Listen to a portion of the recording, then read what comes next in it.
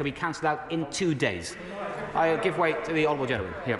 I'm very grateful to the Secretary of State for giving way. He's facing a lot of criticism from behind him, but he should be assured that on these benches we absolutely recognise the dangers of the variant in front of him. But does he accept that, having come into his post saying that the end of restrictions was irreversible, that he has created an expectation that he's going to constantly ignore the scientific advice, which is why he's facing so much disappointment behind him now? Now, I think the honourable gentleman may have heard earlier when I started my remarks, I talked about what I've said at this dispatch box in July, specifically about the risk of a vaccine escape variant. Now, I do want to talk about the vaccines and this variant, Madam Deputy Speaker. I will give way one more time for now to my honourable friend, and then I will come back to other honourable friends. I'm very grateful, and I think my views on this are pretty well understood. Just given the case that he's setting out, I think one thing I'm puzzled by is why he's only going as far as he is. Can he just explain to us why, in his estimation, the measures he's taking are equal to the situation which he's describing? Madam Deputy Speaker, it's a very fair question, as always, from my honourable friend. The measures that we are setting out, we are taking into account the very best advice that we are being given, including making sure that we're not just listening to every piece of advice or every forecast that we're seeing. My honourable friend will remember back in the summer, if we had listened to some of the advice we were receiving, we wouldn't have opened up in the way that we did. So we are taking account of the advice, deciding on whether it should influence our decision-making, and then coming to a balanced and proportionate response, which are the measures that I've talked of, I will talk about here today, but also, for example, increasing the booster programme, which I will turn to in a moment too. Now, I must make some progress. Madam Deputy Speaker, but I will come back to honourable members in a moment and take further interventions. I do want to talk about the importance of what we learnt about Omicron and the vaccines. Vaccines have proven to be highly effective against previous variants, for example, the Alpha and Delta variants. This has weakened the link between cases and hospitalizations and deaths, and it has allowed us to reopen our country once more. But recent analysis from the UK HSA has shown that 2 doses of a vaccine provide much lower levels of protection against symptomatic infection from Omicron when compared to the Delta variant. But, more encouragingly, effectiveness rose considerably in the early period after a booster dose, providing around 70 to 75% protection against symptomatic infection. This data starkly shows the importance of booster doses and why we're working so hard to get many more boosters into arms, and I will say more about that in just a moment. Now, our strategy is to take proportionate action now, to come down hard on this virus and strengthen our defences rather than waiting until it's too late. I will to my honourable friend. Yeah. The whole point is that we cannot be complacent about assuming that this likely huge increase in infections is all going to have very mild symptoms. And therefore what the government is doing is taking modest steps to ensure that if that doesn't happen, we will be prepared. And will he promise that actually if that doesn't materialise, then he will be able to relax again? Madam Deputy, we all want to relax, and I wish I was more relaxed right now than I already am. But my honourable friend is absolutely right, and I agree with her. I'll give way to the honourable lady. I'm really grateful. I appreciate that this is an escalating situation which needs urgent attention. But the reality is, if we are enabling social mixing, that is the very place where we're going to see transmission, as we did with Delta last December. So will he review these measures? Because it seems that these statutory instruments before us today are already out of date. It is important, of course, that we keep measures under review, but I do believe, for the reasons I've said earlier, and I will continue to set out, these set of measures before the House, they are the right balance and proportionate response. Yes, I will. I thank my honourable friend for giving way. You may be interested to learn that Dr Kirksey gave evidence to the Science and Technology Committee this morning, and rather contra to her piece in the Mail, she actually endorsed what the government is doing. She said that the boosters were definitely the absolute priority, but she said face masks and avoiding mixing, and she was asked specifically about the COVID proposals. She said they sounded like a proportionate response to the requirements of the situation. Well, can I thank my honourable friend for sharing that with the House, and I think it's important to hear that support from South African experts too. I will give my way. Thanks for giving way. We are, of course, all concerned, I think, to hear that Plan C measures are being discussed already. I'd be grateful if you could lay that to rest. But could I take into the question of hospitalisations? There's a difference between people who've been hospitalised with Omicron and from Omicron. So could he tell us what he knows about those cases, how many came into hospital for other reasons, and how many have actually arrived in hospital because they are seriously ill with Omicron? Well, what I can tell my right honourable friend is that there are approximately in English hospitals about 6,000 people in with COVID, as they're positive COVID cases. Of those, around, as I've shared this information with the House before, because I was determined to get this information when I first became Health Secretary, of those, approximately 80% are there because of the symptoms they have from COVID, and around the rest, about 1/5, are there because for other reasons, and they also, of course, have been tested for COVID, and they happen to have COVID. I hope that is helpful by my right honourable friend. I will give way one more time for now, and then I will... I thank the Secretary of State for giving way. I really must press him on this issue. On behalf of workers in my constituency across the country, particularly low-paid workers, why isn't the government bringing a vote today on whether to increase sick pay to real living wage levels? We can't have a situation where the government is making the case that this matter is so serious, which it is, yet forcing low-paid workers to choose between putting food on the table and self-isolating and protecting the rest of the community. Where I agree with the honourable gentleman is about the importance of support for people with measures, and there is support already in place. I can see from the way he's raised this question that he thinks there should be more support. The honourable gentleman thinks that. I understand that we have a difference of view on that, but it is something that we keep under review. Now, when I set out our autumn and winter plan to this House in September, I outlined how we'd hold measures in reserve in case the NHS was likely to come under unsustainable pressure, and this would then stop it being able to provide treatment that we want all our constituents to receive. Yesterday, the NHS England announced that it will return to its highest level of emergency preparedness, level 4 national incident. And unfortunately, there is now a very real risk that the exponential rise of Omicron cases translates into a spike in hospital admissions and threatens to overwhelm the NHS. We've done so much already to boost the capacity of the NHS. We've increased the number of doctors by 5,000 over the past year and the number of nurses by almost 10,000. And we've also expanded the number of beds available. But we've also had to put in place measures for infection control which have limited this capacity. And there's already over 6,000 COVID-19 patients in hospital beds in England. Despite the progress that we've made, the NHS will never have unlimited numbers of beds, and nor unlimited numbers of people to look after anyone that is in those beds. So if we think that capacity risks being breached, then we simply have to step in. Because we know that what this would mean in practice for both COVID and for non-COVID care. It would mean one of your constituents, perhaps, is in a car crash. Maybe it's a child in a car crash. They need emergency care. And the NHS having to make difficult decisions about who deserves treatment and who doesn't. Now, I know that some honourable members think that this is merely hypothetical, but it's not. We've seen health services around the world become overwhelmed by COVID-19, and we cannot allow that to happen here. I'll give way to the honourable lady, and then I will. Yeah. Thank him for giving way, and I'm extremely grateful for him mentioning frontline NHS staff. The All-Party Group on Coronavirus had a hearing this morning where we heard that they are suffering with moral injury because of the exact decisions that they have to make that he's just outlined. But the other thing we heard is that there is a worrying suggestion that Omicron may be worse for children than Delta. What assessment has he made of that risk? And what is his plan for children to protect them against this deadly new wave?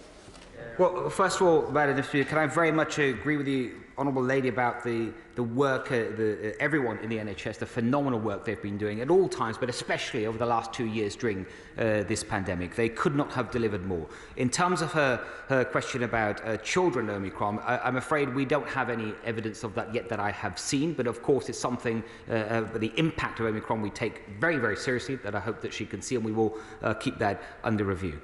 Now, Madam Deputy Speaker, I will take some interventions in a moment, but I do want to just finish this section. Madam Deputy Speaker, we're also giving the NHS more time to put boosters in arms, and I can assure the House that we won't waste a single second in doing that. We've already given more booster doses than anywhere else in Europe, and 44% of the people in this country over the age of 18 have already been boosted. But the recent data showing the importance of booster doses for our fight against Omicron has highlighted the need to go even faster. Yesterday, I set out to the House how we're bringing the target we've set ourselves, we're bringing it forward so that everyone who's eligible and aged 18 and over in England will be offered the chance to get their booster dose before the new year. This is a new national mission. A race between the virus and the vaccine to get as many people protected as soon as possible. And just as we embark on this huge logistical endeavour in the short term, we're also looking at the long term. We've already signed contracts to buy a total of 114 million extra doses of future-proof. These are future-proof vaccines that will help our country's vaccination programme over the next 2 years. And the deals that we struck will give us the earliest access to modified vaccines to combat Omicron and future variants of concern should we need them. I will. Yeah. I'm very grateful to the Secretary of State for giving way, and he is absolutely right, and I'm overjoyed that the boosters are the key to getting the country out of this issue. I raised for the last couple of weeks and last week in PMQs the issue of the 15-minute wait post-Pfizer. I wonder if the MRHA or JCVI have come to a conclusion on this, because this will free up a huge amount of capacity when it comes to delivering the boosters. Yeah, my honourable friend, as he mentioned, he did raise this yesterday, and what I can tell him that it is very urgently being looked at, and I am sure he will agree with me that if it is done, it should be done in a safe way that our regulators are happy with, and I can confidently say that I expect an urgent update later today as soon as I leave this chamber. I'll just give way to honourable. Most grateful to my right honourable friend, and I actually entirely agree with what he said about the pressure on the NHS and those difficult problems that will occur if there are injuries taken up by unvaccinated people blocking ICU beds. But, as my right friend said, variants come along. He's making the case that even if it's only got mild symptoms, you're going to get an exponential growth in hospitals. So what is the ongoing plan going forward? There's a set of measures today to deal with the situation now, fair enough. But if this is going to keep happening, how do we avoid being sat here in 3 months' time, 5 months' time, 6 months' time, debating the same thing? What's the plan? It's a very fair question, and I will say more about that in a moment. But one of the things I've just mentioned, I point to my honourable friend, is the vaccines. Is the better and better vaccines in the future. We will have polyvalent vaccines, and because of the orders that we have already placed, we are the front of the queue for such vaccines. But I will to the honourable lady. I will come. I thank the Secretary of State for giving way on that point. Does he has he noticed, as I have, the view that Omicron and where it came from, it may have originated in Africa with an immunosuppressed sufferer from HIV, where these viruses can then mutate much faster than they would under other circumstances? And does he agree with me that the best way of dealing with this is to get vaccines into as many people in Africa as possible, and also ensure that HIV/AIDS sufferers are given access to the proper treatment? Madam Deputy Speaker, there is lots of speculation on how Omicron may have originated. I won't add to that speculation now, but I will agree with the point, the general point the honourable lady has made, which I think is a very important, powerful one, about the need to get more vaccines to people in developing countries, whether that's in Africa, Asia or elsewhere. We can be proud of what the UK has already done. Over 20 million vaccines delivered through COVAX or directly, almost another 10 million on the way, and completely committed to meet our target of 100 million vaccine donations by June 2022. Yeah. just before the Secretary of State makes further progress, it's absolutely right that the Secretary of State should be taking a lot of interventions. There are a lot of questions to be asked. People who've already made one intervention shouldn't be making a second intervention or a third intervention, and certainly not if they also wish to be called to speak later in the day. I've got too many people who wish to speak. There isn't going to be enough time for everybody, and be sure, if you keep intervening, you don't get to speak. Let's have a little consideration for others. Secretary of State. I will indulge my honourable friend, the member for North West Leicestershire, but it's going to be really short. The Secretary of State knows I've been short all my life. The Secretary of State said earlier in his opening speech that the average age in South Africa was 27.5. I fear he may have misspoken or be badly advised. In fact, the median age in South Africa is 27.5, and the comparative median age in the UK is 40.5. Not radically different. Well, first of all, I think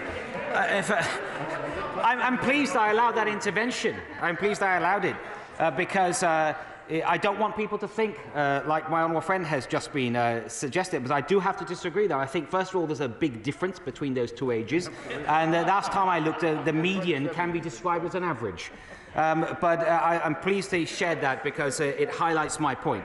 Now, I do need to plough on now, but I will take some interventions a bit later. So, Madam Deputy Speaker, for the reasons I've set out, I do believe the responsible decision to take is because of all this, is to move to Plan B in England, drawing on the measures that we've held in contingency to give more time to get those boosters into arms. These are not steps that we would take lightly.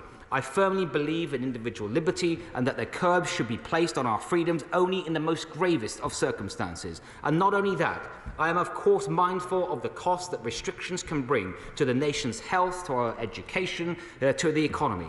So it's vital that we act early and we act in a proportionate way, doing whatever we can to build our defences and to preserve greater freedom for the long term. I'm confident that these measures are balanced and they're proportionate measures, and that they still leave us with far fewer restrictions that are in place in most countries in Europe. And I can assure the House that we'll keep reviewing these measures that we've put in place, and we won't keep them in place for a day longer than we have to. I will give way. I thank the Secretary of State for giving way, specifically on the regulations.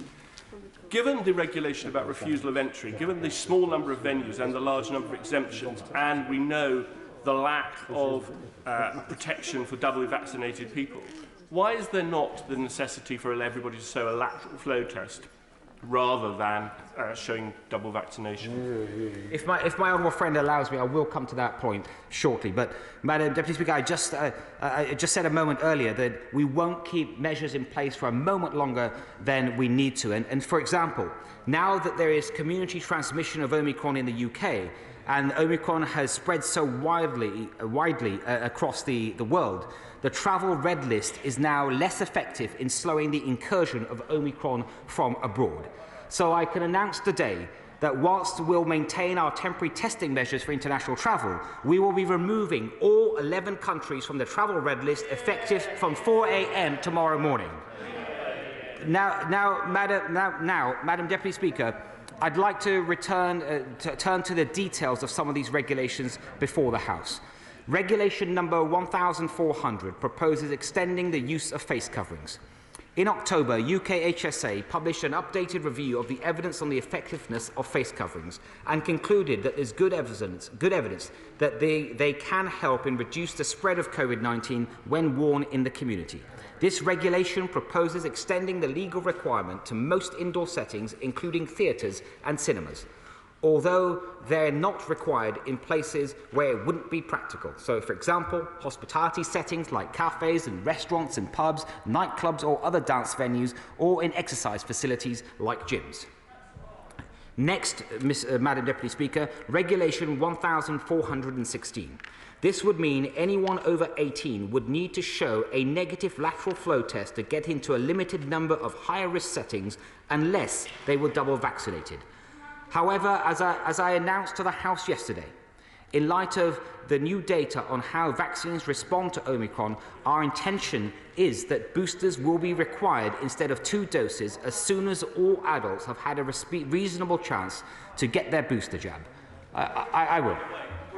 I thank the Secretary of State for being so generous with these interventions. Would the Secretary of State agree that if we are to go on the front foot in tackling this pandemic, we have to acknowledge that this pandemic is like our house being on fire, and we're dealing with just one room in that house when the rest of the house is on fire? Surely the TRIPS waiver, giving those other countries across the developing world and beyond the ability to produce the vaccine themselves and increase supply at a cost-effective rate and stopping Big Pharma from excessively profiteering, is the way that we get onto our front foot in vaccinating the rest of the world to enable that new variants do not continue to flourish.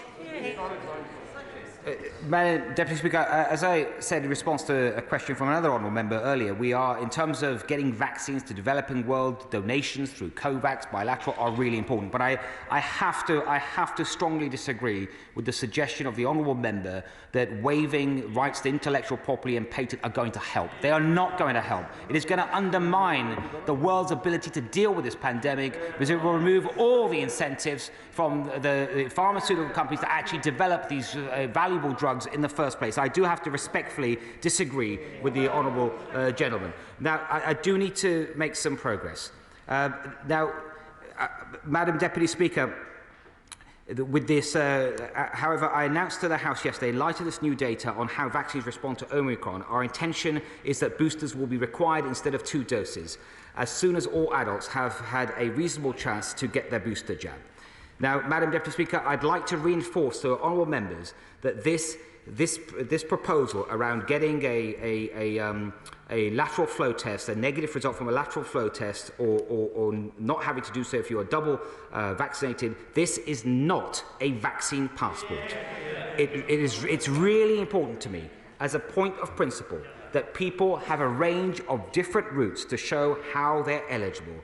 And that is what it is before the House today. These options include showing proof of a negative test for the last 48 hours, proof of vaccination, a medical examination, or evidence of participation in a clinical trial. These regulations cover a small number of settings that present particular risk. I will give way to my honourable friend. I thank the honourable friend for giving way, and he knows that I'm completely against vaccine passports and mandatory vaccinations. Can he confirm with me, though, that lateral flow tests will always be used and allay fears that people have in Rother Valley and myself, that we are not going to create a 2-tier system, we're not going to have mandatory passports, and lateral flow tests will always be used so everyone can have access to all parts of our society? I can give my honourable friend that confirmation. I'm very happy to make that really clear. I think it is absolutely vital. There's always an option for lateral flow tests, and I would not support a vaccine-only option. I will give way to my honourable friend. I thank my right honourable friend for giving way. In terms of providing proof of a negative lateral flow test, is that possible for someone who doesn't have access to the internet or phone? What's the evidentiary requirement? The lateral flow tests are available for everyone. The vast majority of people, I think, will have access to phones or in other ways. And we are looking at, and many people we have seen have, they can, once they have taken the lateral flow test and registered that result, perhaps with the help of someone else in their family or a friend, they are able also to get printed proof of that by using the 119 service. And if there are other ways to improve that, of course, we will. But it is something that we have found is available to the vast majority of people, including to those who might not be so familiar with technology. I will give way. I'm grateful to the Secretary of State for giving way. Can I say to him that a vaccine passport with a lateral flow test alternative is still a vaccine passport? We have seen the use of vaccine passports in other parts of the country, in Scotland and in Wales. So can he tell the House what difference it has made to the transmission of Omicron in these parts of the country? Well, I'm coming to that more specifically in a moment. But again, I just have to... This is not a vaccine passport. I mean, the right honourable gentleman should know that a vaccine, if he wants to see a vaccine passport, you know, he will know that of that in Scotland, or he can go to France or some other countries. But this is a requirement. It is, of course, an attempt to reduce the risks in a high-risk venue from high risk from COVID, and I think it is a sensible and proportionate way that provides a number of options and a number of flexibilities in doing so. I do have to make some progress, and I will take some interventions later. These regulations 1,416, they cover a small number of settings that present a particular risk. Venues like nightclubs, indoor events with over 500 or more attendees likely to stand and move around, outdoor events with 4,000 or more attendees likely to stand and move around, and all events with 10,000 or more attendees. These measures come into force tomorrow. We've given a week's notice of these changes, so I will in a moment. So we've given notice of these changes so venues have time to put arrangements in place, and I'm pleased to see that many venues are already using these measures. We can't, of course, Madam Deputy Speaker, we can't eliminate the risk of COVID-19. That's, of course, simply not possible, nor should that be tried. But we can reduce it, and these proposals offer a pragmatic way of doing this. Under these proposals, people can either show a negative lateral flow test result, meaning that they're less likely to be infectious than otherwise, or they can be double jabbed, which means that they'll be less likely to become severely unwell if they are exposed to COVID-19. I will give way to my honourable friend. I thank the Secretary of State for giving way. Many of my constituents have contacted me concerned that these measures today are the first step in further restrictions against social gatherings and businesses. Will he assure them today that this is not the case, and that if we can rescind these measures earlier than the 26th of January, we will? What I'm about to say next, I think, will give my honourable friend that assurance that these plans would make high-risk environments safer than they would otherwise be. But this regulation, this particular regulation, in fact, all these regulations, the measures on face coverings, they will be reviewed by the 5th of January, and they will all sunset on the 26th of January. That's the point I think I would emphasise in response to my honourable friend's question. They would sunset on the 26th of January, and even if the government wanted to do something different and change this in some way, of course it would have to come back to this House and seek the House's approval. I will give way. He's quite right that these are not vaccine passports. His backbenchers and the Liberal Democrats are completely wrong about that. But can I warmly welcome what he said a moment or two ago about abolishing the red list? Will he now release all of those people who are currently incarcerated in so-called quarantine hotels in inhumane conditions in this country now? And will he also get rid of the other extra restrictions he introduced only 2 weeks ago to try to keep the Omicron variant out when it's already here? Madam Speaker, it's an important point about the managed quarantine. Those people are already in managed quarantine. I'm told that the practice in the past on this has been requiring them to complete their quarantine period. However, I do understand the importance of that, and I have asked for urgent advice about what this means, and I hope to act very quickly on just that. I will give way to the honourable. Yeah. I thank the Secretary of State for giving way. One of the things that we do know about Omicron is the significant genetic mutations and changes that have happened to the spike protein. And this morning at the Science and Technology Committee, Kate Bingham, the government's own vaccine czar, said that the government's decision to pull the plug on Valneva contract was mistaken.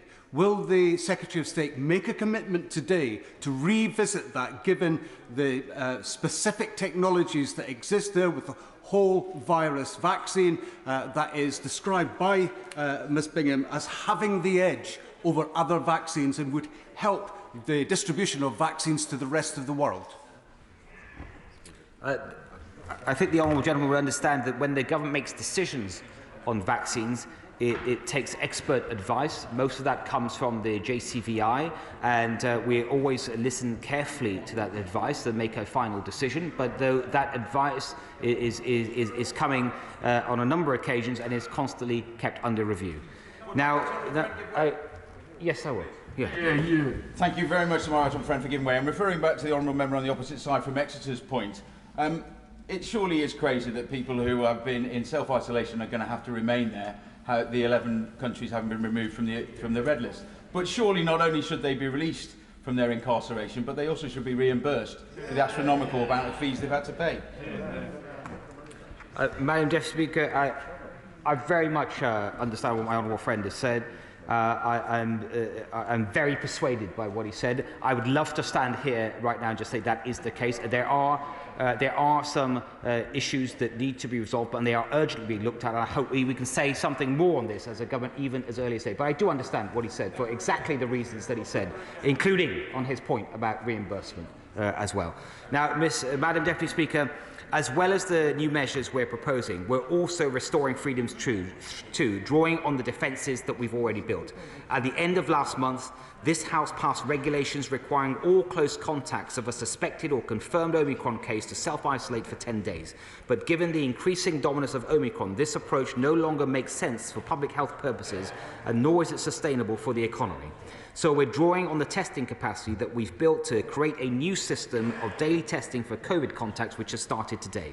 Instead of close contacts of confirmed cases or suspected cases having to self-isolate, all vaccinated contacts, irrespective of whether the contact was with an Omicron case or not, will be asked to take lateral flow tests every day for 7 days.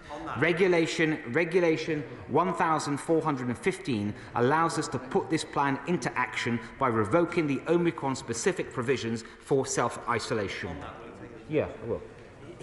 I thank him. He knows I welcome that. I think the isolation regs that we passed 2 weeks ago, which I didn't support, was sinister, and well done for getting rid of it. The test and release, though, he will know many of our constituents, many of mine have contacted me to say they cannot, for love nor money, get hold of lateral flow tests right now. Could he update the House on whether this problem has been resolved? Madam Deputy Speaker, my honourable friend will understand that there has been a huge surge in demand for lateral flow tests, perfectly, of course, understandably. And the situation at present is that the warehouses of the UK HSA, they have plenty of stock. The distribution channel has been limited, although they have added to that significantly in recent days, including building on the channels they had with Royal Mail, with Amazon and other suppliers, and also opening up more access points other than direct ordering online, so that people can pick up tests, for example, from far more pharmacies than they currently can do. But it is something that is being worked on, and I think whatever the current situation is, it will improve very, very quickly. I hope that reassures my old friend. I will take one more until I need to start closing. I thank the Secretary of State, and he's making some vital points about testing and self-isolation, but I did raise a point with him yesterday about PCR testing, and I'd like to come back to it, because although the supply of lateral flow tests is important, so is the PCR testing, which is obviously more reliable, gold standard. Today there was a point when it was reported on social media that there were no PCR testing slots available in any region of England. Yesterday, I asked the Secretary of State if he would authorise each Director of Public Health across the country to have a float stock of 500 PCR tests they can use to disrupt COVID outbreaks and to slow the transmission of Omicron. I think that's a really important point. Only 9 of the Directors of Public Health have that float stock at the moment. Will he take that vital step and authorise it for all the other Directors of Public Health?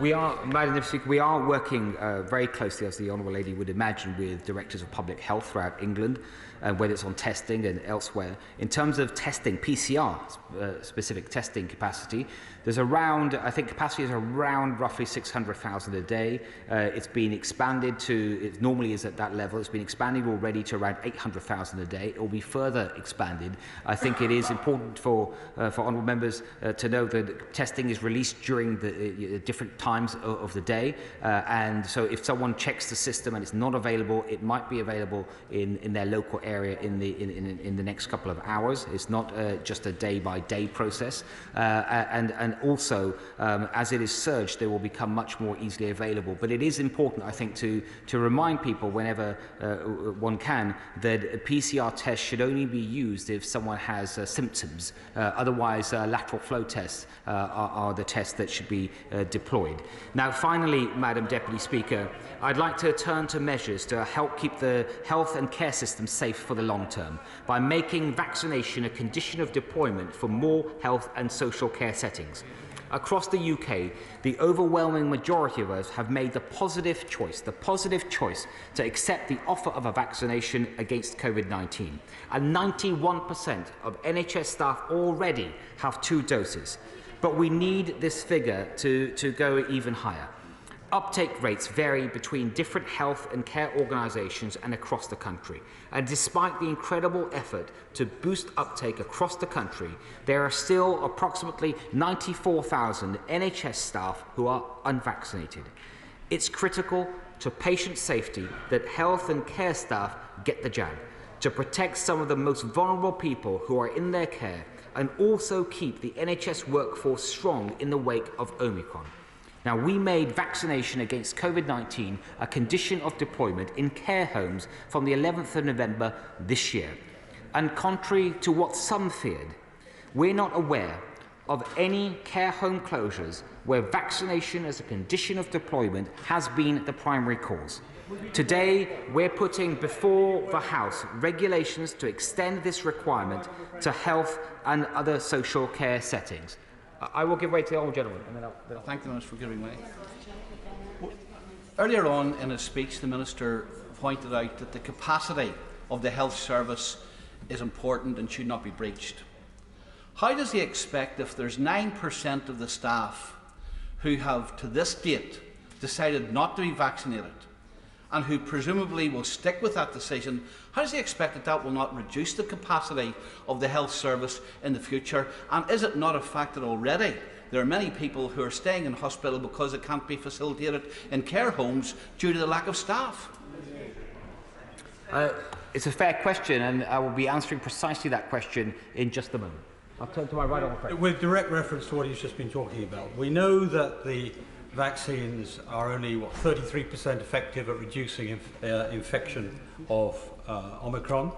We know that the reduction of infectiousness reduces dramatically to 0 after 12 weeks in the case of AstraZeneca. So what does he view as better in terms of protecting people from infection? Daily lateral flow tests or vaccination? I think I'd say to my honourable friend, I think that they both have a role to play. Of course, in the NHS and in social care, there is very frequent testing, both lateral flow testing, in the case of the NHS, often PCR testing. But I think vaccination has a role to play. At this point in time, many people still have 2 doses. That is rapidly changing. When they have 3 doses, get their booster doses, that gives them an even higher degree of protection. I will give way to my honourable friend. Thank the right honourable friend for giving way, and I draw attention to my register of members' interests. I think the Minister is making a very clear argument for the need to do something. He talks about how a very small proportion of a much larger number of cases could overwhelm the NHS in the way that a larger proportion of a much smaller number of cases might not. But we do know that the NHS has a huge backlog of people awaiting diagnostic and operative procedures. I'd like to ask him what evidence he has that mandating vaccines for NHS staff will help. And given the fact that we know that vaccination doesn't particularly reduce transmission, why he doesn't, and what he said before about the importance of choice, why he doesn't think it would be reasonable to offer medical staff and nursing staff the option of daily testing instead of vaccination, should they make that choice? Absolutely right. Absolutely right. These, in coming to this decision, we held an extensive consultation with thousands of responses. We also, of course, consulted, and this very importantly, with the NHS itself. As I shall touch on in a moment from now, the NHS itself has weighed up this decision, and the Honourable Lady is right if she suggests that there may be some people that choose to leave the NHS rather than stay and be vaccinated. That is a choice for them to make. But there's also here an issue of patient safety. That is also the view of the NHS. And as I said in response to my right honourable friend a moment ago, testing can be used as well alongside this, but vaccinations help as well. And I want to just talk about the settings. Order. Let's allow the Secretary of State to finish his speech. He has some important information to put before the House. I now want to hear that. Secretary of State. Madam Deputy Speaker, The settings that this would apply to include, of course, NHS hospitals, GP and dental practices, regardless of whether a provider is publicly or privately funded. Anyone working in those health or social care activities regulated by the Care Quality Commission will need to be vaccinated against COVID-19 if their role will involve direct contact with patients. This is apart from a few limited exemptions, for example, for medical reasons. The definition of fully vaccinated is currently 2 doses, but we're keeping this under review, and of course I'd urge everyone who works in the NHS and social care to get their boosters too. I hear that concerns have been raised about the impact of the measures on the workforce. We've just heard that, Madam Deputy Speaker, especially during these winter months, although even before the pandemic, workplace policies were in place requiring the hepatitis B vaccine for those who've had to perform certain clinical procedures. We're already allowing a 12-week grace period to give people the chance to make the positive choice to get protected, and we're aiming to start enforcing these requirements from the 1st of April next year, subject, of course, to the will of this House. And today, I will give way. If it's on this point, I will give way. Very grateful to the Minister for giving way. If a member of the NHS decides they do not want to be vaccinated, will they be given a redundancy payment? And if not, why not? But if they are, and that is the policy, how much would it cost the NHS, and would that be a good use of taxpayers' money? I believe it wouldn't be classed as redundancy, because it's not redundancy. You know, that job has not become redundant, and if that individual chooses not to get vaccinated, then that, of course, is a decision for them to make. But as I stress, that the way that this will be implemented by the NHS and the way that it should be implemented by the NHS, and I know that there will be, is that getting vaccinated should always be a positive choice. And the NHS has put in place a number of methods and ways to try and provide the information that people want to share, and also including one-to-one consultations, providing more information, especially for those that may have received misinformation. And the outcome of this with the care homes, when this was the similar measure was implemented earlier, was that many of them, when they were provided with the right positive information, chose to actually become vaccinated rather than choose to leave the jobs. Now, I must make progress. I'm sorry, Madam. Order. The Secretary of State is right. He must make progress. Other people need to speak now. Please, let us allow the Secretary of State to conclude his speech. Thank you, Madam Deputy Speaker. And just on this issue, to finish on this particular regulation, today the Chief Executive of NHS England has written to me reinforcing the importance of getting the jab in the interest of patient and staff safety, and I'll be placing a copy of this letter in the library of both houses today. And I'm pleased to say that despite the concerns that some people have raised, we've already seen a net increase of over 55,000 NHS staff vaccinated with a first dose since we consulted on the policy in September. Now, Madam Deputy Speaker, although I firmly believe that these measures are a proportionate way of protecting those at greatest risk, I know that honourable members have questions about whether we would extend these measures further. And I'd like to say very clearly to the House today and say this once and for all, that although we've seen plans for universal mandatory vaccination in some countries in Europe, I will never support them in this country. I firmly believe that getting vaccinated is something that should be a positive decision, and I can assure the House that the government has no intention of extending the condition of deployment to any other workforces or introducing mandatory vaccination more widely. Madam Deputy Speaker, the regulations we're debating today are not measures that any of us would like to be putting in place, but they are measures that I think the situation demands. Because when the facts change, our response must change too. As we look ahead to a winter with Omicron in the midst, the measures before the House today will fortify our national defences and guard the gains that we've all made against this deadly virus. I commend these regulations to the House. Thank you. The question is, as on the order paper, and before I call the Shadow Secretary of State, it might be helpful for the House to know that there will be an immediate time limit of 5 minutes on backbench speeches that will reduce later in the afternoon, but initially 5 minutes. Shadow Secretary of State, Wes Streeting. Thank you, Madam Deputy Speaker. And can I begin by acknowledging that there are sincere and deeply held views on both sides of the debate that we're having this afternoon, indeed on both sides of the House, and I respect those taking a different view to the one that I'll be outlining on behalf of the opposition. But can I also say that we owe it to our country to give them a debate worthy of the finest traditions of this House. And in light of comments made in recent days by at least one Conservative MP comparing these measures to the situation in Germany in the 1930s, I would just say it should not be for me, as the Shadow Secretary of State, to point out that we are not living in the 1930s and the Secretary of State and his team are not Nazis. On their shoulders rests the health of our nation and the responsibility to protect our NHS. Indeed, it's a responsibility we all share. They need our support, and they are owed better treatment than they have received from some on their own side in recent days and even this afternoon. But no matter how dysfunctional the Conservative Party has become, the country can rely on Labour. We will act in the national interest, as we have done throughout the pandemic, putting public health before party politics by supporting the motions under consideration this afternoon. We do not do so lightly. Throughout the pandemic, we have asked the British people to make big sacrifices to support the national effort against coronavirus. Sacrifices which have impacted on lives, livelihoods and liberties. And whenever this House considers such measures, we owe it to the British people to explain why they are necessary.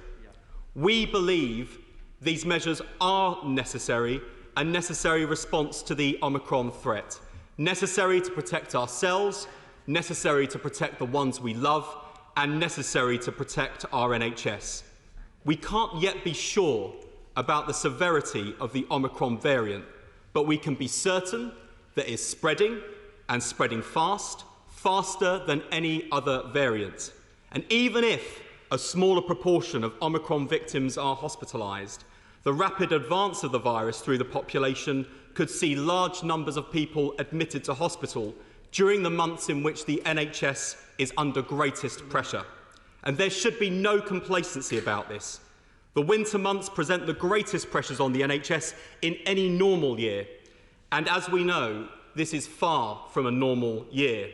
The NHS is contending with winter pressures, a serious backlog, the Delta variant, and now the Omicron variant. And when people invoke the story of the boy who cried wolf, the warnings that came before but never materialised, people should remember that in the end there was a wolf. Many of these challenges facing the NHS are understandable given the unprecedented challenges of the COVID-19 pandemic. But we've got to be honest and acknowledge that confronting these challenges has been made much harder because we went into the pandemic with NHS waiting lists at a record 4.5 million, 100,000 staff vacancies and a shortage of 112,000 vacancies in social care. It wasn't just that they didn't fix the roof while the sun was shining, it's that they dismantled the roof and removed the floorboards. And now the NHS is locked in a race against time. A race against the fastest variant of COVID-19 we have seen to date, a race to get as many people boosted as possible before the end of this month. On this side of the House, we support them in that task.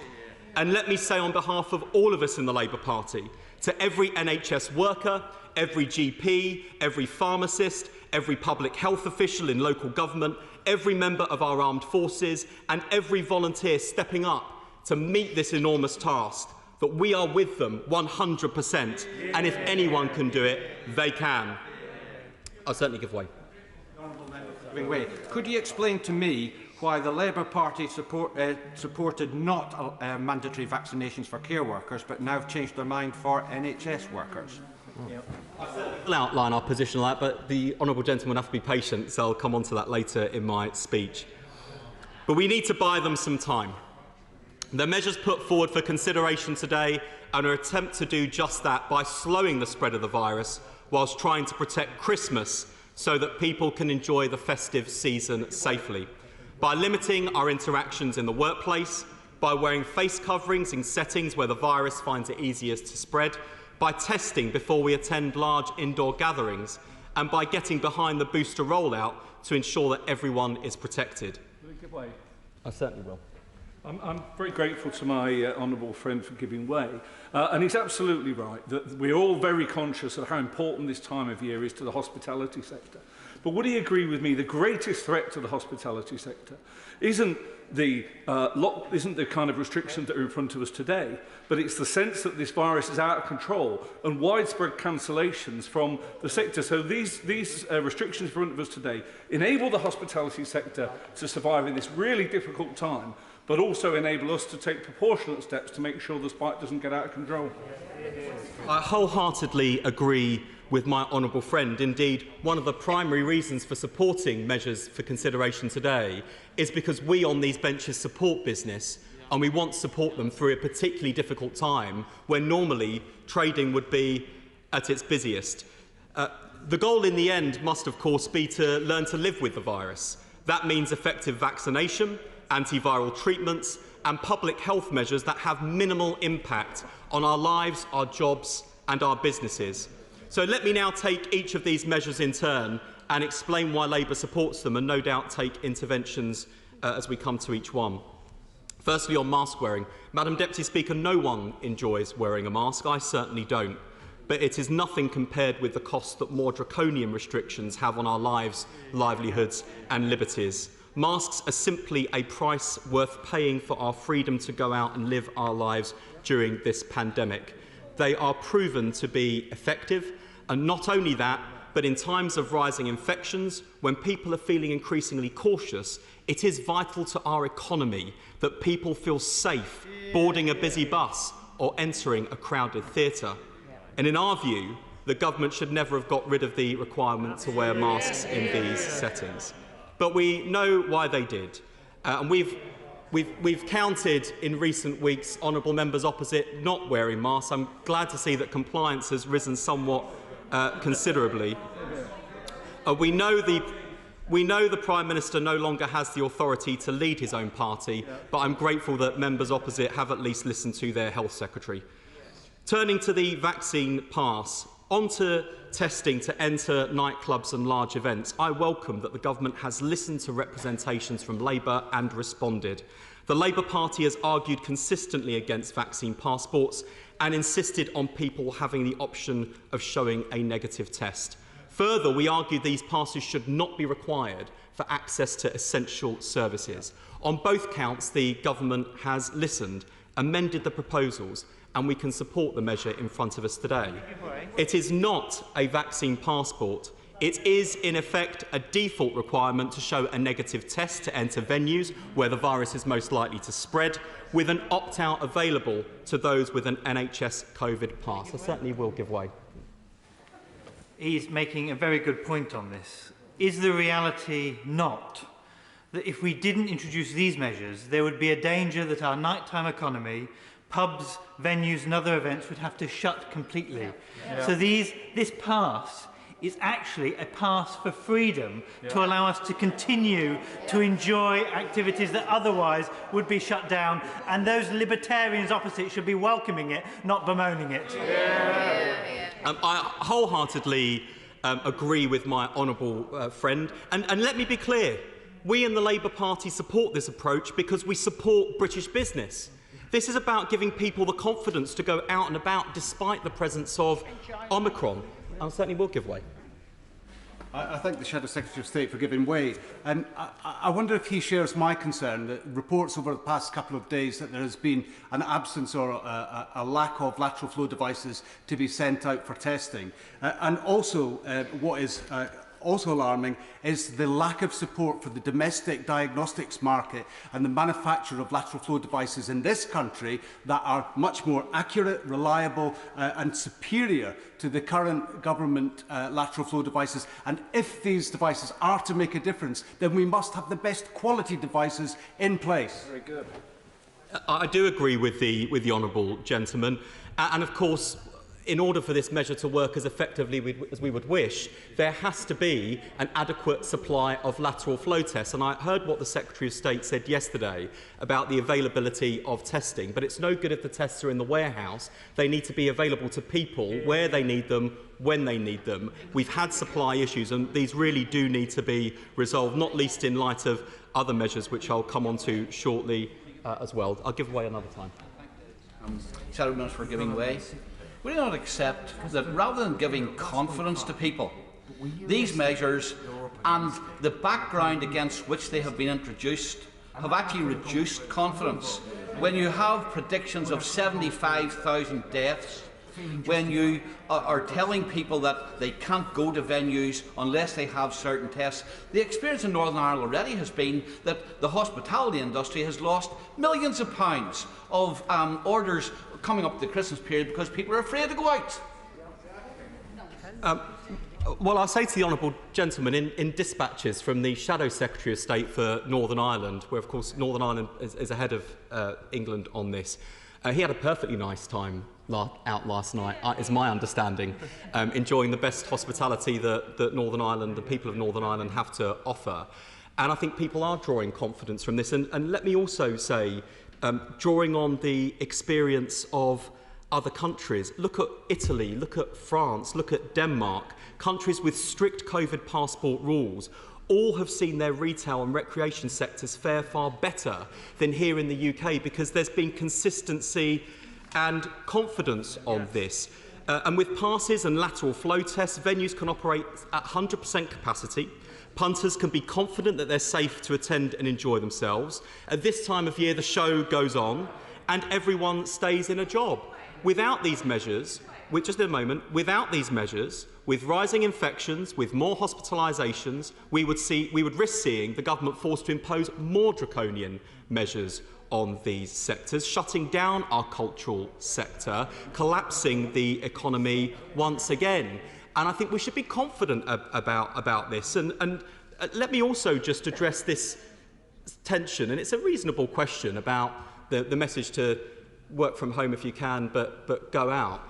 I sort of make no apology, actually, for trying to safeguard social interactions at this time of year, to trying to safeguard interactions between people, their families and their friends at Christmas time, but also make no apology whatsoever for supporting our hospitality industry, which has been battered by the pandemic and which enjoys our support, our confident support, our full-throated support and our support at the table, at the bar in the coming days. Can we take it from that, Madam Deputy Speaker, that he's in favour of extending the certification or vaccine passport to all venues? Well, for now, we think the government has struck the right balance. This is limited to nightclubs and to larger venues. But as the Secretary of State knows, we listen to the Chief Medical Officer, we listen to the Chief Scientific Advisor, we listen to SAGE, we listen to the NHS, and we make decisions based on evidence. And if ever the government wants to come forward with further proposals, we will consider them. We will consider them in a genuinely bipartisan way, and we will act in what we believe to be the national interest. And I don't think anyone would expect less of us. I'll certainly give way. I thank the honourable member for giving way. Would he recognise that actually, with the COVID passes, given that there's an option of a lateral flow test or a double vaccination, actually, the double vaccination that many people will use gives a very false sense of security because we know that you can be vaccinated and still transmit. Most of the people we know getting COVID at the moment have already been vaccinated. So it's not actually very effective and will give a real false sense of security. I also think the honourable member should look at the evidence from our friends on the continent, which is that not only does this approach work in terms of giving people confidence to go out and enjoy themselves, it also does encourage people to take up vaccination. And on that basis, I think the Liberal Democrats ought to reconsider their position. I'll give way one more time and I've got to make progress. Thank you so much, really appreciate that. He's obviously spoken to lots of people and he's really concerned about transmission. Could he tell the House the Labour Party's view on by how much transmission is reduced by 2 vaccinations?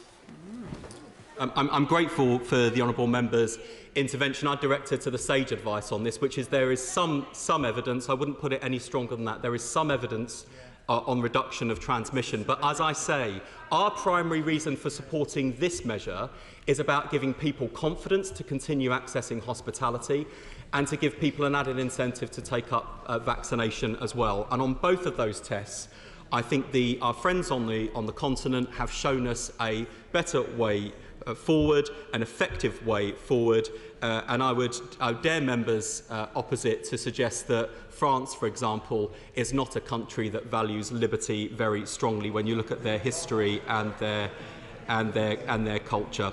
Anyway, moving on, Madam Deputy Speaker, I must make progress. For these passes to work, people must be able to access tests easily and readily. We cannot continue in this situation where tests are out of stock and unavailable to the public who are required to take them, not if COVID passes are to work, and not if people who are close contact of a COVID case are to be able to take the daily tests required.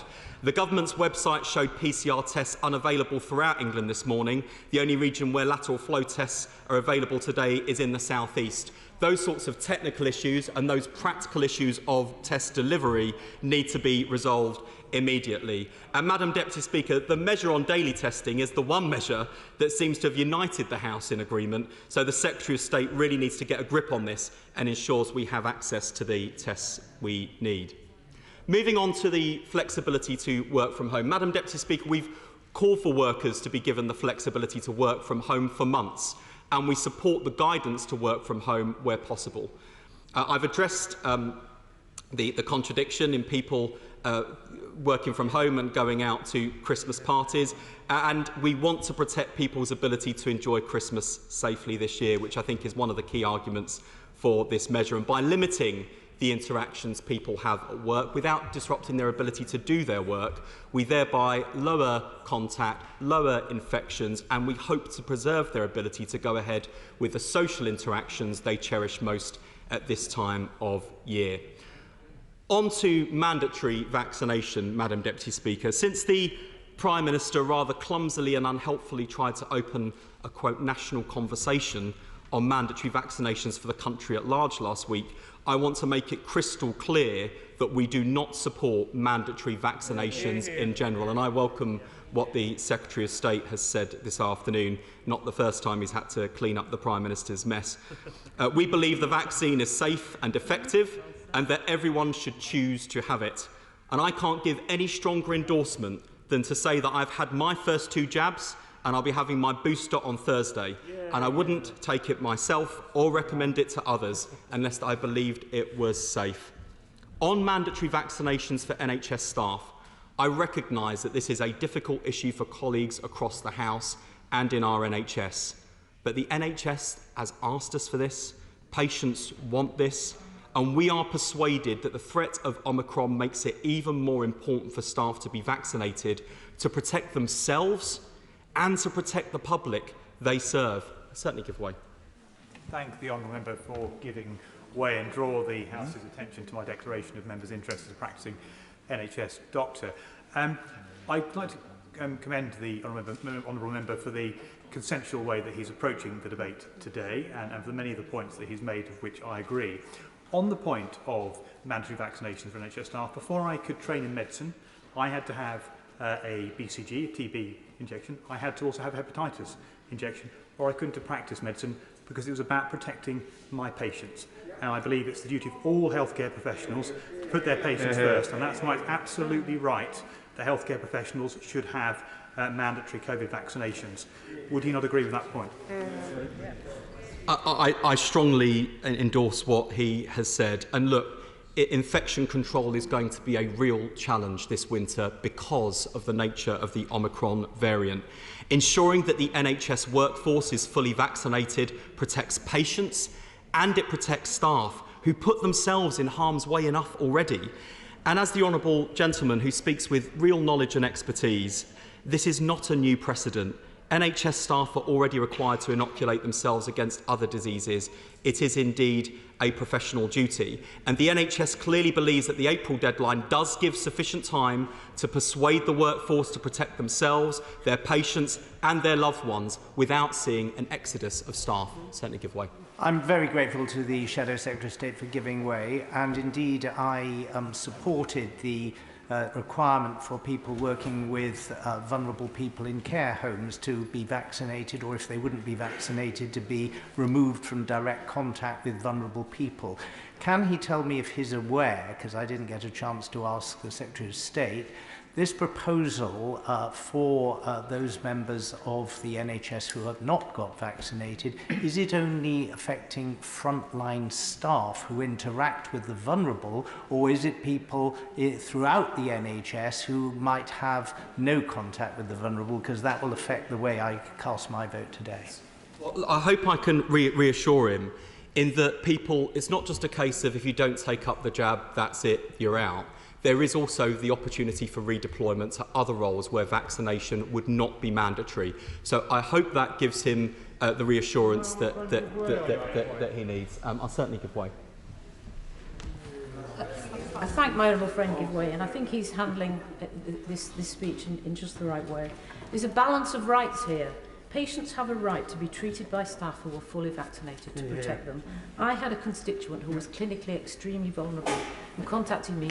She was not willing to go to her needed hospital appointments once she realised that the hospital staff were not fully vaccinated. We have to think of those pretty large number of clinically extremely vulnerable people in this country. Does he agree with me? My honourable friend is absolutely right, and we've heard the arguments in outline, which is it's about protecting staff, it's about protecting patients. This is not a new precedent. There's a professional obligation, which does make this slightly different to the experience in the social care workforce, although I come on to talk about what the government needs to do there. These are the arguments broadly, but I would just ask members on all sides of the House, just let me make this point, and I'll certainly give way. I would just ask members on all sides of the House to think about those NHS staff who go to work every day feeling unsafe because their colleagues are not vaccinated. And if that's not persuasive enough, I would ask them to think about how they would feel if a loved one were treated in a clinical setting or care home by an unvaccinated member of staff through whom they contracted COVID and with it serious illness or worse. If I lost a loved one to serious illness in those circumstances, I'm not sure I would be very forgiving about the decisions made by members of this House. The point the honourable gentleman is making, but that's not what the results of the survey found when conducting it with NHS staff. A healthcare and social care workforce found that 55% of people in the NHS were against this. So how does he respond to that? I've no doubt whatsoever, and I don't dispute that opinion in the workforce is divided. Opinion in the workforce is divided, and it's partly divided because people resent the mandate. But just a moment. Ultimately, it really does come down to this, and not just in terms of the broad arguments I made, or indeed the specific cases we might be confronted with without this protection. At what point do we as a House think it's acceptable for people working in health and social care who have a duty of care to their patients to say, I am making a choice to put them at greater risk? I am working against the very principles that encouraged me to sign up to my vocation in the first place.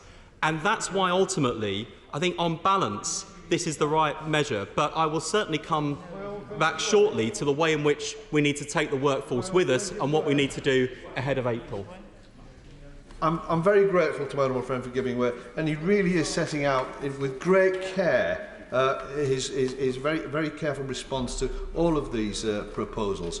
But on this vexed issue of mandatory vaccinations, will you accept from me that in my own trust, 97% of the staff have been properly vaccinated. Of the 3%, there's a significant proportion of those who are new starters making their journey towards proper vaccination. So it isn't that clear. And of course, we do have responses from the BMA, Unison, RCN, Unite, the CSP, GMB, RCM and Royal College of GPs, who are actually opposed to making this mandatory and prefer persuasion to coercion. Does he not think that we should be adopting that approach? Well, that is a very helpful intervention from my honourable friend, and let me be very clear. I absolutely acknowledge the views that have been put forward by the Royal Colleges and by staff trade unions. Government ought to take them seriously and ought to work heavily with them in this next phase, where there is still a window of time for persuasion. And I also point the government to the success that the Welsh Government, the Welsh Labour Government, has had in persuading the workforce. I think there's much to learn, there's time available, and we've got to work in a spirit of partnership. And I'll say more about that in just a moment, because the honourable gentleman at the back has been very patient. I'm very grateful to the Shadow Secretary of State, and can I endorse and welcome what he said at the start of his speech with regards to comments about the Nazis. I called that out yesterday, and he was right to do so at the dispatch box.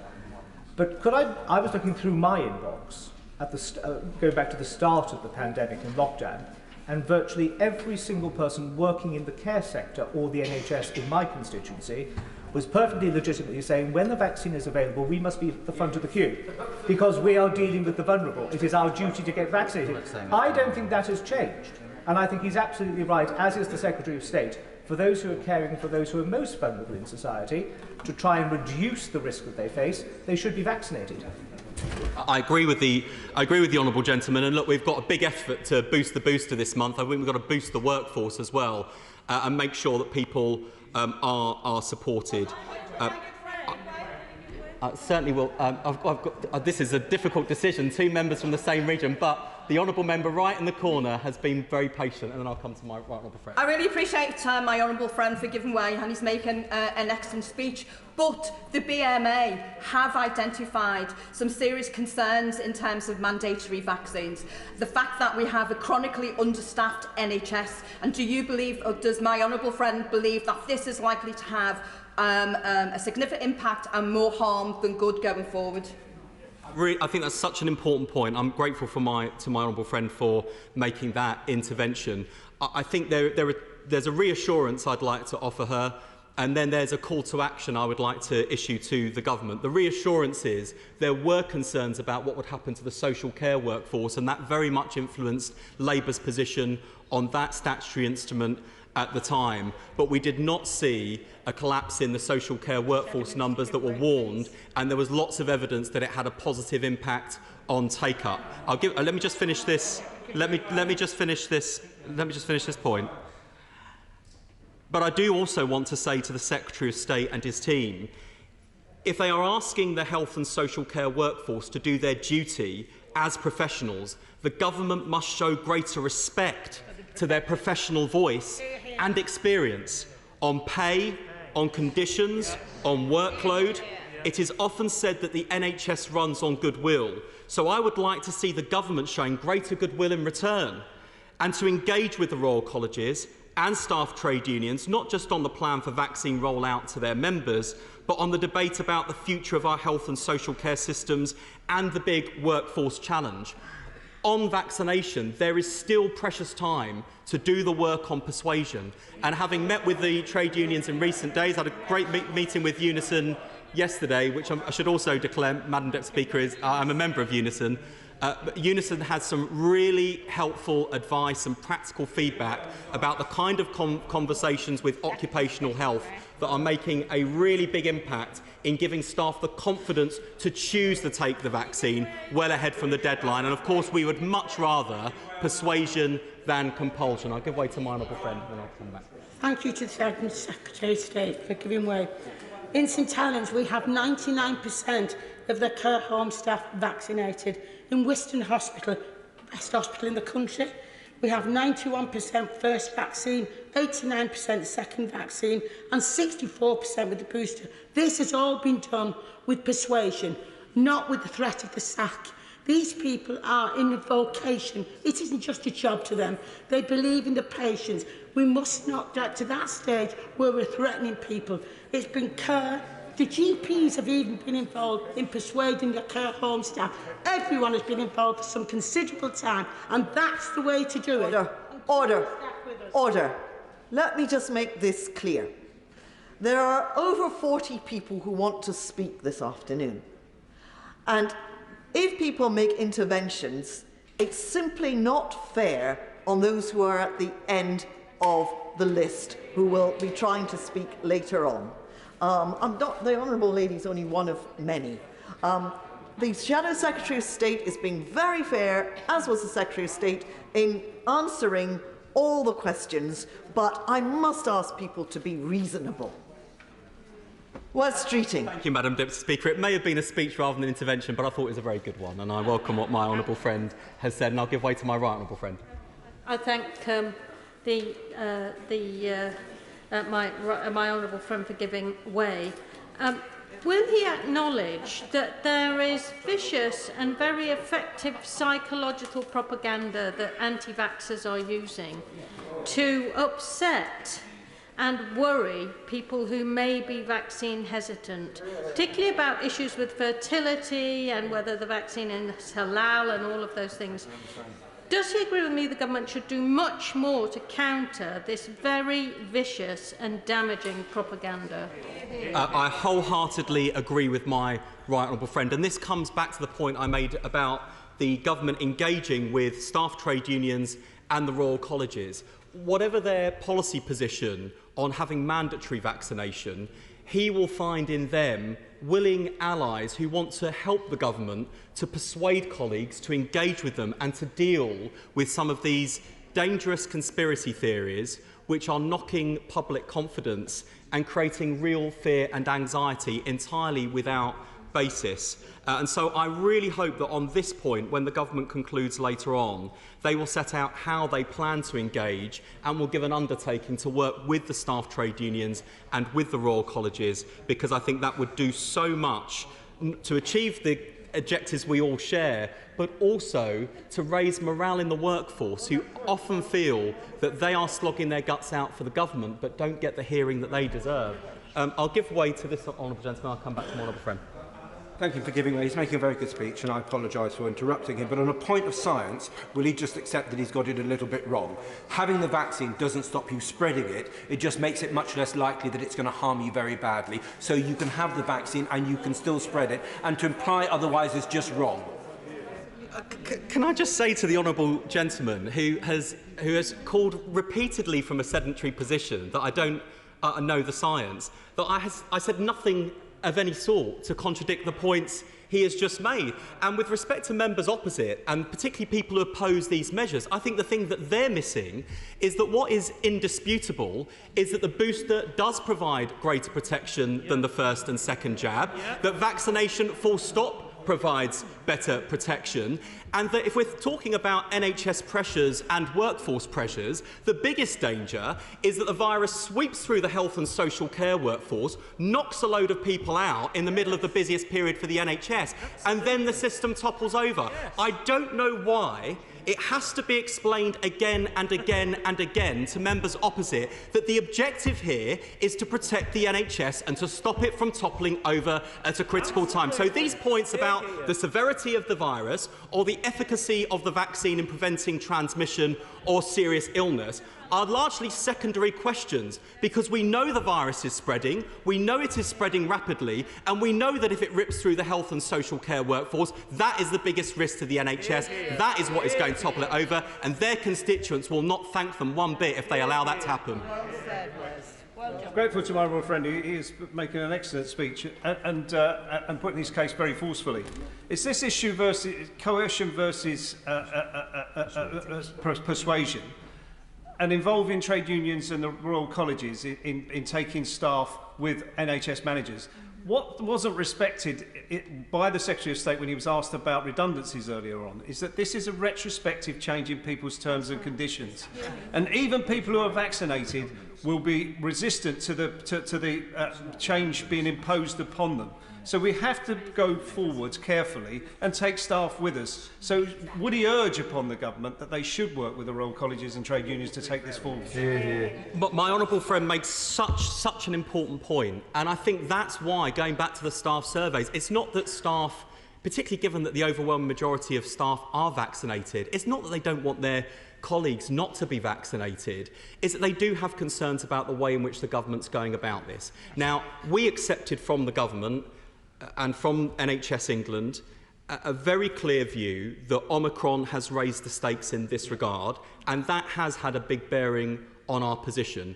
And it was very difficult for me, very difficult for my colleagues on these benches to put ourselves in a position where we're on the other side of the argument from the NHS and from the public. But that doesn't mean that this point about engagement isn't really important, and the government has got to work with the workforce to take them with them, because they really are. You know, we have. It's not good enough for us to just clap for the NHS or clap for carers. We have to work in partnership with them and respect that these are people who have given their lives to public service and caring for others. They do care. They will instinctively be on the right side, but they just need some persuasion, some patience and genuine engagement, and that's why I think the government's gone slightly wrong. I'm very grateful to my honourable friend who started off his speech in an excellent way and has got better as he's gone through it. I say that, and I will almost certainly not be in the same lobby as him on some of the votes this evening. But there is a general point to the specific point he is making on vaccines. And that is, I think, that the government should be as clear and explicit and transparent on every issue that they make. If they not just want people who are worried about vaccines, but worried about this affair, if they want to take them with us. But repeatedly, the government has refused to do a cost-benefit analysis on the impact of their policies, and we've got before us now a number of SIs without impact assessments. Does he agree with me that that information should be available? Say to my honourable friend that in his intervention he started off well, dipped in the middle and then got better at the end, and I think he made some absolutely fair points about impact assessments and transparency. In fact, I can see the Vaccines Minister waiving impact assessments, so I'm sure she'll make them available to my honourable friend. And it does come back to this point, and it's come up at various points today and previously when we've discussed these sorts of restrictions and measures, and it's how I began my contribution, and it's how I'll begin to close.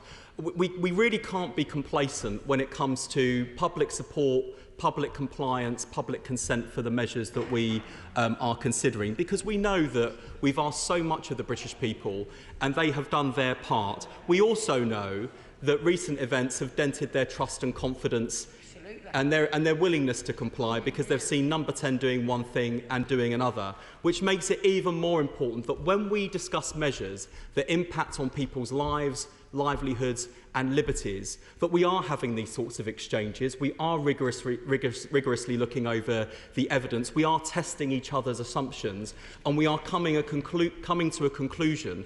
And I think with some of the exchanges we've already heard today, that people across the country on both sides of these arguments can at least take some reassurance from the fact that when these matters are under consideration, we do take them seriously. And I think the government could do a little better sometimes on bringing measures forward in advance of their implementation and setting out the rationale and an argument, and not just assuming that because measures have been supported by the public before, they're supported today. I think we have got public support for the measures under consideration this afternoon, but I don't think we should be complacent about it, and that's why I think it's right we're spending so much time exploring these issues. I'll take one or two more interventions and then I'll conclude.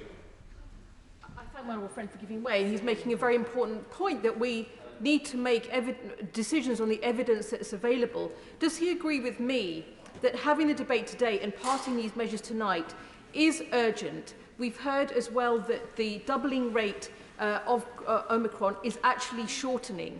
And if we are to protect the public, our families and our communities in the run-up to Christmas and beyond, and our NHS, these measures need to pass today. I agree with my honourable friend, and particularly in this city. And the reproduction rate of this virus is shortening every day. And the numbers the Secretary of State set out in his opening remarks, I think, should concentrate minds before people walk through the division lobbies this afternoon. Fun though it might be to see the government in hot water and struggling in votes, it's not in the national interest, and that should be the thing at the forefront of our minds. Specific point, and I thank him for giving way. Does he agree with me that one of the things that will reassure members across the House is seeing that commitment at the dispatch box from the government that if further restrictions were to come into play, that a vote would be had in this House? I agree with the honourable member. Look, we can't have spent so much time, and I appreciate she's a newer member of the House, but I dare say she was watching proceedings before she arrived. And we can't have spent so much time in this House talking about parliamentary sovereignty and then throw it out the window in the next Parliament. So I think that is a point well made. Myself and the Shadow Public Health Minister, we've already agreed. He's bringing the dinner, I'm bringing the pudding, and we'll see if the Commons shop is doing crackers on discount if we're meeting over Christmas. But look, finally and seriously, Madam Deputy Speaker, we think there are areas where the government can and should go further without impacting on people's lives, livelihoods and liberties. On ventilation in schools, we know that young people have borne the brunt of this pandemic, and we owe it to them, to their education and to the staff who support them to make sure that their schools are properly ventilated. They can't wait until October next year for a review to be published. We need action now. I wonder if the Secretary of State or the Minister for Cabinet Office in winding up could say something about that. And on jabs for young people, the Christmas holidays seem to us to be an ideal time to get young people vaccinated. So when does the government think we can see action on this front? And finally, on statutory sick pay, as we've already heard very powerfully from my honourable friends, we know that there are people out there who are forced to choose between doing the right thing by their families and doing the right thing by public health because they simply cannot afford to isolate at home. So we implore the government to act by making sure that higher statutory sick pay is available to people immediately so that they can afford to do the right thing. Madam Deputy Speaker, we have not played games with these votes. We are not exploiting the divisions in the Conservative Party to inflict defeat on the government for the sake of scoring political points. The threat facing the country is too serious, and Labour takes our duty to the country seriously. The Tories may be in disarray, but the public can rely on Labour to keep the country safe, to do the right thing, to support these measures today, and we trust the British people to do the same. Father of the House, Sir Peter Bottomley. Madam Deputy Speaker, I think the House will want to acknowledge the power of the speech that the opposition spokesman has just given. We wish his predecessor well, and the one thing we can say about the honourable gentleman is his voice carries very well around this chamber. I think the government is right to ask for support for these regulations. I'm glad that the opposition will in general be supporting them, and I will as well. If the public health risk increases, we have to ask what kind of changes to the regulations are proportionate and appropriate. And it may have gone past some of those who've written to me about it, that some of the regulations are actually relaxations, others are not. They are trying to make sure that some places can stay open if people abide by sensible precautions. One of my constituents who's written to me today says that he and his family and many of his friends will not go to places of public congregation because too many people are not vaccinated or showing that they are not infected by the virus. That may be a minority view expressed, but I think actually it's one that was held in the hearts and the minds of very many of our constituents. For those who've said that impact assessment's not been made, it has. It's been published. Those who invigilate assessments don't think it's adequate, but that's a side point. In Annex B, on pages 54 and 55, it shows the proportion of people by age in the National Health Service who have been vaccinated. I think we have to recognise that one of the reasons why half of them are under the age of 40 is that the opportunity of vaccination came later for them than it did for those who are older. But I would say to them, if they don't think it matters to them, it does, for the reasons that our honourable friend, the practising doctor, gave, that if you are caring for people who are vulnerable, and obviously people in needing medical care are vulnerable, in the same way in social care they are, the most that we can do to protect ourselves is also having the impact of protecting them. So if in doubt, get the protection that the vaccine and the booster gives.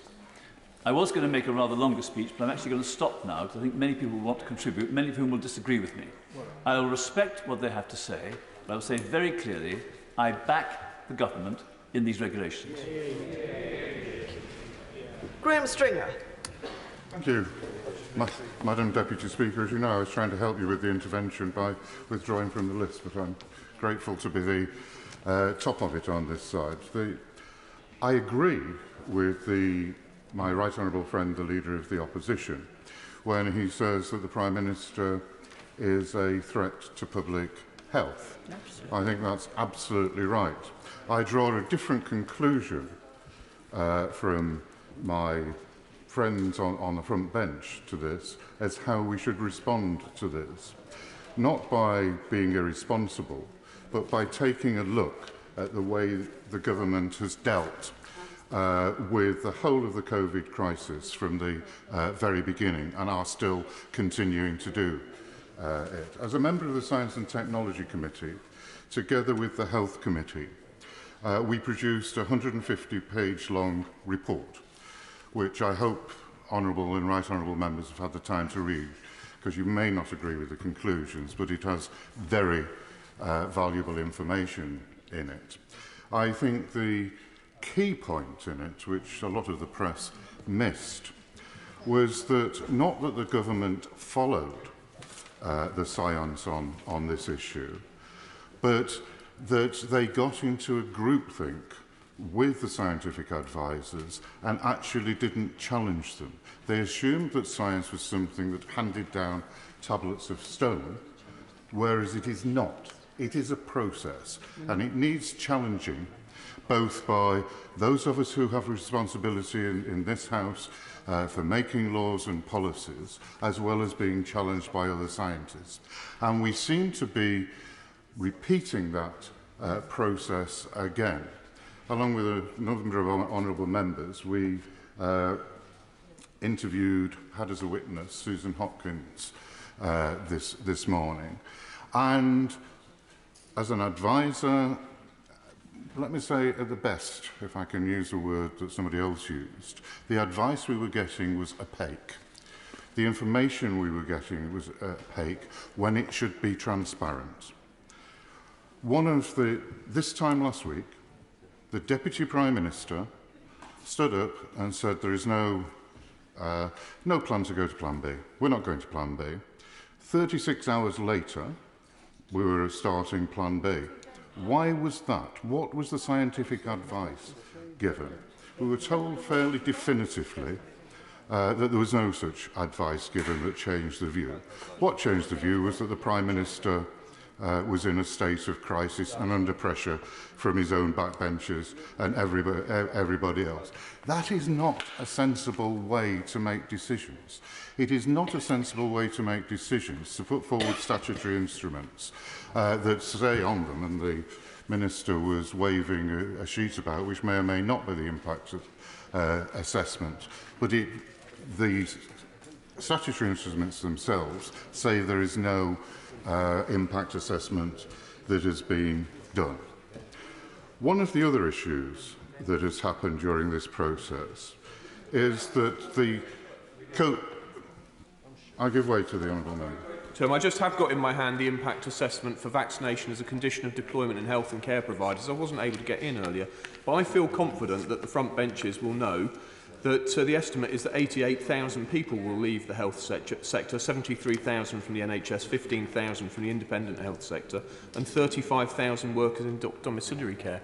Does he agree with me that that enough is a reason to vote against imposing this on the nation? Very, very well said. It's very interesting that. It's also interesting that the papers that were circulated that I got from the Votes Office said there was not an impact assessment, and that doesn't impress me. The point I was just about to make, and I don't know if other honourable and right honourable members have noticed, but there was a 350-page act passed at the start of this epidemic, the COVID Act.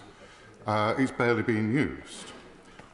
The government could have used the Civil Contingencies Act to bring in some of the items that they've brought in. to restrict people's freedoms, maybe necessarily, maybe unnecessarily. The difference between the Civil Contingencies Act and the 1984 Health Act is quite simply that there is less scrutiny in the 84 Health Act. Much less scrutiny is available. Once the acts are passed, if there's not a sunset clause, they last. And I think the government should not be rewarded for unnecessarily using tough authoritarian legislation when other legislation was available which would have allowed more scrutiny. They've refused to give information. And let me say this, and I come back to my honourable friend on the front bench, starting off his speech by saying different people have different views, weigh different factors, civil liberties, health, in different ways. That's absolutely right on this point. But the government will not tell us they will not tell us the cost and benefits of these policies. We now know 750,000 people have failed to be tested for cancer. There's not a win-win situation here. Cancer patients yet to be tested will eventually die because of the decisions taken here, because services aren't available. Some people will die of COVID. In order to come to the right decisions, this House needs to have all the information available. That isn't coming from the NHS and it isn't coming from government ministers. That is why I will not give the Prime Minister the benefit of my support for the way he has arranged to respond to this COVID crisis. Sir Desmond Swain. Mr. Speaker, in a typical winter's day, between 200 people and 350 people will die of flu. Do we hide behind our masks? Do we lurk at home working from home? Do we demand that people provide their bona fides before going to a venue? Do we require people to be vaccinated as a condition of keeping their jobs? The question is whether the measures before us today are proportionate actually comes down to a matter of opinion.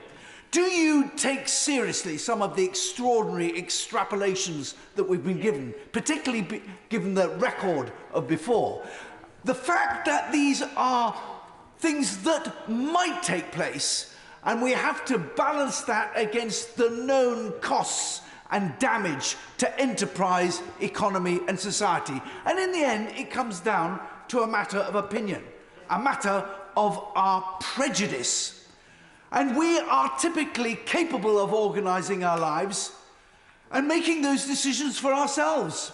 We decide what our risk appetite is and what we're prepared to encounter and what we're prepared to not. Notwithstanding the carnage on our roads, certainly killing more people than COVID at the moment, some of us still decide to drive. It's a matter of opinion. So it comes down to letting loose the dogs of war. Get the fear factor into it. Get the members of the officials, the members of SAGE, the members of Independent SAGE, of SPI-M, all those, of course, speaking in their own private capacity. Get them out there twisting the fear lever. What about the Health Protection Agency? What Stalinist minds thought up that nomenclature? Get them out there twisting the fear button, and by and large, you will get the reaction that you want. People will crave more enforcement and more fiercer measures to protect them from this great danger that is out there. And let hospitality be just collateral damage. Let them endure the deluge of cancellations now affecting that industry in what should be its most productive time. That's the situation that we have delivered. The government, having administered this ministry of fear, is absolutely complicit with its officials and its organisations that have designed it and delivered it. They have abandoned in doing that any principle of social democracy, of liberal democracy, absolutely beyond anything that we've endured in recent living memory in the history of this pandemic. And as a consequence, having abandoned what might have been their ideology, they are rudderless. And as a consequence of that, so much more at risk of the opinions and predictions of the advisers to which they are in hock. Caroline Lucas. Thank you very much, Mr. Deputy Speaker.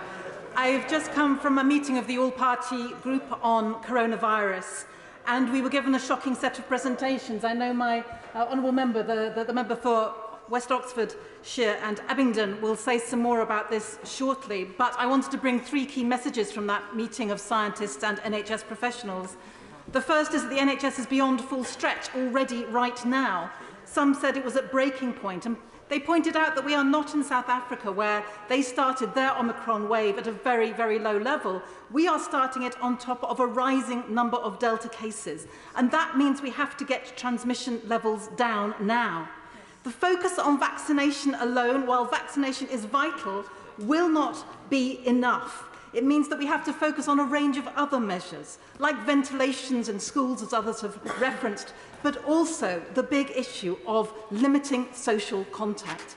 We need to be honest, and we need to have consistent and clear messaging about the need to reduce that social contact. There is a direct relationship between the number of contacts that we have and the spread of infection.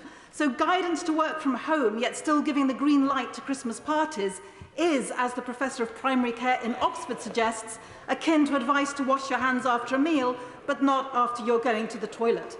All of us are dreading the prospect of not seeing loved ones again at Christmas. But that is exactly the direction in which we are headed unless the government shows some leadership and tells us the unwelcome truth we might not like to hear. I give way. The Honourable Lady, because she and I share a hospital trust, but she will know that that hospital is not being overwhelmed at the moment by COVID cases and the pressures of COVID. That hospital is being overwhelmed by cases of non-COVID illnesses which have been neglected during lockdown, and by the failure to be able to release people who are medically fit for discharge. Those are the real pressures on the health service at the moment, not a torrent of COVID cases coming into them as it stands. Isn't that correct?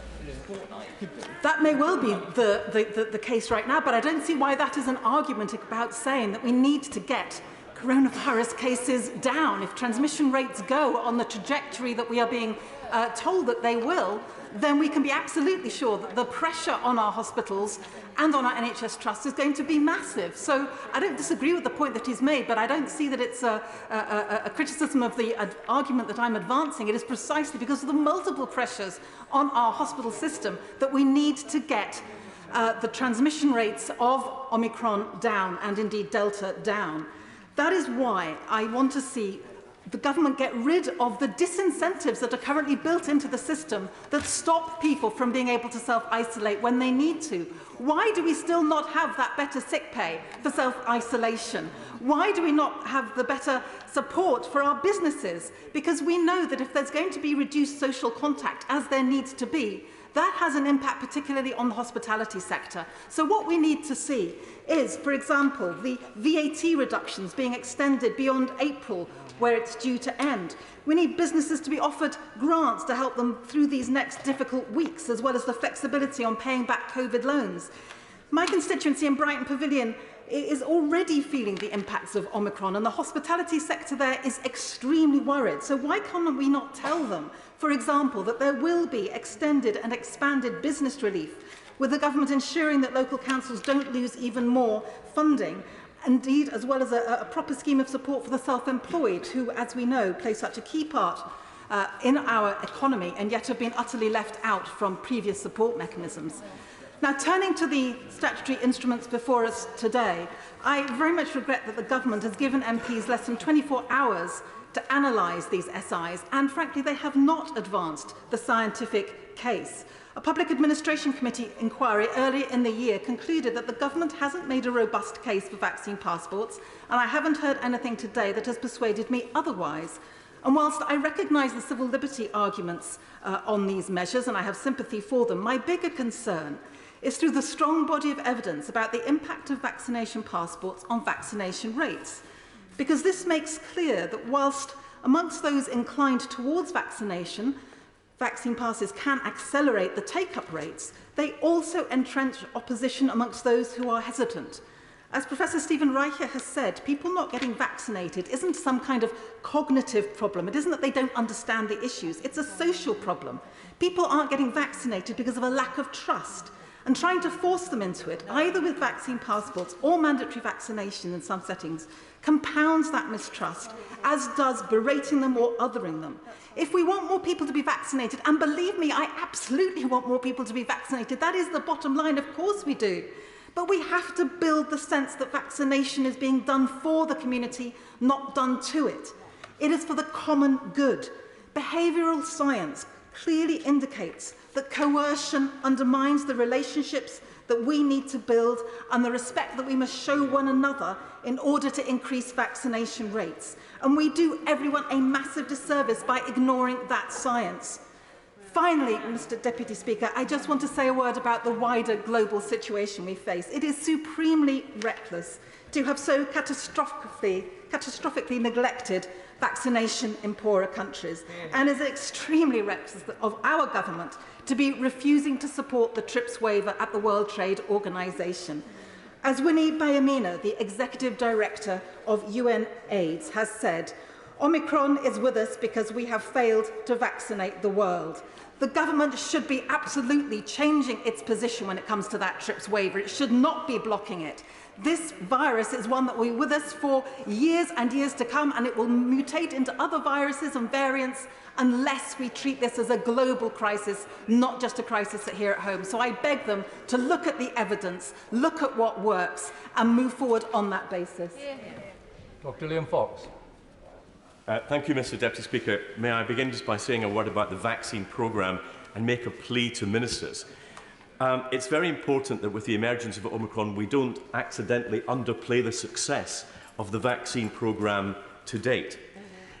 We know that the vaccines will produce a number of immune responses, the production of neutralising antibodies, the production of marker antibodies, and a T-cell response. And although with Omicron, a booster dose is required to get to the level of neutralising antibodies that we saw with our response with 2 doses to the Delta variant, the whole programme gives both individual and community protection, and we're starting from a very different place from we were with the Delta variant. And can I say that it's very important we encourage people, especially young people, to get their second dose. So can I make a plea that we stop hearing from ministers this phrase, 2 doses don't work, 3 doses do. I think it is actually undermining the government's own programme. And can I also make a plea that we drop this constant reference to the doubling time of the current variant? Because the measured doubling has been 2 days in the very early stages, is no measure whatsoever that that will be something that we will see again in the future. If it doubled every day, then the whole population would be affected in 9 days. This is not modelling. This is simple extrapolation, which actually doesn't contribute to a sensible debate on the subject. Now, when it comes to the proposals we have in front of us today, lawmakers, I believe, need to look at the elements of necessity. Are these measures proportionate? Are they enforceable? And will they be effective? So let me begin very briefly with the 10-day quarantine. This was a bad measure to begin with. It was disproportionate, and it was likely to see a recurrence of the pandemic all over again. So I'm glad that it's being dropped. But I have to say that the point made by the Honourable Member for Exeter is an absolutely key one which must be answered by the government. If having the red list is pointless, if having enforced 10-day quarantine is pointless, why do we still have some people in enforced 10-day quarantine? It's absolutely incumbent upon the government, having abandoned the policy, to let those people go free. Otherwise, I fear they may face legal action. I'll give way to the Honourable Gentleman. He's making a very important point. There are some Welsh rugby players who had COVID in South Africa. They did 10 days quarantine in South Africa. They're now halfway through quarantine in England, and they're being told that they've got to complete the whole of the quarantine. When things are that illogical, it brings the whole thing into disrepute. I agree with the Honourable Gentleman, and what we do not require is more advice for ministers on this subject. We require decisions from ministers on this subject. On the second issue, Mr Deputy Speaker, that of masks, I get letters, as I imagine all members do, from people who say there's no point in wearing masks. Masks don't actually stop transmission. I imagine that those people, therefore, wouldn't like their surgeons to wear masks during a surgical procedure. This is a nonsense. It's a common sense thing for us to do. If it reduces transmission to some level, it's a minor inconvenience to the vast majority of people, and it's a sensible measure for the government to bring forward, and therefore I support it. I cannot say the same for the government's COVID passports. I don't believe it passes the necessity test. I think the good working of the insurance industry and the ability of civil remedy in the courts is enough to drive behaviour of venues towards sensible public health policy. I think that we, as a government, should not be creating criminal offences unnecessarily. I worry about enforcement. I worry about penalties on a system that's already overloaded. There's no evidence from Scotland or elsewhere that the COVID passports actually work. France was mentioned earlier. There are more than twice as many people in France in hospital with COVID than there are in the United Kingdom. I've given away once. I'm very conscious that colleagues want to speak, so I won't give away again. And I come back to this point of lateral flow tests. I presume that you can't do your own test, and it has to be externally validated, which will add a cost to anybody who wants to go to any of these venues, and which I suggest, therefore, is not the help to the hospitality industry that has been suggested by either the government front bench or the opposition front bench today. And then I briefly will touch on the issue of compulsory vaccines. Many people in this House took the view that when we had the introduction for care workers, it was the thin end of the wedge. But we were assured it will be care workers and no one else. Now it's all NHS workers with a few exemptions. And the grounds for the compulsory vaccine is that they will be dealing with vulnerable members of the public. Well, so will the police. So will elements of retail. So will post offices. Where does it stop once you begin this? The point was made by the honourable gentleman, I think, very, very validly, that this is a retrospective change in the terms and conditions of people who already work in the NHS, and it is likely that we will lose staff as a consequence, completely, in my view, unnecessarily, when we've seen that over 91% of NHS staff have volunteered already to have the vaccine. I think it's disproportionate, and I don't believe it will be effective for those reasons. I also believe it's illogical, because if the logic of the government's position on the COVID passports is that you must be given a choice between being vaccinated and getting a daily lateral flow test, why does that not operate in the health service as well, for those who actually want to have a choice between vaccination and having a lateral flow test? It's the lack of logic in many of these which I think is actually diminishing support for the government's case. And can I just finally end on a positive note? Many of these measures are relatively small beer compared to what we can achieve from the booster campaign. And I think that it's essential that the one message that we leave this House with tonight is that every one of us has a duty to say to every one of our constituents, go out, get immunised, get a booster, because it's the best way that you can help you, your family, your communities and the wider public health. If there is to be unanimity at this time of year, Mr Deputy Speaker, in this House, that is surely the message that must resonate. Justin Madders. Thank you, Mr Deputy Speaker. Having had the dubious pleasure of spending an inordinate amount of time in various committee rooms during the past 18 months, scrutinising regulations put forward by the government as part of their response to the pandemic, I must confess I've had withdrawal symptoms following the reshuffle, so I'm pleased to have the opportunity to speak on the regulations today. I'm sorry to say, on too many of those previous occasions, regulations have been debated well after they've come into force. So it's a positive we do seem to be getting into the habit of at last allowing debates and votes before regulations become law. Though I wouldn't want that to be seen as a ringing endorsement of the government's approach to parliamentary scrutiny, because two of the regulations before us today were only published at 3 p.m. yesterday afternoon, less than 24 hours before this debate began. And I know things move on quickly, but some of these regulations have been the subject of consultations for many months. There is no excuse for them to have been dropped in at the last minute like that. And I have to say the decision to reveal the precise detail of these regulations at the very last minute has probably generated more opposition to some of the regulations than is actually warranted. I've had many representations from constituents about the entry to venue regulations on the basis that they represent a compulsory vaccine passport. Let's be clear, they do not. A negative test taken in the 48 hours before entry can be used as an alternative, and that deals with a lot of the concerns that have been raised with me. Legitimate concerns, I hasten to add, about civil liberties and discrimination. So I'm pleased that my party's persistence in pushing for a negative test as an alternative has been accepted, because that does give me enough comfort to support these regulations today. I will. I thank my honourable friend for giving way, and I'm sure across the House that is what so many of us have been calling for, is greater transparency from the government. The more we hear from the Chief Medical Officer, the more concerning it is. If they had been more transparent up front, I'm sure there would be greater support from across the House. Thank my honourable friend for his intervention. Indeed, if we look at what's happened in Wales, we've had a similar system for some time, which seems to be working reasonably well. People have been required to produce tests when travelling abroad. And a number of venues in England have actually been doing this on a voluntary basis. So this is not the slide into dystopia that some people fear, but I think it's not been aided by the fact the government have not been as upfront as they should have been about what these regulations actually mean. And I know a lot of people are already taking lateral flow tests routinely before they go out. There are, however, some outstanding questions and concerns raised, and there's no doubt that some constituents still feel this is the start of a slippery slope, and we will soon have to show vaccination papers to get in anywhere.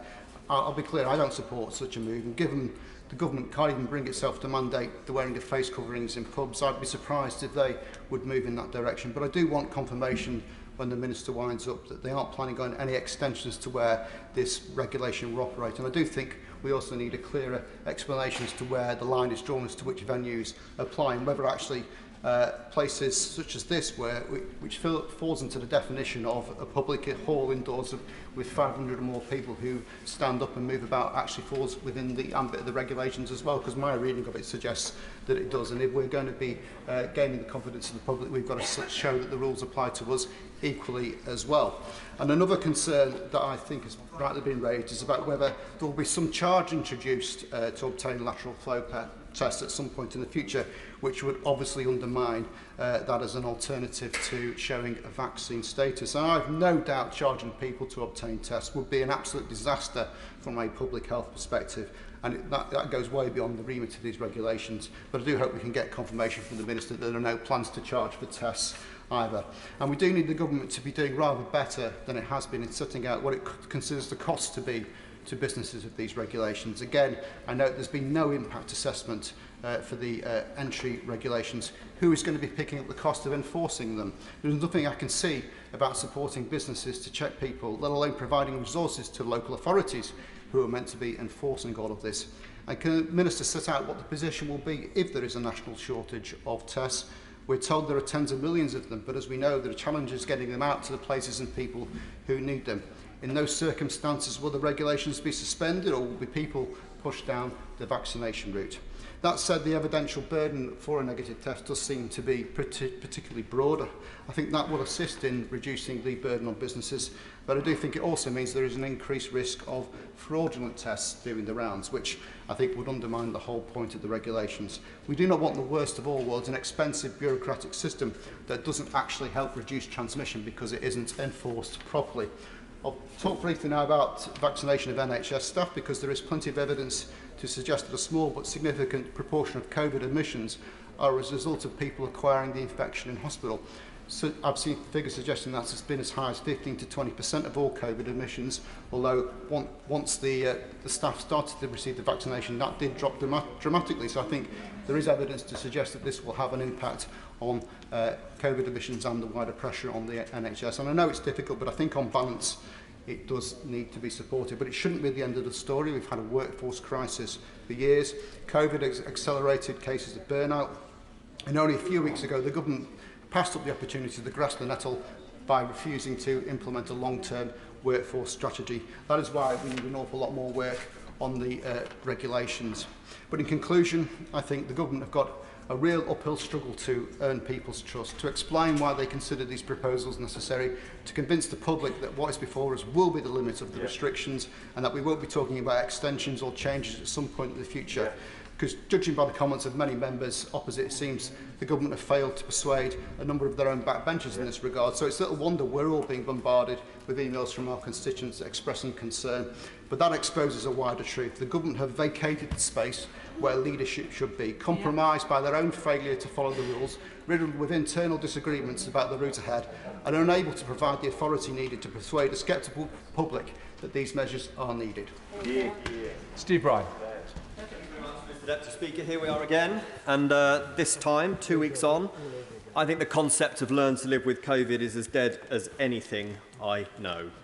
We were told in July, in this House, from that box, many, many times, and from the podium in number 10, that we are on an irreversible roadmap to freedom.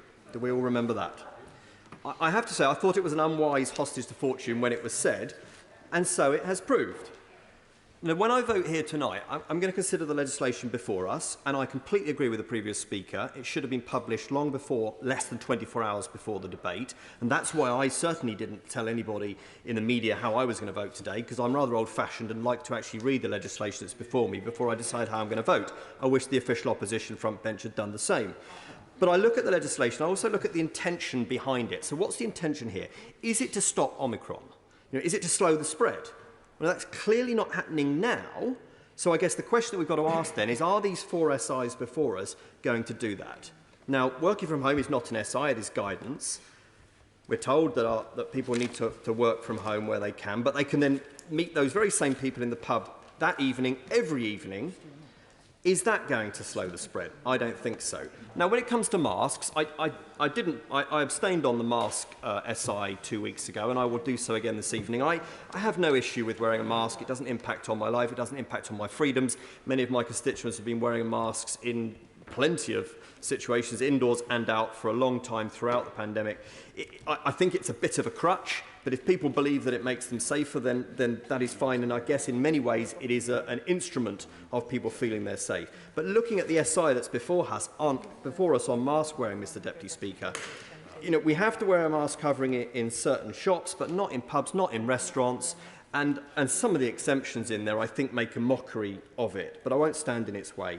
And then on the COVID passport, I mean, if you were to put aside the practicalities and the moral arguments, which I do not, and many of my constituents writing to me certainly do not, then a vaccine doesn't stop you getting this. It doesn't stop you passing it on. Professor Whitty said to MPs on a call this lunchtime that there is a minimal impact on transmission of all of our vaccines.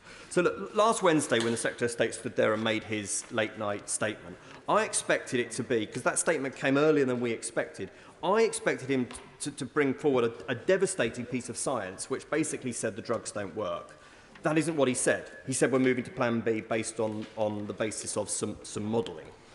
Yet we have SAGE's gloomy predictions and a confirmation that vaccines do work with 2 jabs, even better with a booster, completely agree. Today we have a study that says the Pfizer vaccine has 70% efficacy against the Omicron variant.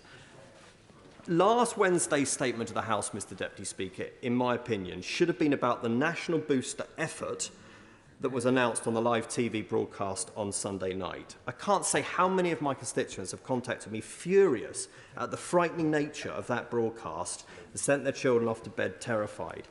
If we truly mean this learn to live with COVID mantra that we hear and continue to hear, the booster campaign is 100% where our focus would be. And an ongoing plan to keep immunity high is what we should be focusing on.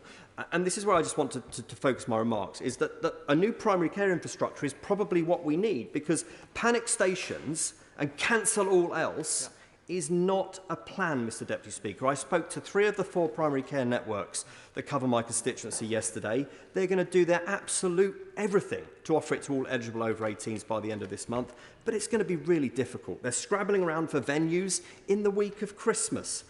I just don't think this is the long-term thinking that we need. On the actual regulations, so 1,400 on face coverings, I'm ambivalent to that. I won't stand in its way. On isolation moving to test, I will support that if there's a division. I don't suspect there will be. But if you can't get the lateral flow tests, as you haven't been able to today and yesterday, as I raised in my intervention with the Secretary of State, then we get the pandemic anyway. So we need to sort that supply out.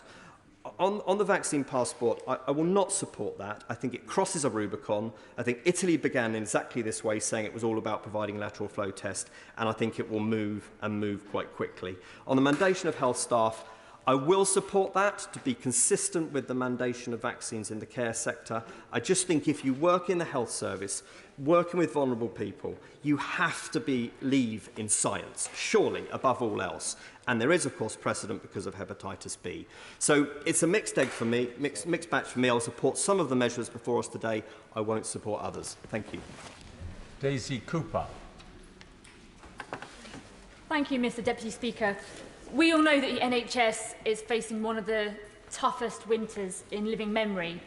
Not only is COVID a very real threat, but we are also facing a potentially very tough flu season as well. Liberal Democrats will be supporting the SIs on face coverings and self-isolation. But let's be clear, when it comes to masks, the government should never have scrapped the use of masks on the 19th of July earlier this year. The government's obsession for removing all precautions in one go had far more to do with party management than it did with public health. We have all made tough sacrifices throughout this pandemic, and asking people to wear masks on public transport would have been a very small ask with a very large payoff. We also support the working from home guidance and have been calling for that for some time. Now, today we are discussing the Plan B protections to reduce the spread of this disease. But there have been rumours overnight that the government is also working on a possible Plan C. It's also been reported that the UK Health and Security Agency has privately advised the government that, and I quote, stringent national measures will need to be imposed by the 18th of December. That's in just 4 days' time. This drip of information is causing huge uncertainty and anxiety. We need clarity, and we need it now. The British public are haunted by Christmas past. We know that that last-minute U-turn meant that many people ended up spending Christmas on their own.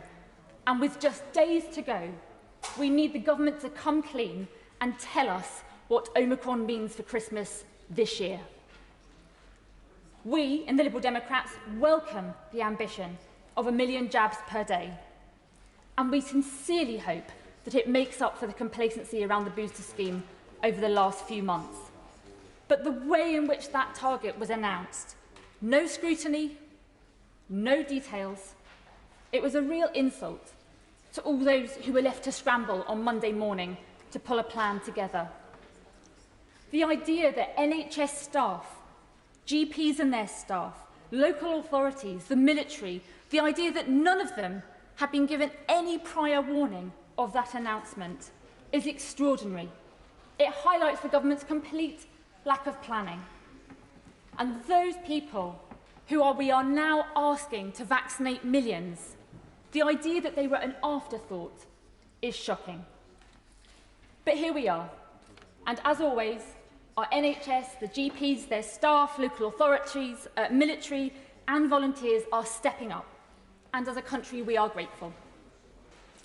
Now, the government still hasn't made a commitment this afternoon that if it brings in more protections of any kind, that this House will have the opportunity to scrutinise those. So there's a few points I want to get on the record right now. If the government is considering any further protections, we must support small businesses and our high streets. Hospitality businesses are experiencing unprecedented rates of cancellation for this festive period.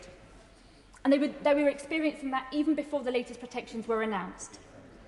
Hospitality is technically allowed to stay open, but all of the mood music is telling people not to go. And that is causing a huge problem. And that is why we have called on the government several times to call and convene an urgent hospitality summit to see what support businesses need right now. If there are further restrictions, we must also look after people's mental health. We need supported isolation, not lone self-isolation. There must be financial support and practical support for those with caring duties and for those that live alone. And our schools. Our children have suffered So much. It was months ago when Liberal Democrats called on the government to make sure that there was an air purifier in every single classroom in England, and we are still nowhere near that. And finally, for all of these measures to work, there must be trust. There has to be trust in the government. And with that in mind, what we need now from the Prime Minister and his cabinet is the truth. Will the government come clean about Christmas? Or will we see another last-minute U-turn that ruins the Christmas holiday and which is too late to alleviate pressure on the NHS? I sincerely hope that it's the first. Thank you, Mr Deputy Speaker. Over the last year, I've supported some COVID measures and voted against some as well. It's with that in mind that my constituents may be struggling with the logic of my voting record, but I believe it is indeed straightforward, and I hope to exemplify why that's the case. Where these measures have felt disproportionate to the wider harm, I voted against their introduction in the last year. An example of this was putting the constituency in differing tiers when hospital admissions were low. Where the hospitals could not cope, I did support lockdowns as proportionate in those dramatic circumstances. Where the wording of measures felt contrary to the aims they sought to deliver, I voted against their introduction. The 10 p.m. curfew was a good example of this. Everyone piled out of the pub and onto public transport, and the government eventually conceded and reversed. And that was the same concept that led me to vote against the self-isolation regulations of last week.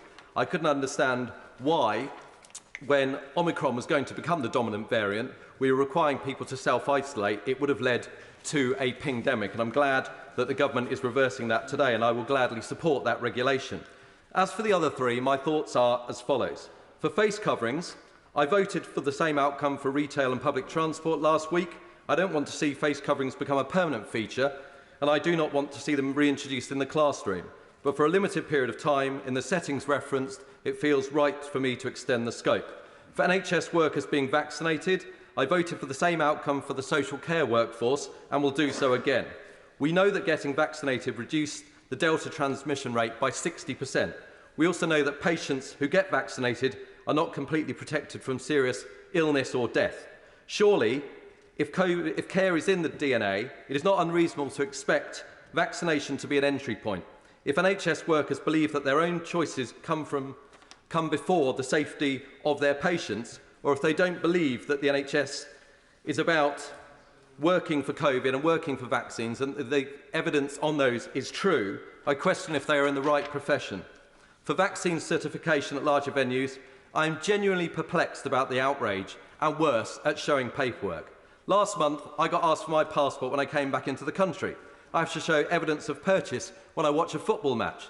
I was also delighted to be asked for ID, showing my age for when I wanted to buy a beer only a month back. What's the issue in temporarily asking someone to evidence vaccination or a negative lateral flow test for certain venues? If it keeps people safe and in jobs because we don't have to put more draconian restrictions on events and hospitality, then I'm happy to oblige. The impact of the Omicron variant is not known. What we do know is that the doubling rate is 2 to 3 days. For Delta, it was 7 days. In South Africa, where the variant emerged, the hospitalization rate is now rising. Yes, the vaccination rate is lower in South Africa. However, it's also their summer. They have a higher level of antibodies from natural infection, and the average age is 13 years lower than in the UK. These restrictions are limited in time and scope. I ask myself this: what is it I will not be able to do tomorrow, which I could do last week? The answer is absolutely nothing. A little more face mask wearing, a little more admin to go to the football. If you're an NHS worker and are not going to vaccinate, then there are a record number of jobs available for you to work somewhere else. There is a larger issue at play which I find infuriating. Over 80% of my constituents have got themselves vaccinated. They are keeping themselves safe and their communities safe. They are minimising their own impact on the NHS. There are a small minority who are not playing by the same rules and have the temerity to lecture me on freedom. Let me tell them this: their freedom to remain unvaccinated and then do as they choose is reducing the freedoms of those who have done the right thing for themselves and the wider community. As a Conservative, I believe that rights are not absolute. They have to come with responsibilities. Being a cavalier for freedoms is what we were sent to this place to be. Being cavalier about the health of the public is contrary to that principle. With that in mind, I will be supporting these proportionate and limited measures this evening. Paula Barker. Mr Deputy Speaker, and given time, I will concentrate my comments on mandatory vaccinations for NHS staff. I find myself really torn on this emotive subject, and I also find myself trying to apply logic to what is quickly becoming an illogical argument from the government benches. If it's really about patient safety, the government should have already identified workers in the NHS who are still unvaccinated and have been working with them to alleviate fears, concerns and removing barriers. The Secretary of State should explain to this House why it's acceptable for those in the NHS who currently remain unvaccinated to work on the front line to assist with the Omicron crisis, but come the 1st of April to be dismissed. Quite frankly, it makes no sense.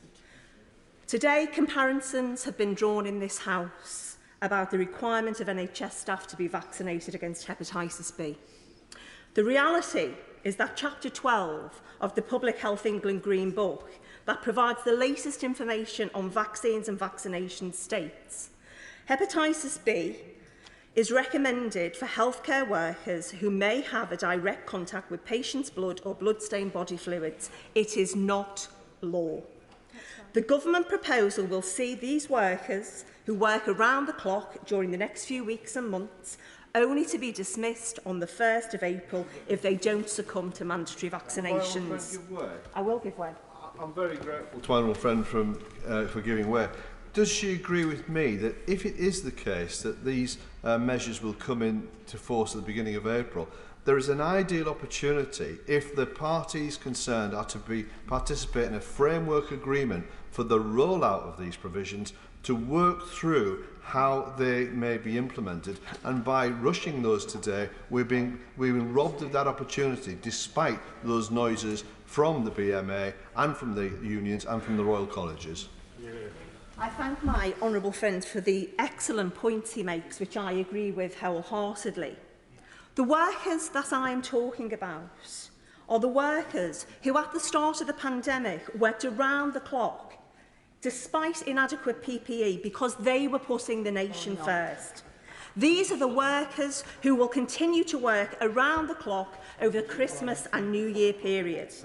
And in an institution that is built upon consent between patient and clinician, the government are ripping up that rule book to suit its own ends, whilst at the same time we are seeing the 17th reorganisation of the NHS since 1993.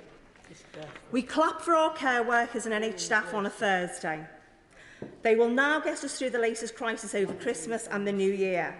But then a government who ripped up the rule book last Christmas, whilst the rest of us obeyed the rules, sacrificing loved ones, some in their final moments, are now going to dismiss workers in April. And all this while Number 10 and the DFE had Christmas parties. Not only did they have Christmas parties, but they told this House and the nation that they didn't. This message is inconsistent and makes no sense. Mr Deputy Speaker, we are told to trust the government. But what is increasingly concerning is we are seeing this from a government who is currently reviewing the Human Rights Act and wants to replace it. And I think we should be very afraid, because this could be a sign of things to come from a government and Prime Minister who believe they are above the law. And even worse, if they don't like the law and it doesn't serve their purpose anymore, they will rip it up and start again until they get the policy they want or the outcome they want, irrespective of civil liberties or economic damage. The right to choose, particularly when it comes to our own bodies, is something we should all take very seriously. I personally implore everyone to get vaccinated and boosted to protect themselves and others. But we have seen a precedent set by this government which should worry every citizen. For the first time ever, we have seen the profession of care workers singled out and have conditions attached to their employment status which was never there to begin with. There is so much that could be done by this government in the weeks and months ahead, from constructive negotiations with the trade unions, who remain opposed to mandatory vaccinations, to ensuring local authorities and health services have the resources and capacity required to deliver the ambitious daily targets around boosters, to ensuring that statutory sick pay is set at the rate of the foundation living wage. And most importantly, the government could also follow the rules themselves to give the public confidence that any measures introduced are proportionate and necessary. As someone who before entering this place represented care workers, NHS staff and public servants, many of whom are now my constituents, I take the responsibility very seriously to ensure their voices are still heard, whilst trying to balance that with the unprecedented situation before us and the importance of public health. I personally think we can do just that by consensus rather than compulsion. And today, I implore the government to pause on the issue of mandatory vaccinations, to remove that particular statutory instrument and work with the trade unions and the Labour Party and all the cross-party support in this House on that very issue. The Secretary of State has said himself, we have seen an increase in vaccination rates since the start of the consultation. Please, remove this SI, let's work together, let's get the country vaccinated. Thank you. Dr. Andrew Morrison. Deputy Speaker, and I draw your attention to my interest in the register. I'm a doctor and vaccinator. SIs 1400, 1415 and 1416 are without question relatively modest, certainly by comparison with the restrictions that currently apply in other similar jurisdictions, and they fall on the 26th of January, which is a very good thing. But I would like to urge ministers to think about the rapidity at which the evidence is changing. At the moment, the evidence from South Africa is relatively positive. I'm particularly impressed by the fact that mean hospitalisation with this particular wave is 2.8 days. It was previously 8 days, and of course that was with the predominant beta variant in South Africa when we have had Delta here, which is worse.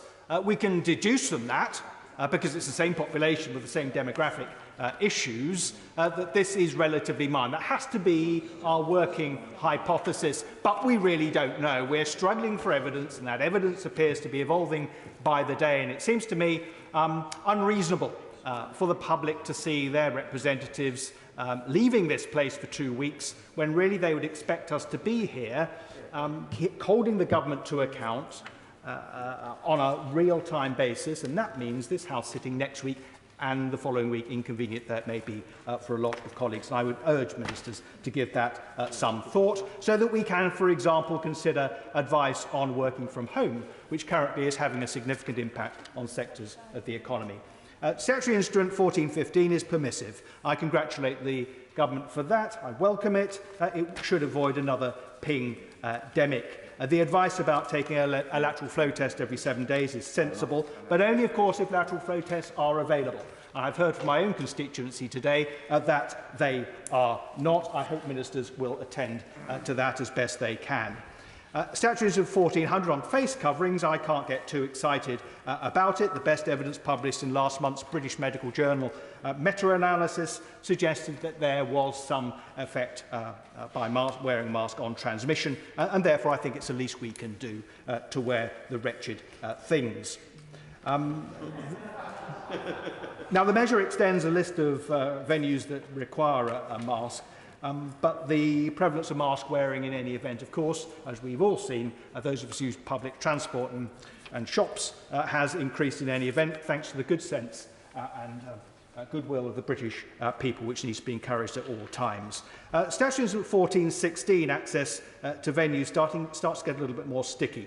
The Secretary of State's workmanlike recasting of vaccine certificates as an alternative to a negative lateral flow test yesterday, I think was very helpful.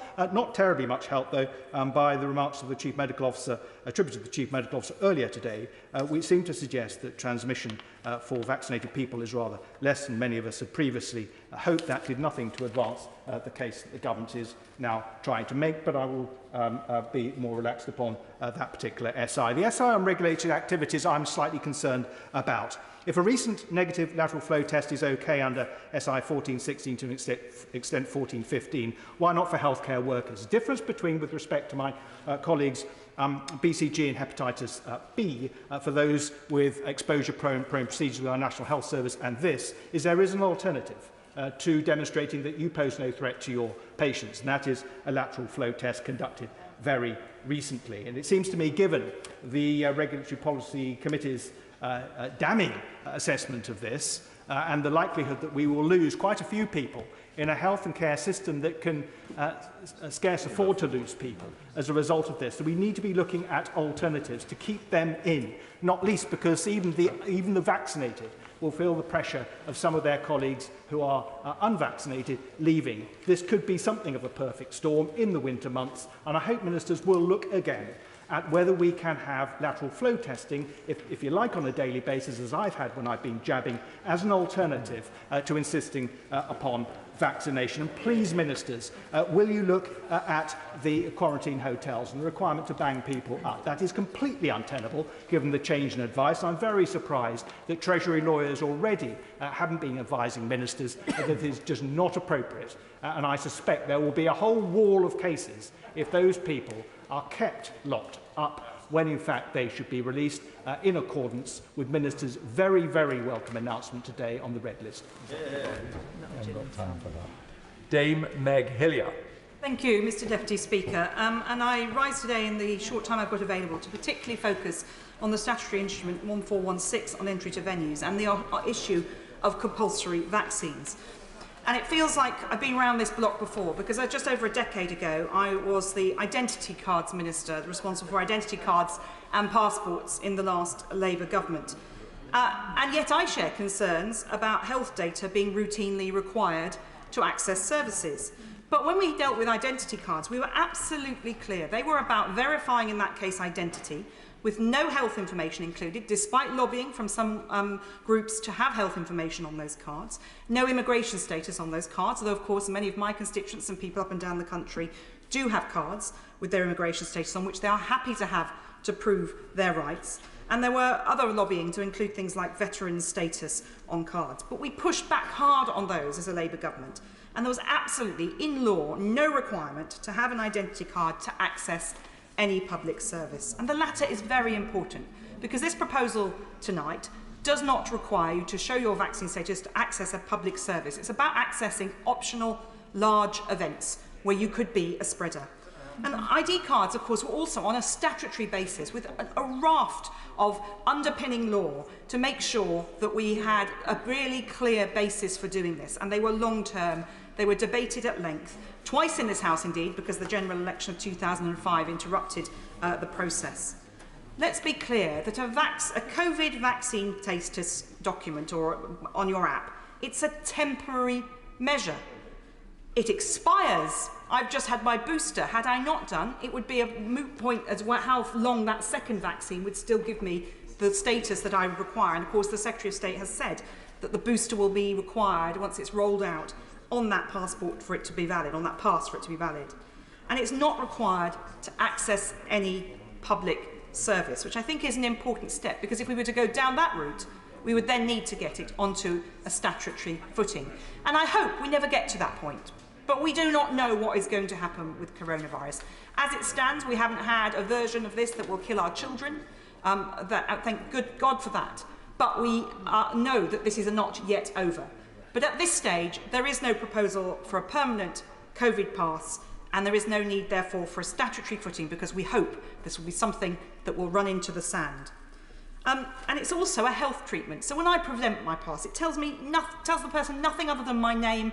I think my date of birth's on there, but sadly, I think people probably have worked out I'm no longer 21. And I don't really mind about that. That's information that you need in order to get into a venue. I'm prepared to take that choice. And it's a compromise, because if we do not do this, the data will show, although even vaccinated people can catch it and spread it, it reduces that and the booster reduces it further. And for sceptics, 100% safety, let's be clear, would mean a lockdown or closing down these hospitality venues, closing down events and closing down workplaces and schools, and no one wants that. So it's not a perfect solution to stop spreading Omicron or any variant of the virus, but it protects our hospitality industries and events. Even though they are still hit, it protects them from complete closure. So this approach, a temporary and near universal coverage, limited information required to be presented, and no requirement for venues to hold copies of our data, I think is a proportionate response. And it's a responsible thing to support each other. Individual freedom, as outlined by the Honourable Member for Bexhill and Battle, and cannot be at the expense of wider freedoms. We do have that responsibility with that freedom.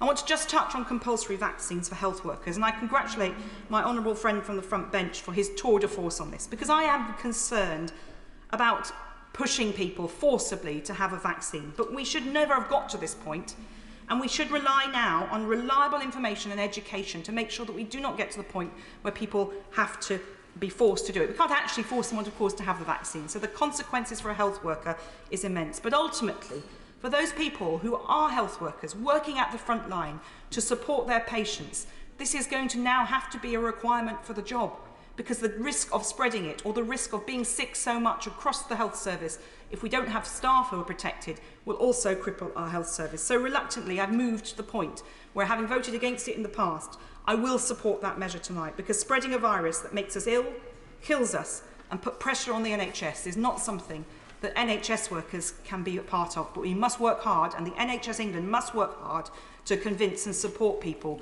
and get rid of this disinformation about the dangerousness of vaccines. Mark Harper. Mr Deputy Speaker, let me just start with a few words about what I think the big picture is here. And I think my honourable friend, the member for Winchester, put it very well. We know COVID is going to be with us forever. And we know we're going to have variants forever. The Chief Scientific Advisor has told us that, and I agree with him. So there are many people who think that somehow we just have to wait a bit and then it'll all be over. That's not happening. So we've just got to be realistic about what we face. Now, we face in this country, we face this challenge in a situation where we're probably, according to Jeremy Farrar, probably the best protected country in the world from vaccination. And this was effectively the first big test for the government about how you deal with a variant of concern with a very well vaccinated population. And I'm very disappointed that we've very quickly gone into panic and emergency mode with late night, Sunday night broadcasts, not in the House of Commons where questions can be asked, frankly scaring people witless and telling them, for example, that 2 doses don't give you any protection, which is of course not true. 2 doses have weakened protection with Omicron against infection, but actually still very good protection against serious disease. And I'm concerned there are many people out there who will have had 2 doses, who are perhaps vulnerable, who now feel they have no protection, which is simply not correct. And so I think actually, if this was the first test, I don't think we're doing very well against it. Of course. The data we heard this morning at the Science and Technology Committee from South Africa is that you do still have good protection from 2 doses of Pfizer against severe disease, but it's gone from 93% to 70% in terms of hospitalisation. That's 4 times the risk of hospitalisation. Yes, I've seen that, and I look forward to the information from the UK. And one of the points I've been making, and my constant repetitions, which my honourable friend from South West Wiltshire repeated about the House sitting next week and the week after or being recalled, is that we're learning new information every day. And when we get that information, we may need to make different decisions. And the House needs to be involved in those decisions, not just decisions taken by ministers by decree. And I repeat that point, and I don't understand why ministers won't give that assurance. It would build a lot of trust and goodwill with colleagues, and I don't understand why they won't give that commitment. These decisions have significant economic, social impacts, as well as impacts on the NHS delivering non-COVID treatments. My honourable friend already pointed out the NHS now is going to scrap a whole load of elective surgeries and consultations with GPs in order to get boosters delivered. Now, that may be the right decision, and I don't think a proper balancing has taken place, and goodness knows how long it's going to take us to recover from that new creation of a backlog over the coming months. Now, if the government's fears that the Secretary of State set out are confirmed in any way, the question I have for ministers is, what is the exit strategy? What is the approach that they're going to take that means that we don't face on and off seasonal restrictions forever? A point made by other colleagues. It's a very serious question if we're going to have an economy that functions, people able to build lives that function, and an NHS that can function and deliver all of the other healthcare we require. Let me just turn briefly, Mr Deputy Speaker, to Plan B. Very happy to support the measures on self-isolation. I just note that 2 weeks ago, when we were asked to vote for restricting them, I voted against them, and 2 weeks later the government's basically agreed that I was right 2 weeks ago to vote against them, because it's effectively revoking them. And I just leave that thought with colleagues when they decide whether they wish to listen to the advice of ministers or others. On vaccine passports, the points I would make would be these. In the government's own Plan B, it's very clear ministers' preference is for vaccine-only passports. It's very clear to me that the only reason why tests have been incorporated is to buy or secure the support of the opposition. That's the only reason. Ministers' preference in writing is for vaccine-only certificates. And so we know what ministers would like to do if they could get away with it. The Secretary of State also made some commitments about not being in support of mandatory vaccination for the entire population.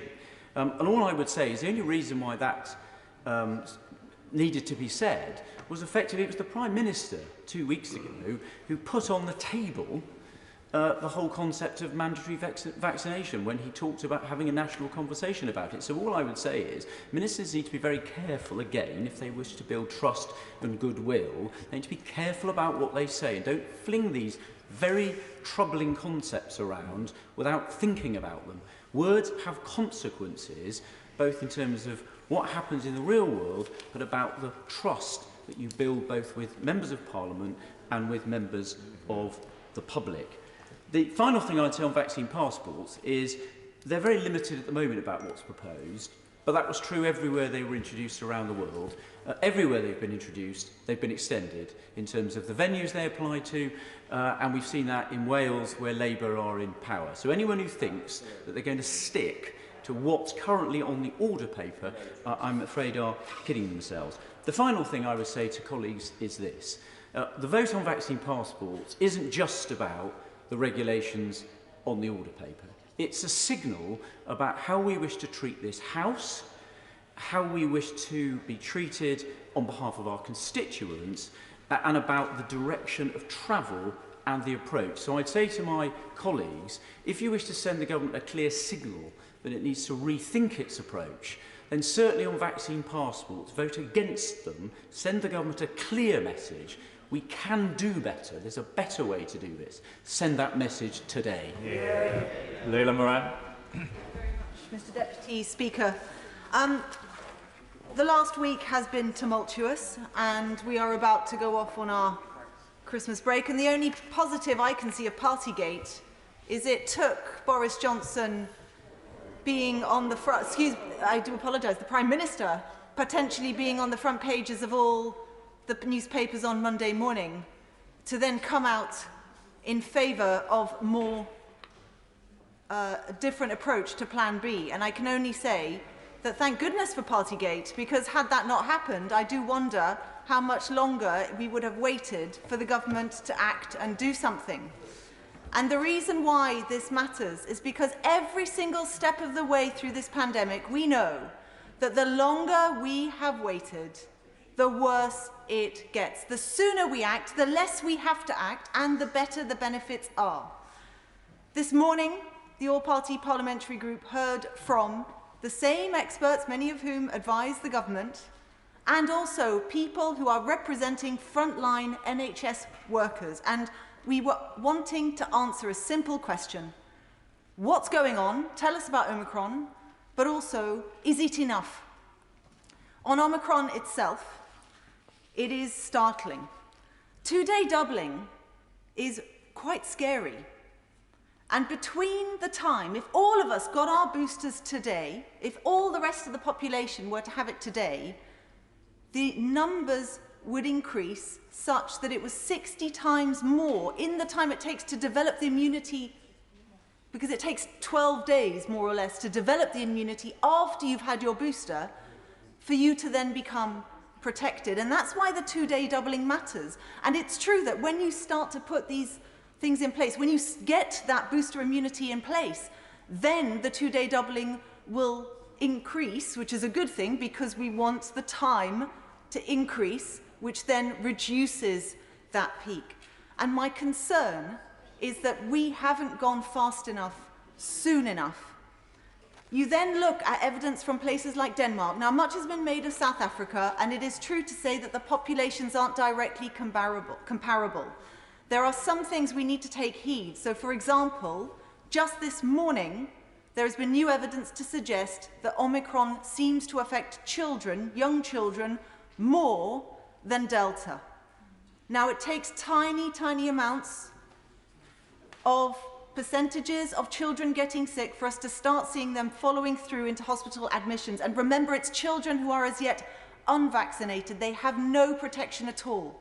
So the first plea I make to the front bench is, where is the plan for children?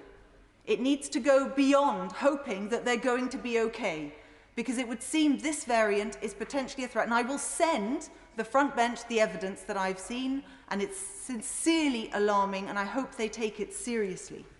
But the other thing that we see from Denmark is just the shape of the curves. And Mr. Speaker, I know this is hard to show when we talk, and I will say it for the benefit of Hansard, but the blue line here is Delta, the red line here is Omicron. This is coming, this is data from Denmark. I will post it on Twitter if people want to look at it. But there is a blue line that looks like it's a gentle slope for the benefit of Hansard, and there is a red line that looks like a hockey stick. And that is deeply, deeply alarming. So what does this government need to do? Well, it's gone from plan A to plan B, and it's considering, once we get plan B through, B to C. Now, if I was a teacher before, if that was happening to a student of mine, I would get the parents in and get them to have a chat. Because what we need to do is to go from B to B+. And what does B+ mean? Well, it's booster. Absolutely, it's booster. But we have to recognize between now and then, it's not enough. We need to ventilate our public spaces. We need to provide support for social care, because unblocking those beds in the NHS requires extra support in social care. We need to ensure that test, trace and isolate works. That means allowing people to get tested, and we've seen the issues already, but we also need to help them isolate. We need to limit mixing, and if people won't do it themselves, the government needs to act. And we also need to bear in mind the effect of long COVID in all of this. If there are huge numbers of people that already have it, many, many more are going to. So I urge the government, don't hesitate, act quickly. Please don't curb Christmas. Go from B to B+ now, so we can enjoy the holiday ahead. Andrew Bridger. Thank you, Mr. Deputy Speaker. Whenever this House passes legislation, it is essential that it is effective, evidence-based, logical, and it needs to have broad public support. And what I see in front of us today in regard to Plan B delivers on virtually none of these items. Indeed, if I look around social media, look in my constituency email inbox, or just go in general conversation with others, it's clear that these measures before us today are being treated with strong suspicion of a wider agenda, partly because they simply will not deliver on their supposed intentions. Sadly today, the party opposite will be supporting the government as legislation passes to introduce vaccine passports for the first time in this country. So it will fall to backbenchers on this side of the House, the only people who will be subjecting these proposals to any sort of scrutiny.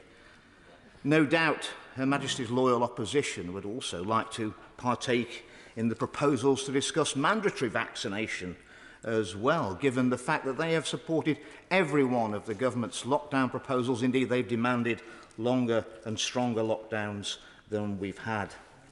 It would be remiss of me not to highlight the risk to the NHS that both vaccine passports and mandatory vaccination would bring. Vaccine passports tell those unconvinced of the science or those who for health reasons cannot take the vaccine that they're second-class citizens. They must show their papers or be banished. Mandatory vaccination would take these things a step further, effectively imprisoning anyone who doesn't agree with the status quo. All these measures are being considered or may be taken to protect our NHS.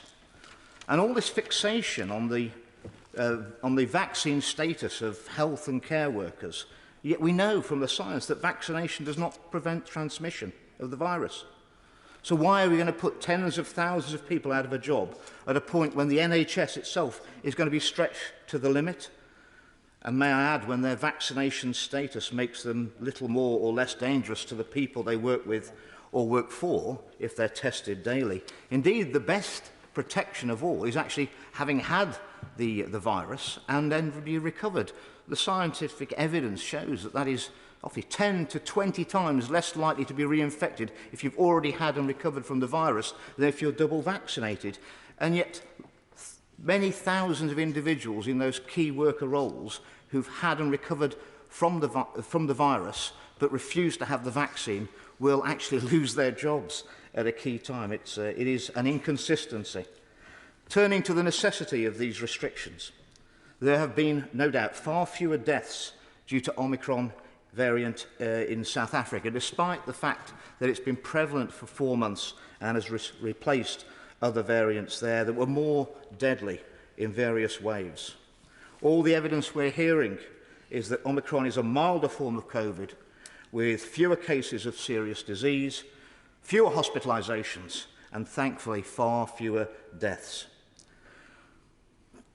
Mr. Deputy Speaker, in my view, the most dangerous epidemic sweeping the world and sweeping our country is an epidemic of fear. It has seriously damaged mental health and in particular damaged the mental health of our young people. It must end. Rachel Maskell. Thank you, Mr. Deputy Speaker. I rise to express my serious concerns about the principle of mandatory vaccination, not for any ideological reason, because it has the contrary effect for which it is intended and therefore is wrong. First of all, Mr. Deputy Speaker, I want to say that my concerns are first and foremost for public safety and also patient safety. That is the analysis I bring, having worked in the NHS for 20 years myself as a clinician. That is drilled into you from day one. And I think the lack of a strategy the government brings to managing this pandemic is quite astounding. And they really need to understand that you need to get ahead of a virus in order to lock it down, as opposed to locking people down and their futures down. But also the lack of consistency, which continually comes through their policies. You can't have it both ways. It has got to be one approach which carries that thread of containing this virus. You can't say in one venue you're going to lock it down and then in another venue you've got all the freedoms you need, because that simply doesn't work. In fact, it's dangerous, and therefore the government needs to get a grip. But the very people that we revered, just a year ago we were clapping and calling our heroes, are the very people who are now exhausted, traumatised and frightened. And this legislation before us will sack them. For 2 decades, I was their colleague, and I know the dedication, the compassion and care they give to their patients. I was their trade union leader, and I know the professionalism and sacrifice they gave for the people they care. I will not undermine that trusted relationship, which is absolutely essential as to how we deliver healthcare in our country. And I will not run roughshod over Labour's NHS constitution, which pledges to assist people to participate fully in their own healthcare decisions and to support you in decision-making. I will not turn my back on working people, and I will never forget my roots. and those I served alongside. And while the Prime Minister partied, NHS workers put layers of PPE on and fought for lives. It's what you do in the NHS. You make sacrifices, and while traumatised, you just keep going. I'm happy to give way. I thank my friend for giving way, and her excellent work as trade union leader in the NHS is well understood. She's speaking on behalf of NHS workers. Has she any idea how many will be affected by this, in my view, totally wrong attempt to force vaccinations and passports on people? Well, I'm grateful to my honourable friend making that intervention, a point I wanted to make myself. In government's estimates, 123,000 in their impact assessment, and even the best case scenario, 62,000 people will lose their jobs, something the NHS just simply cannot afford. I will give way briefly. I thank my honourable friend for giving way. I know my honourable friend knows the health workers and the care workers. Mary, could you just address the House, please? I know, I do apologise for that. I know my friend knows care workers and health workers very, very clearly. She knows them, and she knows how dedicated their lives. It's a vocation that they have. Would my honourable friend agree with me that government should and can stop going too far? Let us not break the trust between patient and worker and between government. Let us go down the route which has been proven to work of persuasion and education, and to ask them and to work with them to distill the fear. I thank my honourable friend who also represents her constituents so well. And there is an alternative path we can go, and we can go that way today. We know that the Prime Minister is allowing people to go to pubs and clubs unmasked, while sacking NHS staff wearing full PPE and testing. 93% of NHS staff are vaccinated. The ONS figures show that 4% of people are vaccine hesitant, and that rises to 21% among minoritised communities. And with 22.1% of NHS staff from minoritised communities, these regulations will target black workers. In fact, 26.8% of black workers are not vaccinated, are of mixed race, and 26.8% black workers too. This is in the government's impact assessment, and therefore it indirectly discriminates against black workers. Unvaccinated staff, they're frightened. On Friday, I spoke to an NHS worker in my constituency, worked for the NHS for 16 years. Her father had a vaccine. His heart stopped. Miraculously, NHS workers brought him back to life. He is now in a critical condition. She is frightened. She tests. She wears PPE. She has sacrificed everything. She will be sacked. I want all NHS and care staff to have vaccine counselling and education with a qualified practitioner holding the right competencies so that concerns can be explored. Not a line manager. They just don't have the competencies. I want everyone to be vaccinated, and I can't stress that enough. I want to win the trust of staff, not push them further away, which this approach will do. Now, in York, where we have had a focus on those trusted conversations, we have seen 99% of our social care staff vaccinated. It just shows what works, what makes the difference. We don't want to push people further away. We want to bring them in and win their trust, and win their confidence, because we're going to have to ask more of our health and care staff as things get harder, and certainly if there's less people in the service to deliver that. So let's do what works. Enforcement never does, and therefore these regulations are illiterate, vaccine illiterate. So if around 123,000 lose their jobs, it will be catastrophic in the midst of a health and care crisis, not least as people are starting to hand in their notices now. Why go through another tough winter of trauma when you don't have to? And these regulations are making it worse. We know that 2 vaccines, or even 3, will reduce someone transmitting the virus. So get your jabs, but it won't stop transmission. So let's move to better PPE, FFP3 masks, daily testing and better biosecurity. And I urge the government, rather than pushing these regulations today, go back, bring a plan forward to this House and let's vote on that plan in January. That is good governance and the way forward. But as a trade unionist, I'm not prepared to be complicit with the sacking of NHS and care staff. Trade unionists fight for working people, never complicit in writing their P45. And as a trade unionist, I came to this place to fight for working people, and therefore I urge that we change course and put the staff first and the care that they have for their patients. Sarah Brickcliffe. It's a pleasure to follow on from the member for York Central, but what I have to disagree with is that actually we need to balance the economy with this. So when we look at bringing in mandatory masks in the hospitality sector, the damage that will cause for the small pubs in Hyndburn would be huge. So we have to try and mitigate that as well. I firstly want to start by saying I am against mandatory vaccine passports, and the government would have had to present me with significant evidence to change my mind. So the fact that the Secretary of State has been very clear at the dispatch box to say that he is against this as well has eased my mind. And I want to also be clear, this vote was never about mandatory vaccine passports. It basically states that if you don't want to show that you've had the jab, just show proof of a negative test, which is a key caveat for me. And I think members should really be careful with how they word this, because it's irresponsible to push that to the public and make out that it's something that it isn't.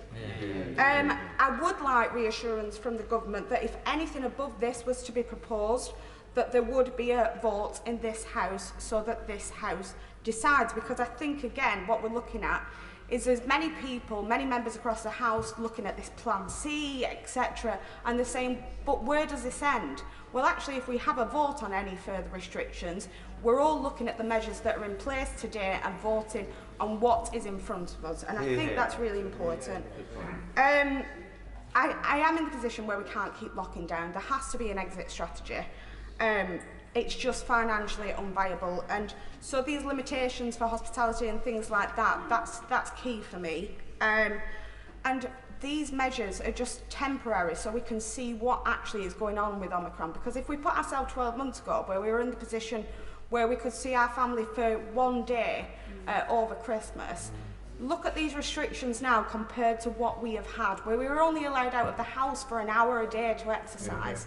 For me, just to see what is going to happen when we know it's really transmissible, putting certain measures in place that we're seeing today is not as draconian as what we've had. And I think we need to really make that clear to the public. But the key thing is, for me, if there are further restrictions, if there is this Plan C, bring it to the House, make sure that we all have the opportunity to have our say and have our vote on this. These measures are being put in place to make sure that we keep our freedoms, to make sure that we can keep going to the pubs, keep going to the clubs with our friends. And actually, it's just a little measure to make sure that we can spend Christmas with our family. And I think it's better to be safe than sorry. Fleur Anderson, so you moved. Thank you, Mr. Deputy Speaker. And a thank you to everyone across the country who has had their booster. Everyone who's been lining up across centres throughout the country to take the time to make sure they've done the right thing and get their booster. And a thank you to all of those NHS staff who are enabling this to happen, who are putting on a mighty, mighty push to change all of their ways of working and to get the booster into as many people as possible. And a thank you to all those who've written to me about the issues under debate today. Those who have said we should have more measures. They will only feel safe to go and take up NHS appointments if they know, to go out into public spaces if they know there are more measures put in place, and to all those who've written to me about the concerns they've got, the concerns about more measures being put into place, more restrictions on our lives. And it's quite clear that Omicron is a clear threat, highly contagious, doubling every 2 days. Most cases in London are now Omicron cases, and they are increasing all the time. 2 vaccines don't now reduce the rate of transmission as much as they did for Delta, and it's clear that action must be taken. So we know it's more contagious, but we don't know yet the severity. But we cannot wait. The government waited too much last year at the beginning of coronavirus. They delayed for sometimes weeks, and we saw the effects of that. So we cannot wait. We have to act now. And these are a measured and proportionate set of actions. On masks, I don't think we should have dropped that from the first place. We should never have stopped wearing masks on public transport, for sure, and in shops to keep shop workers safe. So I welcome that. On the vaccine passes, they are not a vaccine passport, and I'm very glad that the government has listened to Labour, saying that there need to be options, either showing the double vaccination or showing a negative lateral flow test is absolutely proportionate to enable big venues and our hospitality venues to stay open. Really so important after last year and so much loss of income. They need to be able to stay open. And so this is a freedom to be able to go out, enjoy those events, enjoy being out with people, whilst also staying as safe as possible. We know that there will be a peak in a couple of weeks of the number of cases, and then it will only be a couple of weeks after that that there will be a peak or not in hospitalisations in the new year when we return to this place. So it's absolutely right that we're taking these measures now to stop those hospitalisations later. I welcome the change on the red list of countries that the Minister announced earlier. If it's not having any effect, there's absolutely no reason to make people unable to go and visit their family in South Africa for many of my constituents, but also to pay huge amounts of money to be quarantined here as well. And I also welcome the Minister saying that he will look into those quarantine costs of those who were stuck in the middle of a couple of weeks when it was needed to pay. Some of them, who've written to me, some of my constituents, are NHS workers who've had to pay thousands of pounds that they cannot afford. For all those who are now so worried about civil liberties on the other side of the House, I welcome their also engagement with the elections bill, which certainly will be a papers, please society when we're asked to show our ID to even vote. That is far more of an infringement on our civil liberties, such a fundamental thing as voting, than this is to go to clubs or to large events. We absolutely need the schools programme to ramp up. Schools' transmission rates are very high in my constituency in primary schools, but also for all those those facing exams this year, they must continue them. This is not a slippery slope to vaccine passports, and I'm grateful for the assurance on that. We do need to ramp up communication and engagement with health staff who face measures later on in the year if they don't get the vaccine, and we must see an increase in statutory sick pay. It's only fair. I conclude, Mr Deputy Speaker. The Chief Medical Officer gave a chilling briefing to MPs earlier today, saying that when it comes to the Omicron variant, the brakes are off. We have to put the brakes on. Too many people have died, and we mourn every single one. Now is the time to take action, and I encourage everyone to get their booster jab. Thank you very much. Dr. Ben Spencer. Thank you, Mr Deputy Speaker. And I'm going to speak briefly to make sure that fellow colleagues can get in on this important debate. I'm going to go through the four measures and then come up with some big questions I think that we need to ask about what we're doing and how things go forwards. The first measure I want to talk about is the self-isolation SI. That makes quite a lot of sense, and I welcome the government for bringing in this change and bringing in the daily testing. Now, on the vaccination of health staff, I will declare an interest. I used to work as a doctor. My wife currently still works as a doctor. I really do have no issue with this measure going forward. When I had to go through medical school, I had to be vaccinated. And I would flip it on its head, which is if my relative went into hospital and caught COVID or was being treated by someone who was unvaccinated and got COVID and became very poorly from that, I would be very concerned about that happening. So I do think this is fundamentally a basic duty of care issue, but I recognise there are different views on that. On face masks and the mandatory face mask provisions brought in, I do struggle with these measures a bit, because this, along with the working from home guidance, is going to cause harms. And given the Secretary of State's update today on the Omicron wave that's going forward, I do wonder what actual impact this is going to have and what the harm-benefit ratio accordingly looks like on this. But, there we are. But my real issue is with the COVID status certificates. Now, there's many reasons to be concerned about COVID status certificates, but I'm going to focus on one. As a doctor, I've spent my career looking after people who are marginalised, people with severe mental illness, people with learning disability, the digitally excluded. And looking at these measures and the explanatory notes today, I cannot see how one can show evidence of a negative test without having access to the internet, without having a phone, without going through that, or how any validation process can go through. And it's very clear to me that this is going to exclude people, and I can't support excluding anyone, but especially those people who are marginalised, most marginalised in our society. Yep. But my big three questions are really what comes next. So I had a chat with the leaders of Ashford and St Peter's Hospital Trust, the trust of my constituency, in terms of what's happening and what their plans are for the next few weeks. And they're telling me that already, because of the pivoting towards vaccination by primary care, they're going to have to look at shoring up A&E because there's not going to be the GP capacity and people are going to go through to A&E, and that may have a knock-on effect in terms of them having to cancel elective care so that A&E can be shored up. Now, they don't want to cancel elective care. They're a great hospital trust, and they think they can get through and they can still do some elective measures. And one of the things asked me to ask ministers today is, can they have flexibility in terms of what they do around elective care and try and keep that going as much as possible? But there will be a cost to this in terms of missed GP appointments, in terms of missed screening. We've already seen what the cost was in this past year in terms of waiting lists, etc. And I'd like to hear from the Minister what the plan is to recover NHS as usual after we have got through this wave. Because trust me, a protected NHS is not an NHS where GPs are going off to abandoning routine care and focusing on vaccination. A protected NHS is where you can get your blood pressure screening, is where you can have that conversation about your mood, where health visitors see young families and can have those very important conversations about, does a woman feel safe with her husband at home?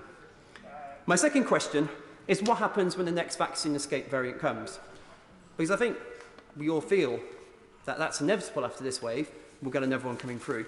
So what's going to be the plan to stop us having to repivot like this again? What is the long-term living with COVID strategy? And my third question, which is really more of a plea, is that the costs of this pandemic have largely fallen on the shoulders of our children. Yep. Please, please, please, can the Minister confirm that there are no plans for mandatory restrictions on schools and we will never close our schools again? Yes. So the last speaker at 5 minutes is Vera Hoppas, and then it goes to 4 minutes. Vera. Thank you, Mr. Deputy Speaker, and maybe I will even stick to the 4-minute limit.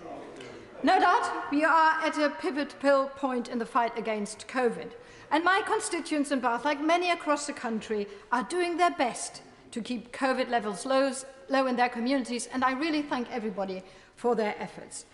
Getting vaccinated is the most important thing, and I'm glad for the consensus that we have in this place, that is the most important thing. What we are debating here is what is the most effective way of getting the most people vaccinated. And I hope that this debate is not distracting from the fact that we all believe that vaccine is the best way to beating COVID, and we will beat all these sort of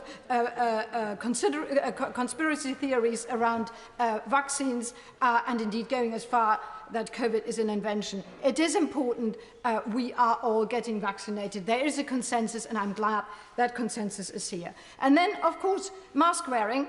We on this side of the House have always supported that. It is a way of reducing the risk, of course not entirely eliminating it, but wearing masks is very important, and indeed we have been deplored that that requirement, which isn't difficult, has been dropped, including in this House. It is not about just keeping ourselves safe. It is not just even about keeping our loved ones safe. It is about keeping everybody safe. Yes, we have and enjoy our civil liberties. We should protect them, but liberty doesn't mean the liberty to harm others. And that is a very important principle, and that is why we are protecting public safety measures. Now, many of my constituents have been in touch with me to share their concerns about the logistical difficulties of following government advice. They want to do the right thing, but often they find it difficult. One of my constituents, who I met last week, had recently returned from Zambia, where his work is based. As a red list country, my constituent was required to quarantine in a hotel for 10 days. My constituent tried continually to book a quarantine hotel, but was not able to do so because it was fully booked. When he was finally able to book a hotel, he received an email from CTM saying that his booking had been cancelled due to an error on their part, but upon speaking to their call centres, the member of staff told him there was no problem.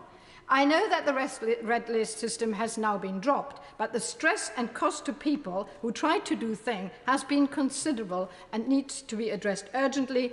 Is there going to be compensation for those who have actually faced considerable costs, and also, as has been asked before, those who are still in quarantine, will they be released immediately?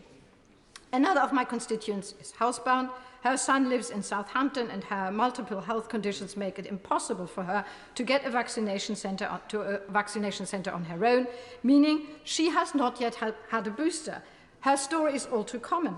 The local CCG has said that they are in the process of contacting people who are housebound, but many are still waiting to be contacted, and obviously they are very worried, and I hope the Minister will be able to outline the steps that are being taken to ensure those who are housebound are able to receive their boosters as a priority. Lastly, another constituent was vaccinated abroad, yet is still unable to receive confirmation of his double vaccinated status because his vaccines are not recognised on the NHS app, a problem that has been recognised since the summer. To make matters worse, my constituent, and many others like him, is not able to get his booster because the system will not recognise him as having been doubly vaccinated. So the government must address these issues as a matter of urgency. It should not be this difficult for those who are trying to do the right thing to follow government's own guideline.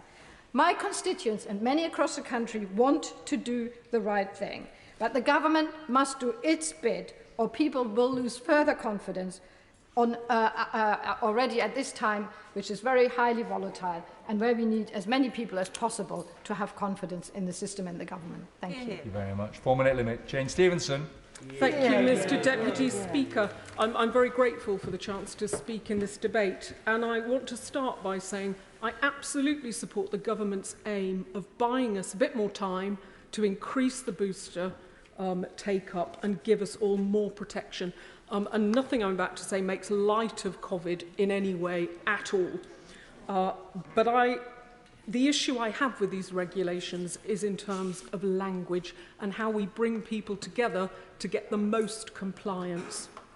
And I think Omicron, it certainly isn't the last variant we have to deal with. And in my constituency, there are a significant number of people who have grave concerns about civil liberties, about data harvesting, about all of these things. While I think their fears are unfounded, I have to listen to them, and I think we in this place have to take their concerns seriously.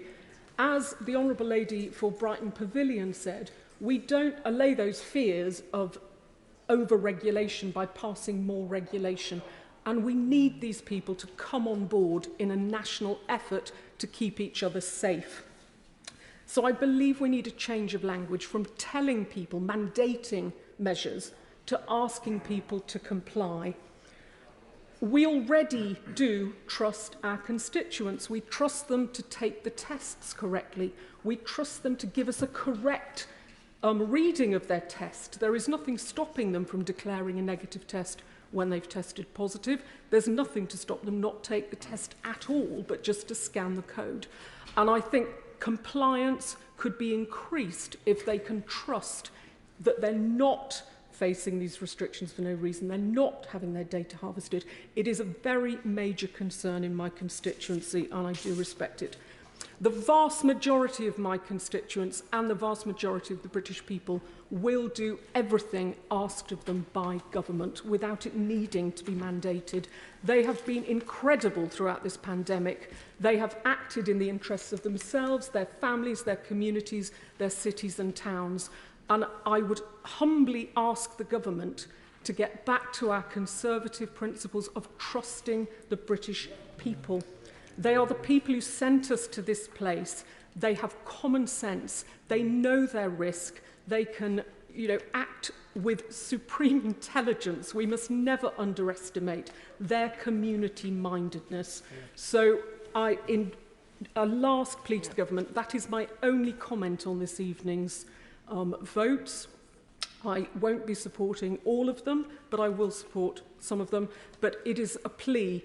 In order to go forward together as a nation, we have to stop passing never-ending regulations and move forward in a voluntary, community, public-spirited way. Thank you. Michelle Brook. Thank you, Mr Deputy Speaker. It's a pleasure to follow on from my honourable friend.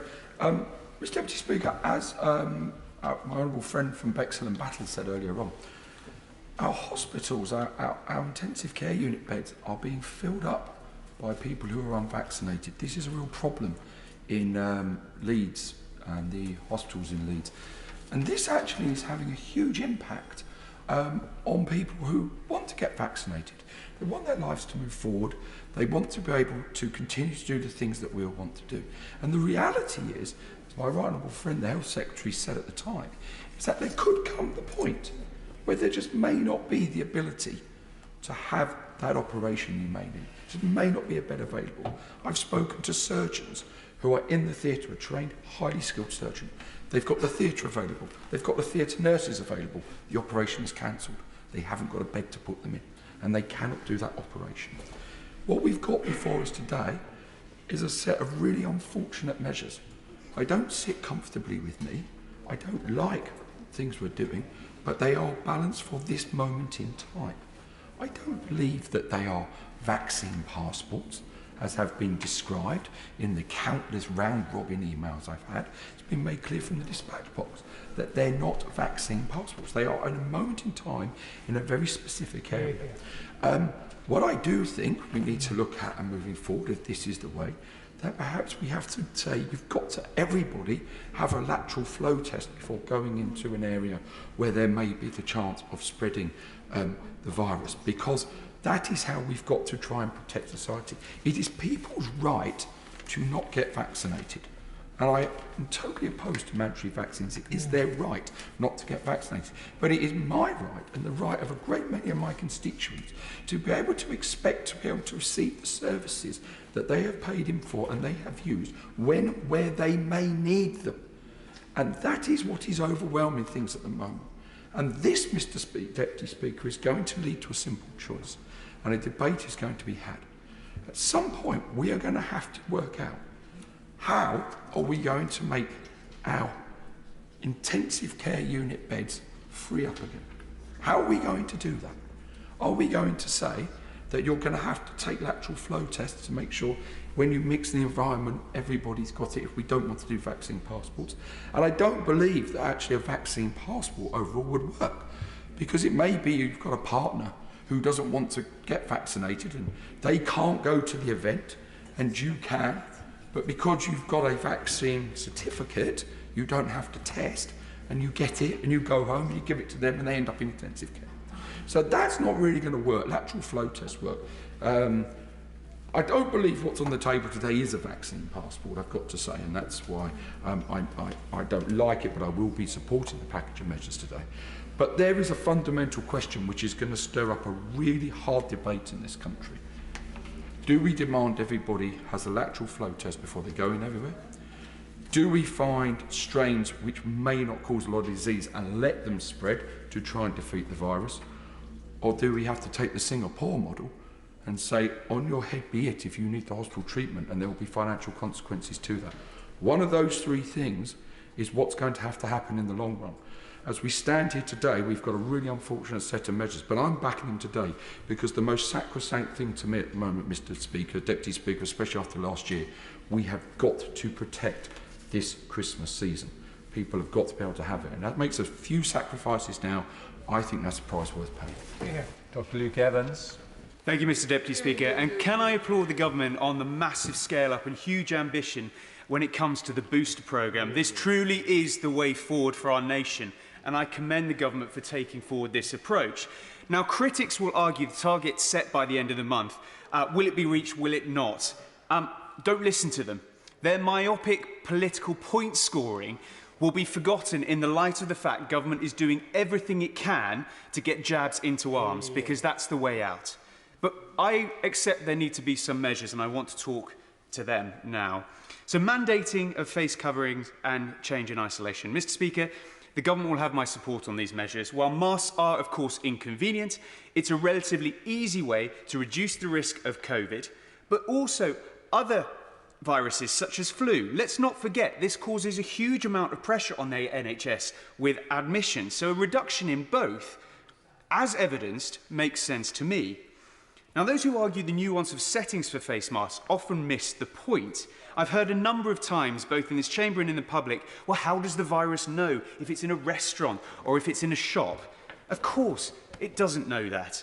But that's not the point. The point is, what is the easiest measures that, when applied to the population as a whole, will reduce the risk as best as possible? And the government has to balance this at mass levels. So what can be implemented to reduce the risk of COVID, while mitigating the instant economic and non-COVID damage that could occur in vulnerable sectors like hospitality? So a change in self-isolation speaks to this. I think it's difficult, but a fair balance. Now, turning to mandatory vaccination for the NHS, Mr. Speaker, I spoke on the 13th of July this year to the House when we debated this, and I'm not going to rehash the entire argument. I urge people to look at my contribution if they want to see. But the argument still stands to me as it did then. It was put forward on the duty of care for those in positions of responsibility to the most vulnerable. That stands even more starkly today. One knowingly undertakes this commitment in their decision to pursue this career, and the precedent already exists. But while I am speaking on this topic, this must not be used for a slippery slope argument for mandatory COVID vaccination for the general population. And I was glad to hear the Health Secretary confirm that won't be the case, because I do not believe that this House, or indeed most of the UK population, would accept this. But on the topic of slippery slopes, this leads me on to the final regulation, that are lateral flow tests and the COVID pass exemptions to certain venues. I'm against vaccine passports. I don't believe they are practical, moral, ethical, or indeed evidence-based in a scientific rationale. The closest comparison we have is Scotland, and their 70-page report does not provide the evidence for passes. To introduce such a huge change in our health management of our nation requires a full and thorough debate, and I don't believe it'll be done justice tonight. I am so pleased the government has listened and added lateral flow tests in as an alternative, because at least this provides a choice. But I can't support COVID passes. I worry about the slippery slope. What businesses, what society interactions, or what infections may become in scope in future months or future years? In closing, looking to the future, I said in the House on the 6th of June 2021, what is most needed is a full debate on the risk we as society are prepared to tolerate when it comes to COVID. For those vaccinated, those unvaccinated who will never get vaccinated, and the trade-off between COVID and non-COVID health implications, health protection measures, and the trade against our economy, society, and liberty. I hope the House will bring a debate next year. And some. Thank you, Mr. Deputy Speaker. Our COVID measures have and continue to hurt our citizens. From a man with late-stage dementia who is terrified of face masks, to an 80-year-old constituent who got stuck in South Africa, not because of Omicron, but because flights were suspended. And now, the news that non-urgent primary care will be diverted once again, with the huge risk of harm to babies and young children if face-to-face support is unavailable for long periods of time once again. And the creeping regulation is so hard to keep up with, resulting in teachers cancelling school plays, businesses stopping events, and families staying away from happy occasions because they're afraid of breaking a rule they didn't know about. Surely, the campaign against COVID should now focus on two key fronts: more boosters and more education. The action by government on boosters is fantastic, but instead of criminalising people, why don't we start a hard-hitting public health campaign? If you're going out this Christmas, don't forget to take a test. Or if you're seeing your granny, make sure you get a jab. Let's persuade people rather than criminalise them. And let's go much further to reassure those who have a fear of vaccines, whether because of a needle phobia, because of cultural sensitivities, or just because of fake news. And my specific concern about testing requirements for big events is the sheer challenge of enforceability in a commercial setting. Far better, in my view, would be to use this approach of a daily test or a vaccine exemption for NHS staff and carers instead. That would be a practical and fair solution for both carers and the cared for, and it would be enforceable. It would also avoid the risk of losing NHS and care workers who are unwilling to accept compulsory vaccinations. Mr. Deputy Speaker, I have supported the government throughout the pandemic when I could see the present danger we faced. But this time around, the measures proposed are precautionary, just in case, and I cannot see where this will end.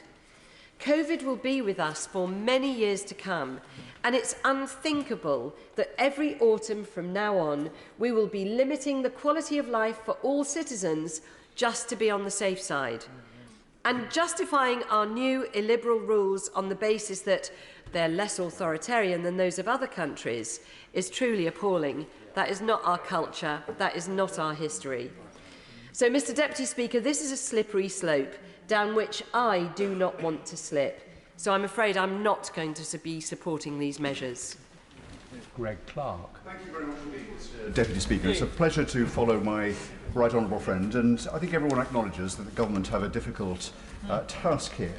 In some ways, the regulations that we have before us, whilst it's important that we debate, are not the most damaging ones. In fact, the advice that the government has given to work from home has consequences that are much more significant than any of the relatively minor measures. And unlike these regulations, they don't have an expiry date, they don't have an impact assessment, even though we know that the impact on firms across the country and, for example, the experience of young people at work, once again, for those firms who perhaps conscious of what their insurers and what their regulators might require, are confining people to their homes. That is very significant, and it is a shame that the House doesn't have a chance to vote on those measures. But on the measures that we do, it seems to me that there is a lack of clarity as to what the purpose of the access certificates, if I can call them that, is. Is it to prompt people to get a vaccine? Is it to give them a nudge and have those people who haven't availed themselves of a vaccine a further incentive to do so? If so, what is the evidence for that working? We know that 90% of the population are vaccinated. What motivates that remaining 10%? Is it the case that the desire to attend a football match or a nightclub is going to cause them to take the vaccine up? If it is, then this might be a good measure. But to inconvenience the 90% of people who are vaccinated when we have no evidence of that, we don't know. And what are the alternatives? It could be that if we really do want to have these remaining people take up the vaccine, or some of them, rather than requiring a pass at the entrance to a nightclub or a football ground, to have a vaccine centre at the turnstile or at the gate of a nightclub, the door of a nightclub, maybe for those that have been too disorganised to arrange their vaccine, that might be better. We don't know this. We have reached for compulsion. And as other colleagues have said, it can't be the case that it is just about obtaining a vaccine, because otherwise having a negative lateral flow test would not be available if it were just to nudge people. And there's a certain logic to requiring 100% of people entering a venue to have a negative test. But as we know, and as has been reported, especially if you've just got 2 jabs, then it is perfectly possible for you to transmit COVID. So I think there is an ambiguity as to the purpose of these measures that we are bringing in. And given that the consequences for business owners and venue operators, if they fail to get right some very complex regulations is a fine of £10,000, a huge amount of money for small business operators. We shouldn't tread lightly with this. I wonder whether the Minister might be able to say, possibly in an intervention, answer a question that came up in this debate, which is whether the lateral flow test is to be self-administered or whether they will be, at some cost, be sent somewhere else to a third party to administer. I wonder whether the Minister might be able to clarify that point. Perhaps later. Perhaps he'll do it in his wind-up. Mr. Deputy Speaker, it is clear that whatever the difficulties, I think there are flaws in this approach that I hope the Minister will be able to provide some reassurance on when he winds up. Mr. Deputy Speaker, I rise today seeking clarity, although in full support of the Government's determination to protect our communities. I support, like most of us, evidence-based policy making, and in the absence of data, precautions, not restrictions. Now, I will be voting with the Government today on precautions, face masks. It's about personal responsibility and a small step we can take to protect our communities. The NHS mandate, we need to keep our health force safe and not to put those who are most vulnerable, who they care for, at risk. Testing over 10-day isolation, absolutely, testing is the most important thing we can do. I support that. Boosters, absolutely, we need to get everyone boosted. But vaccine passports is where I find difficulty, and they come in three main areas. The first, there is no evidence that passports reduce transmission. France, Scotland, yes, we've seen some increase in the uptake of the vaccine, but we've seen no reduction in transmission as a result. Secondly, we're saying at the moment that 2 jabs are not enough. Well, then if you need a booster, and that's so important, why is the vaccine passport based on 2 jabs? There is a contradiction there. And I do not believe that these COVID passports will prevent lockdown. And I question the mechanics of them, like my colleague who just spoke. A negative test, you are self-declaring you've had a negative test. You are self-asking for someone to give you that declaration with no evidence that you've had a negative test, and then somehow there's meant to be some kind of uploaded capacity. The bureaucratic mechanics required for passports to work are not there. The bureaucratic mechanisms required for negative tests are not there. They will come at great cost to us, and I do not believe that we have the capacity to deliver the negative test aspect of the passport regime.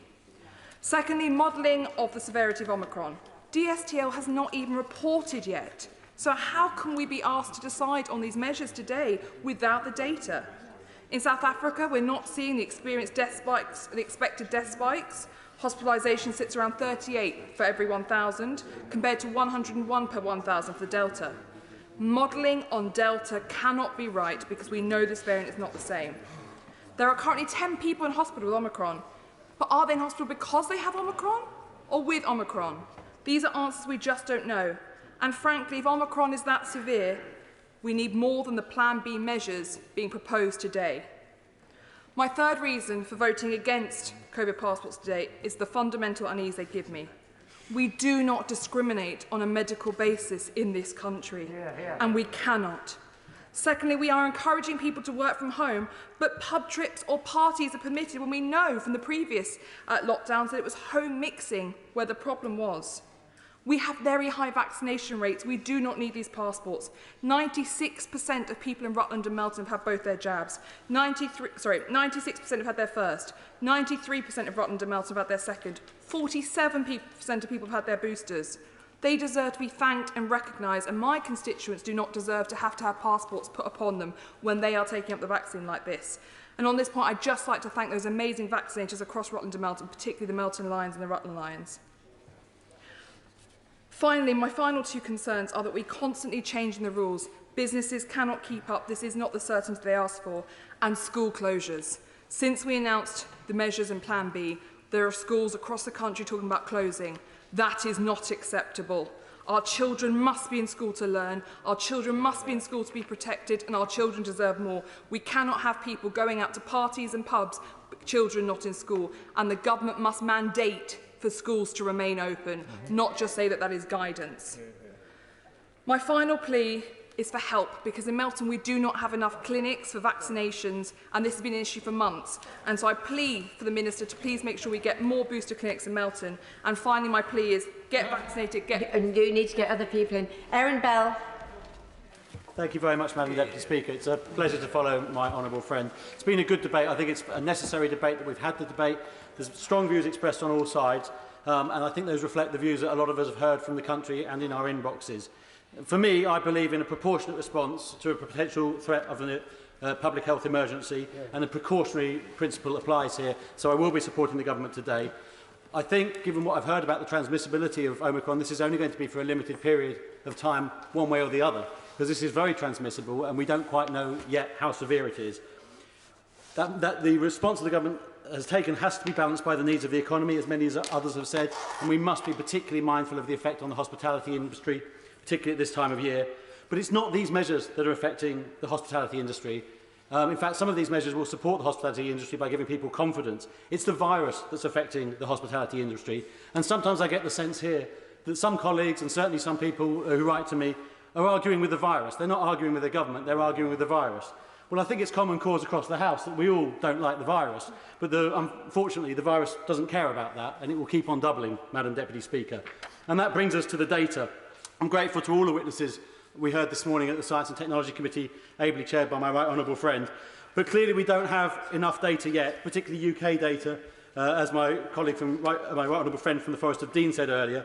On case fatality rates, we heard that it's perhaps 29% milder than the original strain. That's from the South African data. And in terms of length of stay of hospitals, my right honourable friend mentioned earlier, Omicron stays are maybe half the length of regular stays. But both of those, unfortunately, are linear variables, and the R0 rate, the thing where Omicron truly is outcompeting the other variants, is an exponential variable. And that means until it runs out of targets, it's going to keep doubling. We've heard 200,000 infections yesterday, and that will be 400,000 in 2 or 3 days, and possibly 800,000 in a week's time.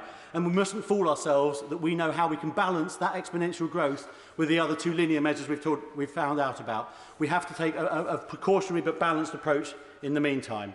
In terms of the slippery slope arguments made by my honourable friend here, and those who say it's the thin end of the wedge, I do have sympathy with that argument, I really do.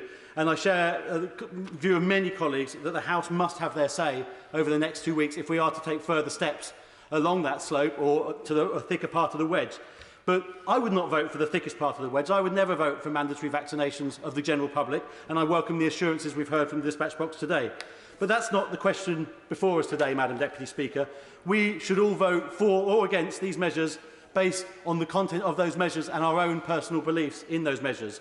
And on the so-called vaccine passports, I don't believe they're anything of the sort. With lateral flow tests and recent experience of COVID as alternatives, I don't think they should be described as vaccine passports. They should be described as a COVID pass. And I welcome the assurance, again from the dispatch box, that lateral flow tests will remain part of that in the future, and I will be holding the government to that. To finally come to the point about rights and responsibilities of citizens that my right honourable friend from Bexhill and Battle made so eloquently earlier. The 4 million people who've chosen not to be vaccinated so far, some of them may be disorganised, but there are undoubtedly many out there who've chosen not to do so. And I say to all of them that I will stand up for your freedom and for your right not to be vaccinated, but you cannot imagine that there can be no consequences to that choice once that starts impacting on the freedoms and rights of others. And therefore, I think some of the measures that my honourable friend from Elmet and Rodwell made may have to be considered in the future if we genuinely get the severe exponential growth of Omicron. And finally, in my last 10 seconds, Madam Deputy Speaker, I commend the government for what they've done on boosters, and I urge everyone to go out and get their booster as soon as possible. That's the way out of this. Greg Smith. Thank you, Madam Deputy Speaker. It's a pleasure to follow my honourable friend for Newcastle Underline, and he's absolutely right in the way he concluded that speech, that boosters are the answer to this. Boosters and the vaccine programme at large give us hope and give us a path out of COVID and back to normal life.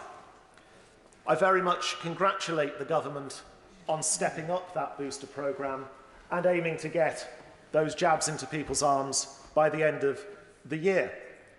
Very much needs a lot of focus and attention and planning on the detail and on the logistics to make that happen. To my own experience yesterday of trying to bring my own booster, which is booked for the 31st of December, forward, where I jumped from 7,000 in the queue to 3,000, then curiously to 10,000, before eventually coming down and being offered a date in mid-January. There's clearly a lot of work to be done to ensure that we can get those boosters into people's arms. Can I also welcome the government's move to get rid of the 10-day isolation period for anyone that happens to have come near someone that has tested positive for Omicron and replace that with daily testing? That is a sensible measure, and like my right honourable friend for the Forest of Dean, I feel vindicated in my vote against that measure 2 weeks ago. But can I set out why I won't be voting for the extended mask mandate? I won't be voting for the COVID passes, and I won't be voting for mandatory vaccination within the National Health Service. I very much agree with my right honourable friend and constituency neighbour from South Northamptonshire, who made the point that this is a slippery slope. This is going to change the way we operate as a country, not just in December 2021, but going forward, whenever another variant emerges, maybe not of COVID, but another virus. It is a fundamental change in the relationship between citizen and state, and one to be resisted. I have argued throughout this pandemic, at times when I then reluctantly voted with the government, as last Christmas, and other times, such as a couple of weeks ago when I voted against extending measures, that all restrictions are not without harm in themselves. Even on masks, it might be an easy thing for many of us to do, to put one on. But as others have mentioned, to the dementia patient petrified at the masked figure approaching them, to the child with autism, to the person who is hard of hearing or deaf who cannot read our lips, actually it does have consequences. It does bring harm. And likewise to mental health. I've been scared at reports in my constituency of the rise in mental health challenges, particularly amongst our young people, the rise in self-harm in our secondary schools. That is not something we can stand idly by and just ignore. And of course, the damage to our economy. We may not have shut hospitality down or proposing to shut hospitality down, but I'm already hearing from pubs right across my constituency losing 20, 30, 40, some cases 50% of their Christmas bookings. People are too scared to go out now, and that is a direct correlation to what I'm afraid to say the government is saying and portraying this virus to be. And I took a lot of heart from the news coming out of South Africa this morning that showed that in fact they are finding it to be a more mild variant and that the vaccines do work. And so I come back to where I started. Let's focus on the boosters and otherwise give people their freedom back to choose. Derek Thomas. Madam Deputy Speaker, I want to believe that these new restrictions are motivated by the care and compassion that scientists and senior government ministers have for British public and support the NHS. I heard the Secretary of State say these measures keep people safe and protect our liberties. However, I'm worried because the same care and compassion and support of the NHS does not seem to extend to other severe difficulties our constituents face, largely because of the actions of government to impose restrictions to fight COVID. I'd like to set out how these individuals are not safe and how their lives have been curtailed. For example, for cancer diagnosis and care, we are throwing everything we have at COVID in the booster programme. How many more cancer patients will miss their diagnosis and treatment and lose their lives because we told them to protect the NHS? Surely now is the time to reopen our Nightingale hospitals to deal with Omicron and protect the NHS to care for our constituents who have had severe life-changing or life-limiting illnesses. For learning disabilities, who's checking on the impact of these measures and the wider context of COVID on people who have learning disabilities? When will we wake up to realise that these people are effectively locked up, safe from COVID, but living a miserable existence without their usual social network and normal activity? Scared witless is the expression the member for the Forest of Dean used, and he's absolutely right. And what about mental health and anxiety, as has just been said? Why do we feel that our robust response to COVID justifies yet again plunging or maintaining massive numbers of people in anxiety and mental health? And school disruption. How is it that for years we have made missing school an offence, but we have quite literally deprived children from a structured learning environment? Already with this renewed enthusiasm by government and the opposition, We see schools closing early and our children and families' lives disrupted. I accept that the measures we are asked to vote on today do not in themselves trigger these problems. However, the briefings and the fear that is encouraged to justify these measures does not acknowledge a very real and horrible lived experience for people in each of our constituencies. We seem to have a health department that is consumed with COVID and has seemingly abandoned all other responsibilities such as mental health, cancer, diabetes, social care, loneliness and isolation. A health department that is prepared to sack staff in the NHS who care for these very patients. I doubt that this new variant is the last. Are we to expect this level of reaction with every COVID threat indefinitely? If not, maybe now is the time to change our approach and have a fresh conversation about how we want to combat pandemics such as COVID across the British Isles in 22 and beyond. And on that note, Madam Deputy Speaker, I'll be voting in support of the booster jabs and in support of the testing, but against the other measures proposed today. In order to accommodate everybody, I'm going to reduce the time limit to 3 minutes, and I have been able to warn the next speaker of that. Gareth Bacon.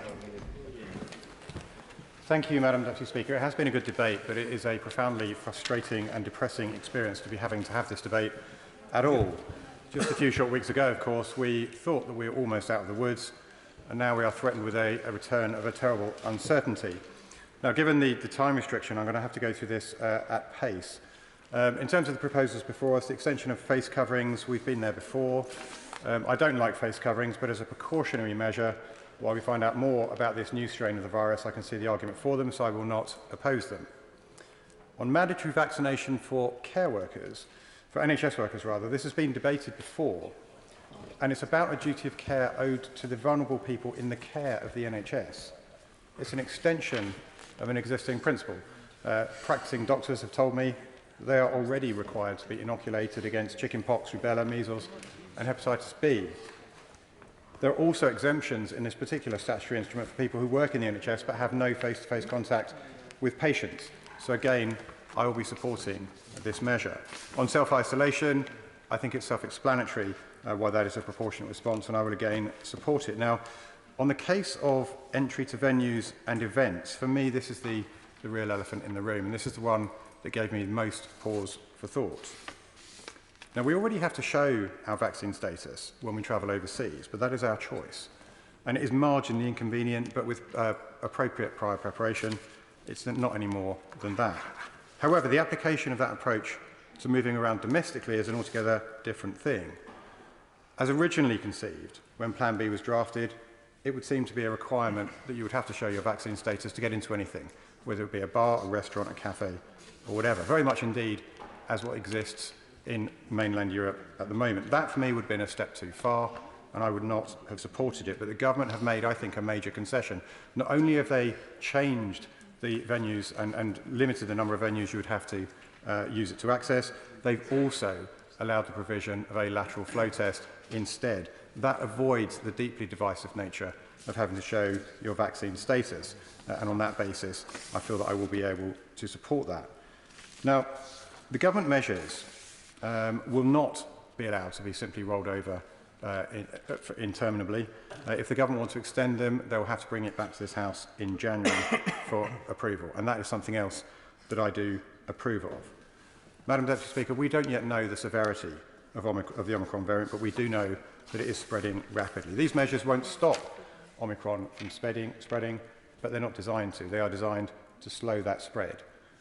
The government needs to use this time, Madam Deputy Speaker, to obtain solid data, deepen our understanding on the risks posed by Omicron, and in the meantime, Madam Deputy Speaker, I will support these measures and encourage everybody to get their booster. The heart of these regulations is all about slowing transmission and about reducing demand on our limited NHS capacity. So there are two ends to this telescope. It is firstly about prevention, making sure people don't get COVID, and secondly, to make sure the capacity is there, if they do get COVID, to cure not just them, but people, other patients who have non-COVID related illnesses. Now, these regulations, Madam Deputy Speaker, are very focused on the prevention end of this telescope. Clearly, vaccination uptake is crucial, and the government is to be commended. But this has to be a matter of choice. Given time and others' contributions, the point has been well explained already. Mask wearing and COVID passports, I believe, have not been subject to the rigour of proper assessment. There hasn't been a proper analysis here, and I have a real fear that they will do more harm than good to society taken as a whole. They generate fear in those that least need to be fearful. They increase mental health problems. They reduce non-COVID admissions and treatments. But, Madam Deputy Speaker, my real concern is the government has not focused sufficiently on the other end of the telescope. We have not looked adequately at what we do about the adequacy of our resource. Despite promises and numbers of new doctors and nurses coming forward, even the government has admitted that will not be enough to fill the huge vacancies that we have.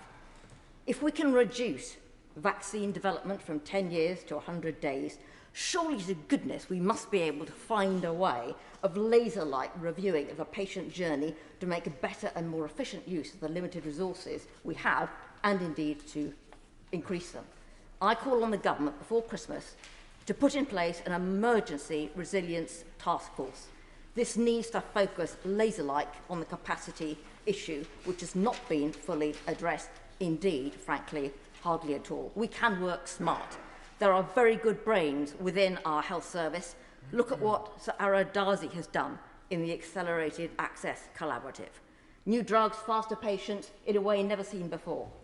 And what about our own Kate Bingham, the vaccine czar? Look what she's done to do what was supposedly impossible.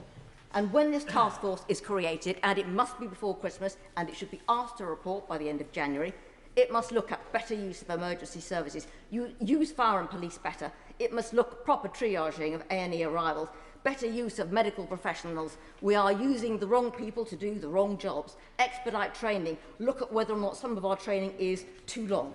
And use the Nightingales and other resources to deal with non-COVID backlog and convalescing, dealing with the healthcare problem. And Madam Deputy Speaker, testing, if we can't have COVID passports, must be the right way forward in social care and health. We will get everybody in as long as there aren't people who don't take interventions, or if they do, they still stick to 3 minutes. Nick Fletcher. Mr. Speaker, I want to speak directly to all the points raised very quickly. Firstly, being able to take a test instead of self-isolation, I think that's a positive move forward. And masks, nobody likes wearing them, but most people can see the benefits of them, so I'm okay with that. NHS frontline staff, after careful consideration, in my opinion, should have the vaccine. They have a duty to do no harm, and while we know the virus can still spread, the chances are reduced. Again, having spoken with local health professionals, there is some understandable concern from NHS employees who are pregnant, so I would ask that these members of staff are given the assurance they need from the Secretary of State and the Chief Medical Officer that this vaccine is safe at whatever stage they are at their pregnancy.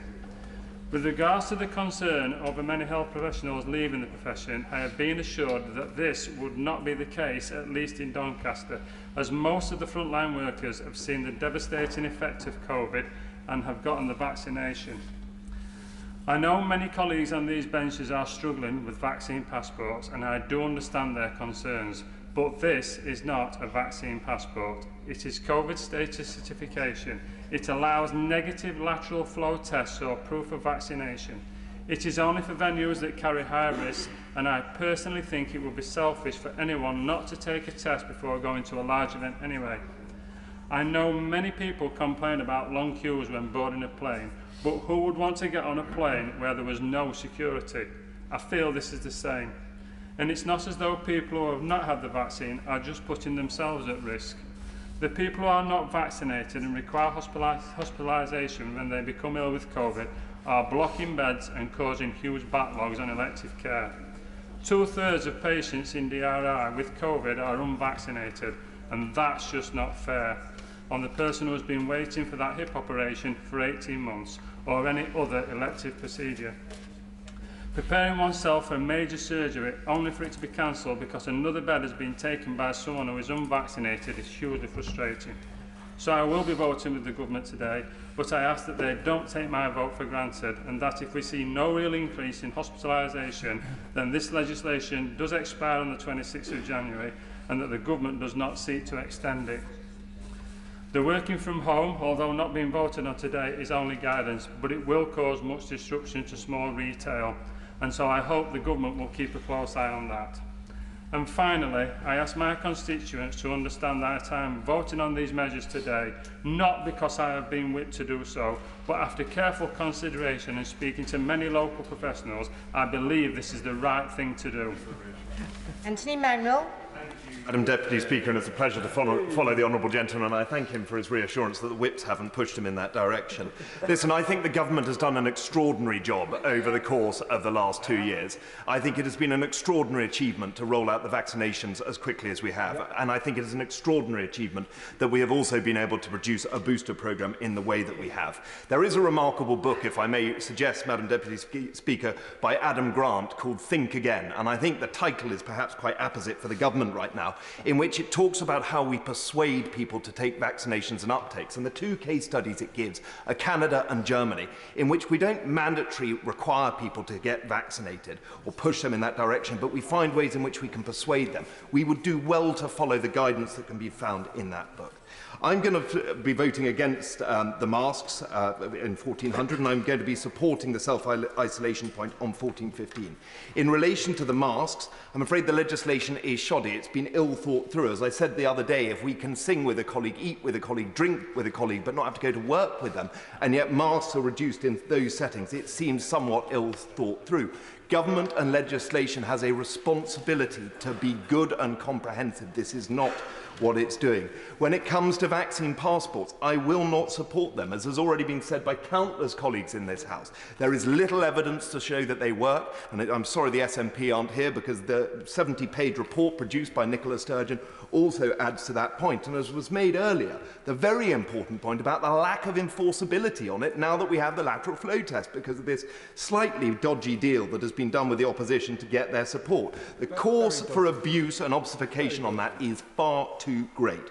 And when it comes to mandatory vaccinations, I cannot and will not support. The problem I have with this is that the government has yet to release the data of how many people have left care homes since we introduced that policy. We need to have the data to be able to review that, because if 60,000, if 20,000, if 30,000 people in the NHS decide to walk out, how on earth are we going to be able to have the capacity to help support those who get infected? We need more information before we make those decisions. The last 2 weeks, the ghost of Christmas past has appeared, and he brings with him fear and uncertainty. We cannot continue to flip and flop and change tack, nor should we be cherry-picking information from South Africa to support the government's agenda. I appreciate the evidence coming out this morning shows that actually 2 Pfizer vaccinations do well, and that actually it's a milder virus. But we cannot continue to terrify people. I am staggered by the government's approach over the last 2 weeks, in which we have used fear to persuade people. I believe that no government should ever use fear as a tool to try and persuade its citizens, and that is what's happened. Build up our resilience, Madam Deputy Speaker, and reduce our restrictions. Let's move quickly on. Richard Graham. Well, Madam Deputy Speaker, it's a pleasure to follow the member for Totnes, although I won't, alas, agree with every word that he has said. Let me start by celebrating some of the things that I think we can all agree on. The end of the red list for all 11 countries, the extension of the travel passes for all teenagers, and I think many of us can agree that we need to release from quarantine immediately those who are still in quarantine in our country, having come from those red countries. Now, today we vote on 4 specific measures, which amount to, firstly, a modest increase in mask wearing, which really can only be opposed by those who strongly oppose it on principle. We also have an end to the pingdemic self-isolation in favour of a lateral flow test, which surely everybody can agree is a step forward. Thirdly, we then vote on having mandatory vaccination for NHS workers, which the NHS itself supports. And lastly comes the issue for debate, which is, I would say, a modest requirement for a lateral flow test to go to venues with more than 500 indoors and 4,000 outdoors. In my constituency in Gloucester, That amounts to Gloucester Rugby, Gloucester Cathedral and the Attic nightclub. And I believe that all of those will be quite capable of administrating things effectively. So what is it that the Libertarians, led by the eternal cavalier, the Right Honourable Member for New Forest West, most object to? And I believe, Madam Deputy Speaker, that they object in principle to new rules being introduced and struggle slightly with the specifics of what is wrong with the proposals brought forward this evening. For there is no vaccine passport, let us be clear, nor is this Nazi Germany in any conceivable shape, nor is there scaremongering, for everybody accepts that the Omicron variant rate of infection is moving fast. And we cannot be sure how many with Omicron will need to be hospitalised, and therefore we cannot wait to do something until the Gloucester Royal and other hospitals are overflowing with people with COVID, and therefore critical cancer operations are cancelled. I do not believe that any member would want to face the family of someone lost because a cancer operation had to be cancelled as a result of the hospital being clogged up with Omicron variant COVID sufferers. So, is everything perfect? No. I have three suggestions to the Minister and the departments involved this evening. Firstly, they need to reassure us on the provision of lateral flow tests. We must have them, otherwise people will not be able to get them and fulfil the requirements of these rules. Secondly, we need to look again at the wording on the advisory recommendation that people should work from home if you can. I believe this should be work from home if you wish.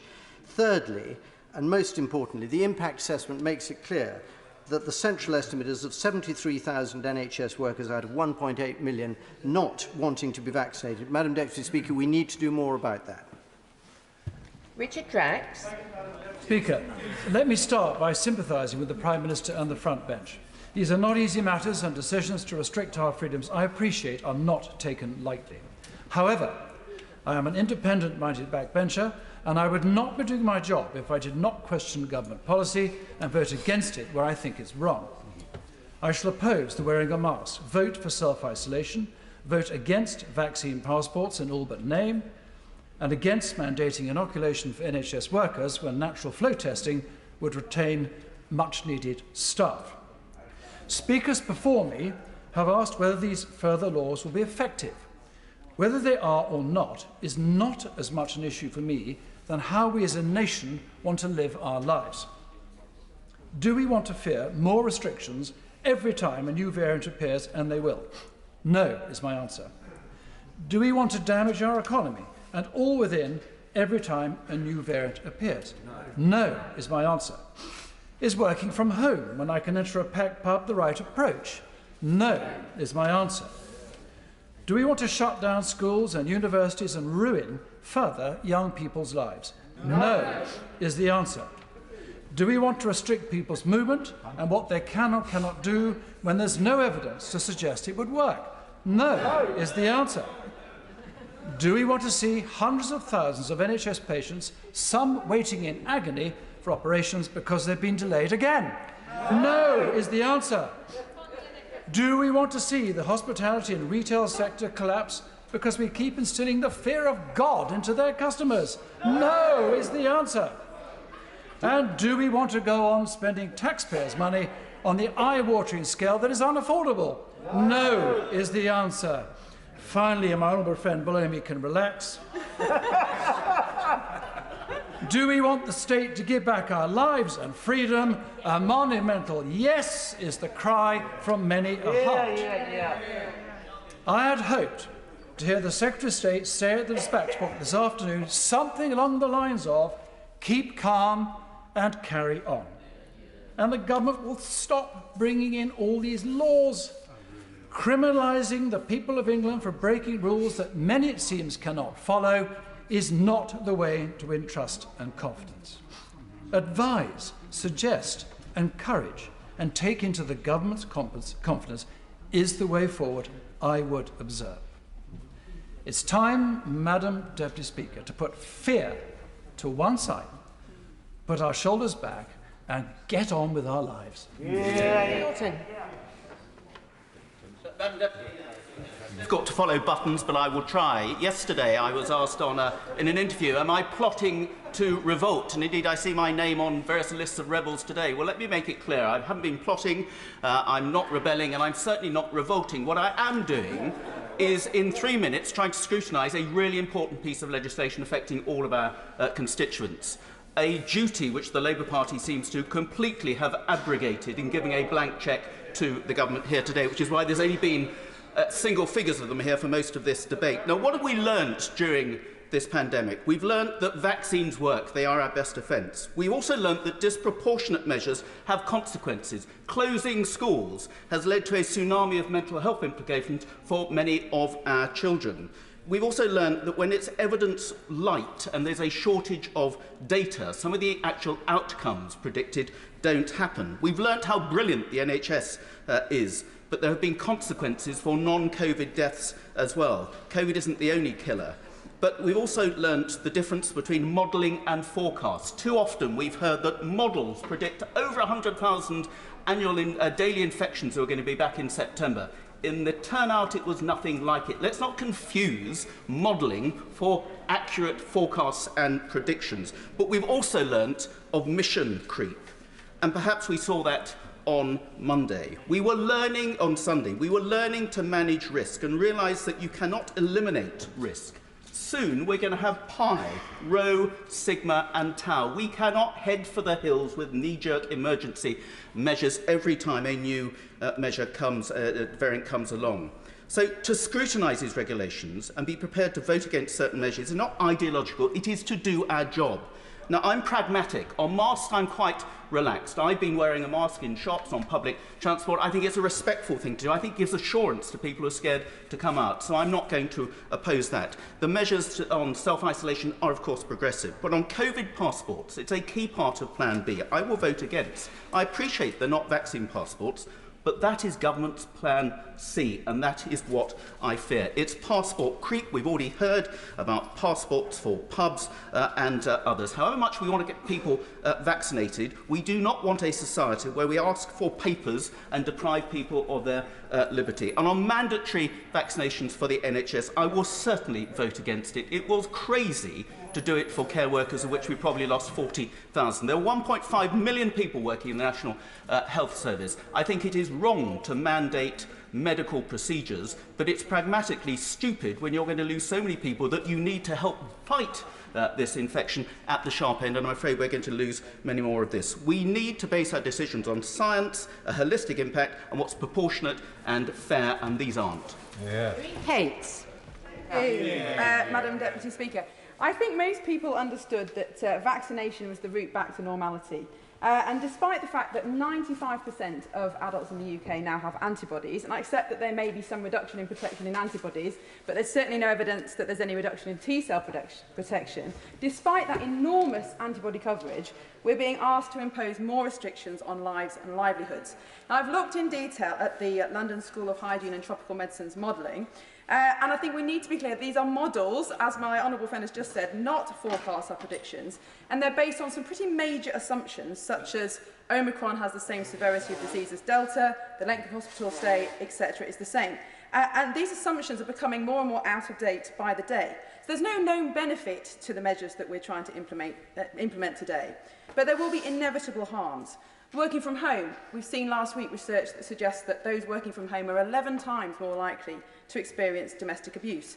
Masks sounds innocuous in their own right, but the signal it has sent and is sending across all of society, including schools, is to panic, is to fear. And we're seeing schools closing already today and saying that they may not return in the new year. And the 100,000 ghost children that have not returned to school since lockdown should be a warning to us and the unintended consequences of potentially small measures. On vaccine passports, I can't support that. I think, as my honourable friend Veronique said, I think it's discriminatory, I think it segregates people. And we have a proud tradition in this country of standing up for minority views, even when we don't believe them ourselves. And I think in the rush to get jabs in arms, we shouldn't throw that tolerance and that respect to the wind. And on the mandatory vaccination of NHS staff, I completely agree with my honourable friend from East Worthing. I don't think this is about the ideology of whether people should or not be vaccinated. It's about the pragmatic reality that we will lose tens of thousands of staff at a time when we can least afford it. But I think this is no longer really a debate about whether masks work and who should have a vaccine and not. It's really about who are we? What kind of society are we creating for our children? Do we really care about the freedoms that we all took for granted before 2020? Now, I know people roll their eyes when Conservatives and Libertarians start talking about civil liberties and freedoms. But freedom is not an abstract ideology. Freedom is what enables my constituents to see their family, to comfort the dying, to go to school, to go to work. That is what freedom looks like. And after 20 months of in-out restrictions, we have to accept there has been a permanent change to the understanding of what liberty is in this country. That's why I can't support these measures. And I urge the government, return to a society of freedom and responsibility. Our constituents deserve it, and they will rise to the challenge. Oh, thank you very much indeed, Madam Speaker. Sorry, I couldn't hear you over the appreciation of my honourable friend's speech. I strongly support getting vaccinated. I've had my jab 2 weeks ago, my booster jab, and I thank all islanders who are engaged in the vaccination process in my constituency, and I congratulate the government on a very ambitious booster programme. When it comes to the vote tonight, I will accept and trust what the government has to say on face masks, and I will do the same for the daily test, which seems infinitely more sensible than locking people down in hotels. I'm not supporting the passports, and I'm not supporting the mandatory jabs, and threatening the jobs of 73,000 NHS staff seems to be a very odd way of trying to support the NHS. There is a wider issue that I do want to raise with the front bench, and which has somewhat coloured my judgment, and I've heard nothing to reassure me on the following points. I'm fed up with dubious forecasts and ridiculous extrapolations, the kind of which many of us have talked about. Academics, I'm not quoting myself here, academics have talked about Imperial's forecasts as being hysterical, inflated, consistently overconfident, lurid, flawed, spectacularly wrong. What has the government got to say about the incredibly questionable extrapolations that it's used? I'm tired of all the leaks. Omicron, it's been leaked, could kill 75,000. Well, it couldn't. It could do, but it may not. And all these doomsday forecasts leaked at critical moments erode public trust. Thirdly, we're told we have to follow the science. Of course we have to follow the science. But at the same time, that is a misleading statement, because science is shaped by A, your inputs, and B, your potential desired outcomes. For example, we've had 70 pages of evidence from Scotland on vaccine passports. No evidence to support their valued uptake. So why are we doing so? We're doing so because of the precautionary principle. That is not science. Next, there has been one of the most disturbing things has been the absolute lack of context for the statistics used. Was this to increase knowledge or to increase fear? The honourable friend from New Forest West said that between 500 and 1,000 people die every day in the country. People die of flu all the time.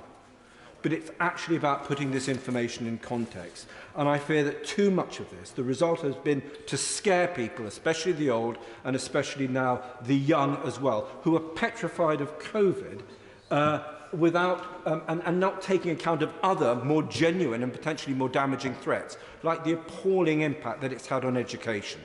And so I am going to vote against the government on 2 of these issues tonight, but my decision to do so has somewhat been coloured by the last 18 months of policy, and I think we need to improve on that. Thank you. Maria Miller. Madam Deputy Speaker, the health of the nation has united this House over the last 22 months. But what we know now about the impact of COVID on the health of the nation has changed, and I think that's created the debate that we've had tonight. We know that the physical impact of COVID is only part of the story, that mental health is a significant consideration, and that the impact of COVID on our hospitals has to be considered alongside the impact of cancelling non-COVID treatments too. And many members have referred to the impact on children being schooled at home, and actually the impact on many people about working at home is not without its risks as well. But my right honourable friend, the Secretary of State for Health, has set out, I think, very clearly his case for the measures before the House today. The new Omicron variant is more transmissible than the Delta variant, and even if it has the same impact on our health as the Delta variant, its high transmissibility means that this new variant has a more significant, could have a more significant impact on the number of people who need urgent hospital treatment, and stopping the NHS being overwhelmed has been our objective from the start. I commend the government's focus on ramping up the booster rollout, which is a vital part of solving the problems we face now. But these regulations are designed to take the actions that we can take through the rollout that step further and to help keep transmission levels down. And that's why I'll support them today. The nature of human activity means that we won't have a perfect set of neat decisions. These regulations do what's possible, not what's perfect. I've got a couple of questions for the Minister, if he's able to deal with them in his summing up, and particularly around the importance of making sure that we protect the education of our children as we move forward. And can he provide an update to members next week, even if the House isn't sitting, on the number of hospitalisations? We can't eliminate the risk of COVID-19, but these are a set of time-limited measures to help reduce the risks that our communities face. If our NHS is overwhelmed, it not only risks COVID patients, but anyone who needs emergency care through the winter months. We have to act with caution, and that's why I will support these measures today in totality. And I commend the government for putting the safety of the people we represent first, and I commend them for taking that approach. Shadow Minister Andrew Gwynn. Thank you, Madam Deputy Speaker. This has been a passionate debate, and one that I think reflects the gravity of the situation before us. I want to sincerely thank members on both sides of the House for their heartfelt contributions. Since the start of the pandemic, Labour have been crystal clear. We will not play party politics with people's lives, especially when it comes to something as grave as COVID-19. These precautionary measures have been recommended by the Chief Medical Officer, the Chief Scientific Advisors, and are based on scientific evidence. They are proportionate, they are necessary, and they will give us time to get people boosted and better understand the Omicron variant.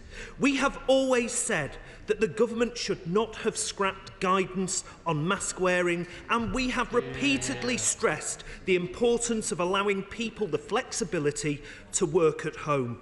These measures will help us have a safer Christmas, as well as to protect our NHS from being totally overwhelmed by this new variant. We are also pleased that the government have taken on our advice and suggestion of including an option to present a negative lateral flow test as an alternative to vaccination status.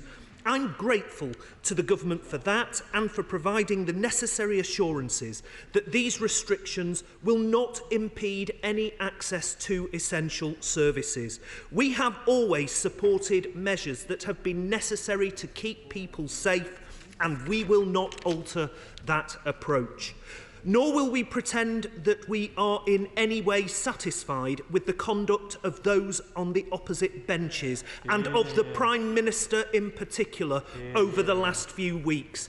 The Prime Minister has done irreparable damage to public trust and thereby undermined vital public health messaging.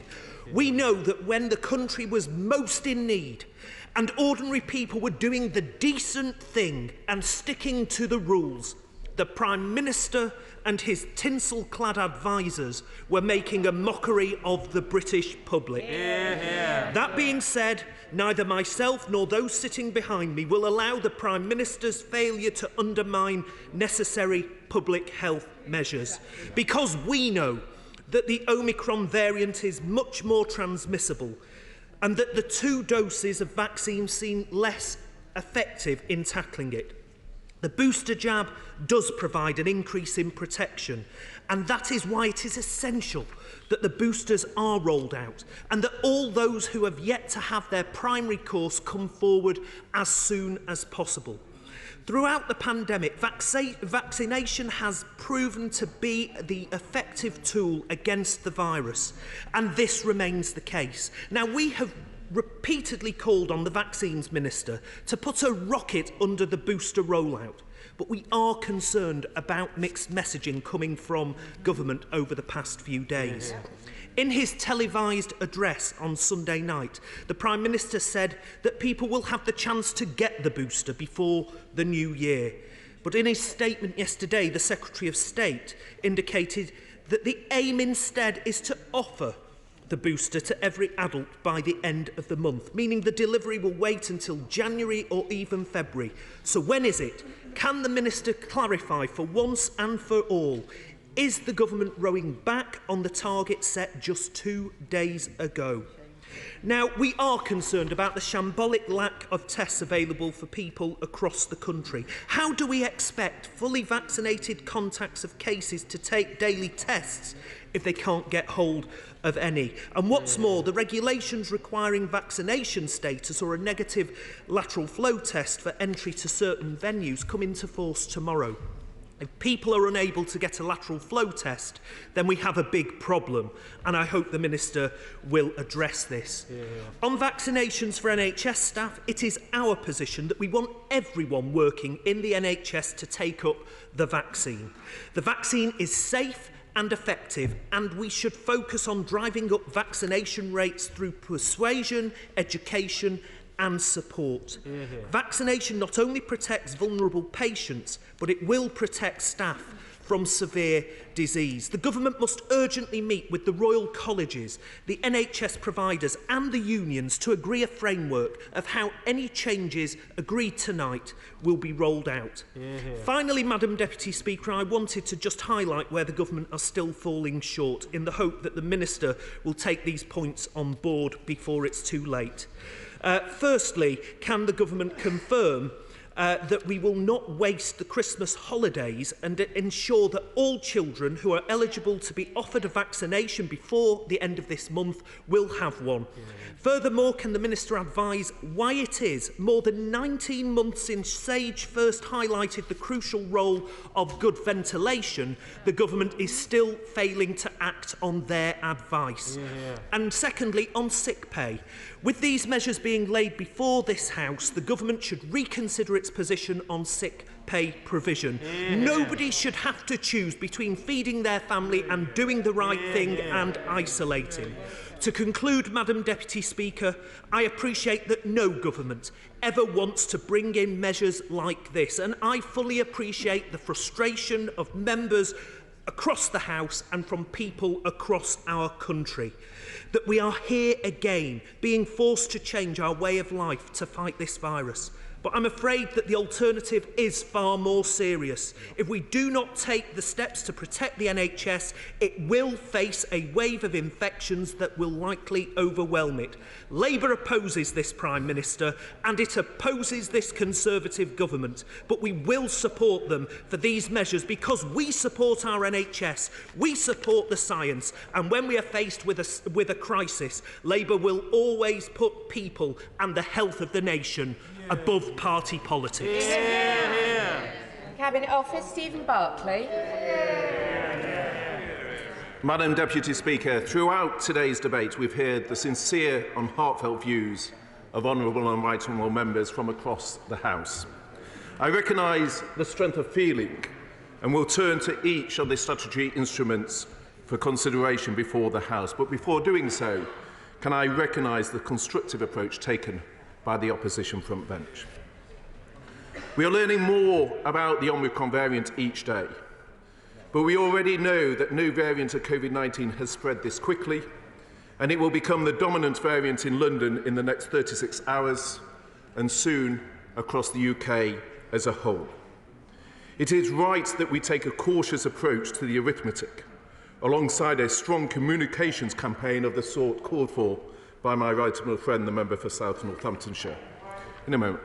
There is much we still don't know about this virus, as there are a wide range of opinions on its severity. Hospitalizations and deaths always lag infections by around 2 to 4 weeks. We are not at the topping out point in South Africa, so we don't know what the peak will be. But even a small percentage of widespread transmission will be very significant, a point quite rightly made by both the opposition front bench and the Secretary of State in opening this debate. This is not, as some suggest, solely an issue for the NHS. Widespread infection and indeed staff absences would have a wider economic impact from our supply chains to our factories. I will obviously give way. The State said earlier that he might be able to provide the House with an update on this issue of people who have come back from South Africa and are stuck in quarantine, whether they have to fulfil the whole of their quarantine. I ask because I've got constituents from the Rhondda, rugby players who are still stuck. They'd already done 10 days in South Africa. Surely they can be released tomorrow. It is an extremely important issue. I will come on to that directly, and not just because they are rugby players, but because it's an important issue. Indeed. I'll give way again. Thank the Minister for giving way, and the Minister is absolutely right that we have to do all we can to stop the spread of the Omicron virus. And like me, I'm sure the Minister is encouraging people to take the vaccine and the boosters. Parliament is a really large venue, about 3,000 people work here. Can the Minister confirm that everybody on his side of the House has been doubly vaccinated? And can the Minister also confirm, that a COVID pass situation will be relevant to MPs who are going to be huddled voting today? There'll be hundreds of us. What protections will MPs have to make sure that we are safe? Well, I think, Madam Deputy Speaker, on one issue, I think throughout today's debate, I'm not sure she's been in for the whole debate, but throughout today's debate, there has been consensus across the House on the importance of being vaccinated and of boosters. I think that's been a point of agreement. Obviously, the management of the House is a matter for the Speaker, Madam Deputy Speaker, and not for myself. But as the member for Bexhill and Battle correctly highlighted, he and our constituents will continue to be able to access all the facilities as before. And when she cites that example, I point out it is still possible to go to nightclubs just as it is possible to vote, and these measures will not prevent that. Madam Deputy Speaker, as well as Omicron's transmissibility, we're also beginning to learn more about the effectiveness of our vaccines against it. Boosters were important before Omicron, but they're now absolutely critical. And we have delivered 24 million across the United Kingdom as of this evening. Boosters are, without question, the single most effective thing we can do, and Plan B buys us more time to get more boosters into more arms. And I pay tribute to my honourable friend, the member for Bosworth, who, as a GP himself, highlighted the importance of addressing the 15-minute wait period to increase the flow of boosters, a decision that the chief medical officers across the UK have supported. I also concur with my right honourable friend, the member for North Somerset, who quite rightly highlighted that the second dose is important alongside the booster. Madam Deputy Speaker, the early evidence suggests that a booster dose is extremely effective, with analysis by the UK Health Security Agency showing a booster dose is 70 to 75% effective at preventing symptomatic infection. And that is particularly important given the speed at which this infection is spreading, which means the increase will be sharper and so its impact more concentrated over a shorter period of time. Now, the Honourable Member for the Rhondda raised the issue which the Health Secretary, in opening the debate, had flagged that he intended to remove all 11 remaining countries from England's red list as of 4 a.m. tomorrow. The Health Secretary has urgently considered the issue of releasing people from managed quarantine before they have completed the 10-day isolation, a point raised not just by him, but the member for Exeter and a number of members from across the House. The government's decision is that we should permit early release of those people who entered managed quarantine before these changes to the red list and require them to follow the relevant rules as if they have arrived from a non-red list country. Anyone who has tested positive will need to continue to stay in managed quarantine. This will require changes to regulations, and we will look to implement this as quickly as possible, and will set out further specific guidance for affected individuals imminently. Madam Deputy Speaker, turning to the statutory instruments before the House. The weight of scientific evidence shows that face coverings can make a difference, even if, as my right honourable friend, the member for South West Wiltshire said, and he is a clinician himself, it is the least we can do to wear these wretched things. So Regulation 1400, extending the use of face coverings, is a simple step to help slow the spread, and I welcome the support of members and indeed even those with concerns, such as the member for Winchester said he would not oppose such a measure. Madam Deputy Speaker, it's also vital we draw on our testing capacity to keep Britain moving.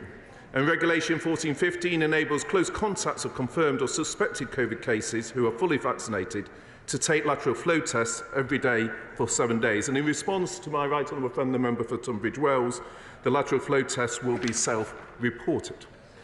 Regulation 1416, Madam Deputy Speaker, regarding entry to venues and events, is one I know honourable members have given considerable attention.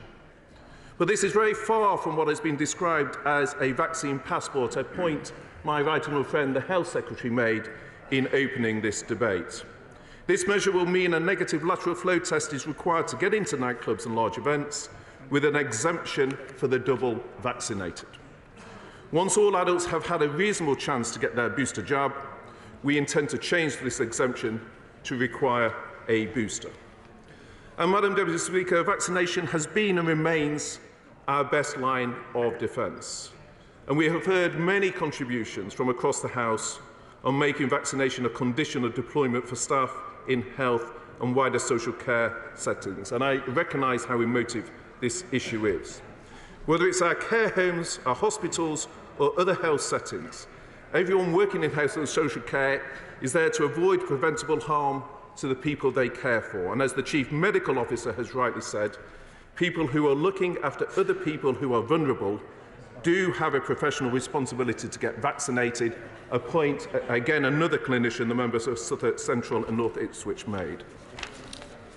In closing, Madam Deputy Speaker, I'm grateful for all the contributions today. The measures before us will help us to buy time and deliver boosters, which will provide the best protection against this variant.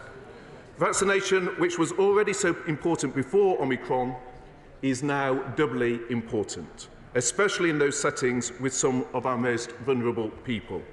I commend these regulations to the House. Order. To address the point that was raised by the Honourable Lady, in the event of divisions, it is likely that there could be a large number of members voting in one lobby this evening. So the Speaker has agreed that 12 minutes should be allowed before I call for the doors to be locked. Members should accordingly be aware that they do not need to crowd into the lobby at the beginning of the vote, as there will be more time to vote than usual. Order.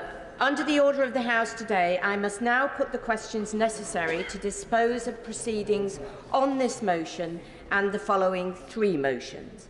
The question is the motion relating to statutory instrument number 1400 as on the order paper.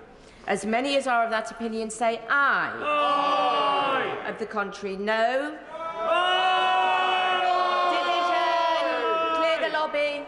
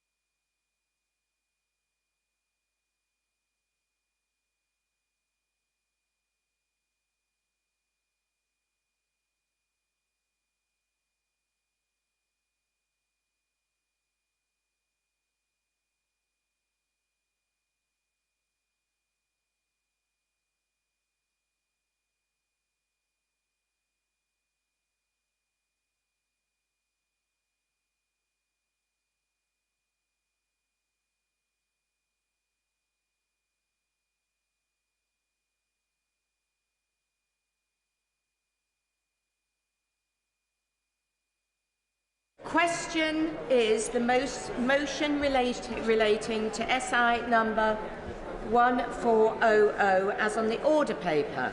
As many as are of that opinion say aye. Aye. Of the contrary, no. Tellers for the ayes, Michael Tomlinson and Steve Double. Tellers for the noes, Philip Hollowbone and Jackie Doyle-Price.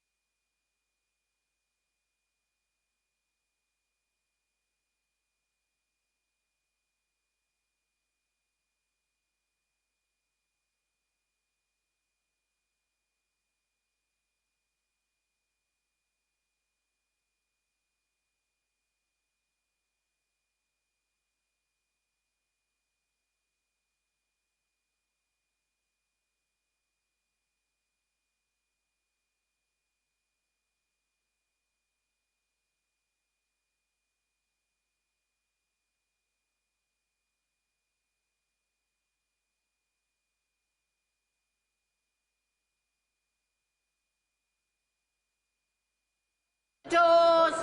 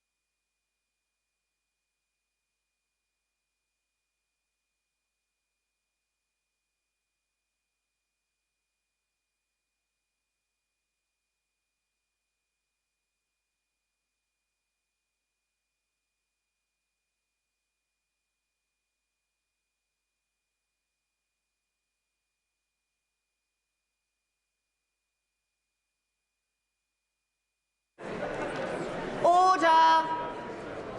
Order. The ayes to the right, 441. The noes to the left, 41.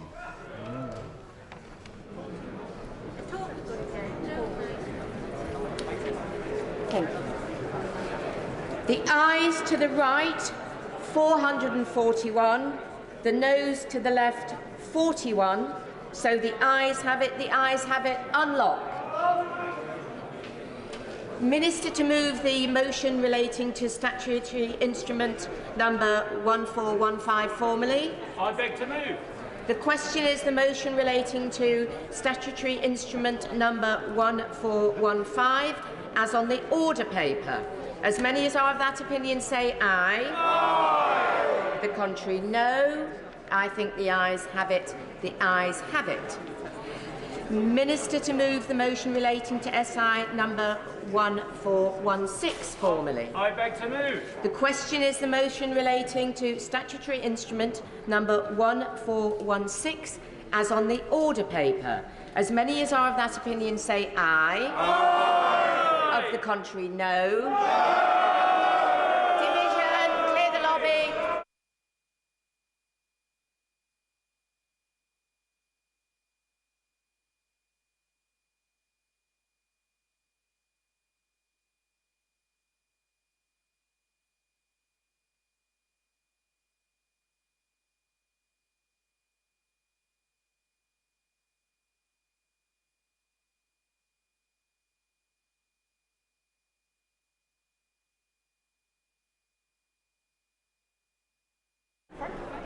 The question is the motion relating to SI number 1416 as on the order paper.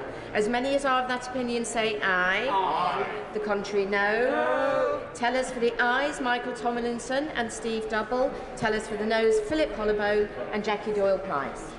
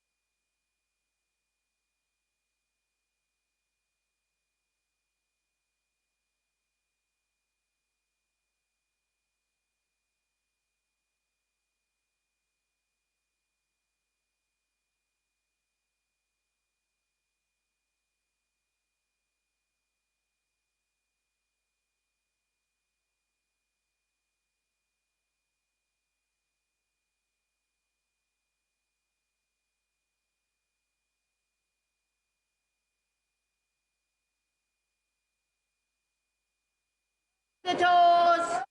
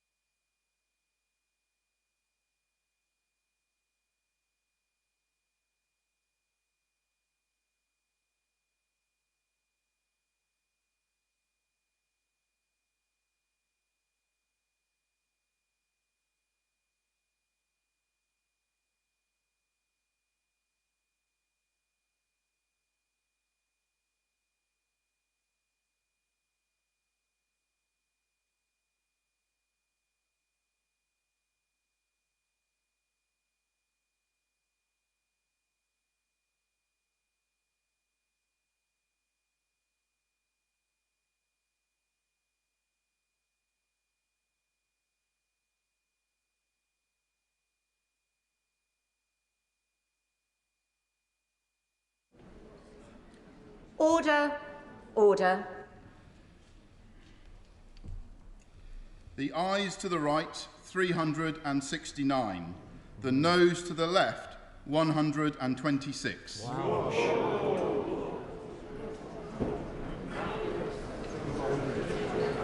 Thank you. The ayes to the right, 369. The noes to the left, 126. So the ayes have it, the ayes have it. Unlock. Minister to move the motion relating to the Draft Health and Social Care Act 2008 Regulated Activities Amendment Coronavirus No. 2 Regulations 2021 formally. I beg to move. The question is as on the order paper. As many as are of that opinion say aye. Aye. The contrary no. Division, clear the lobby.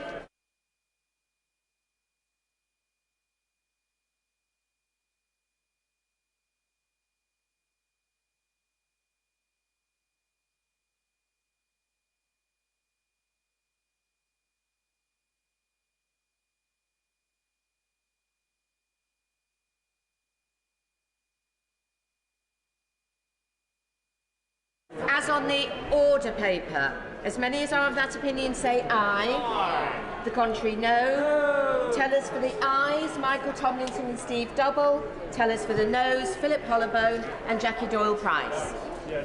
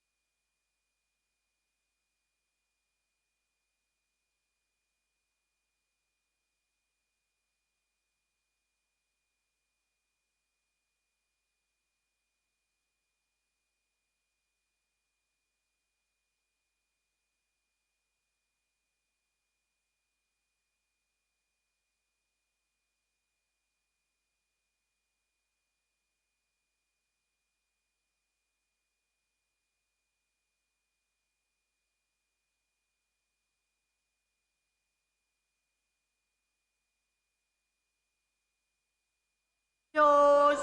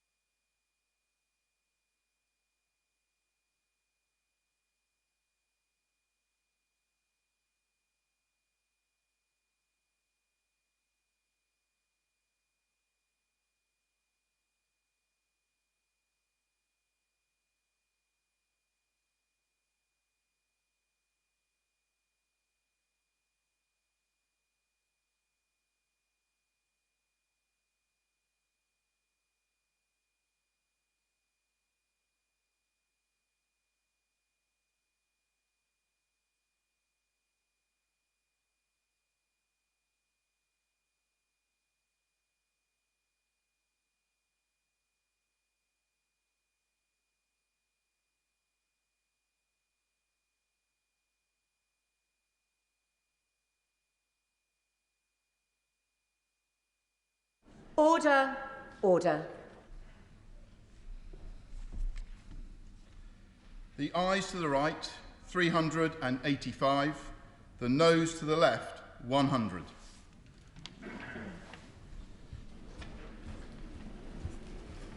Thank you. The ayes to the right, 385. The noes to the left, 100. So the ayes have it, the ayes have it. Unlock.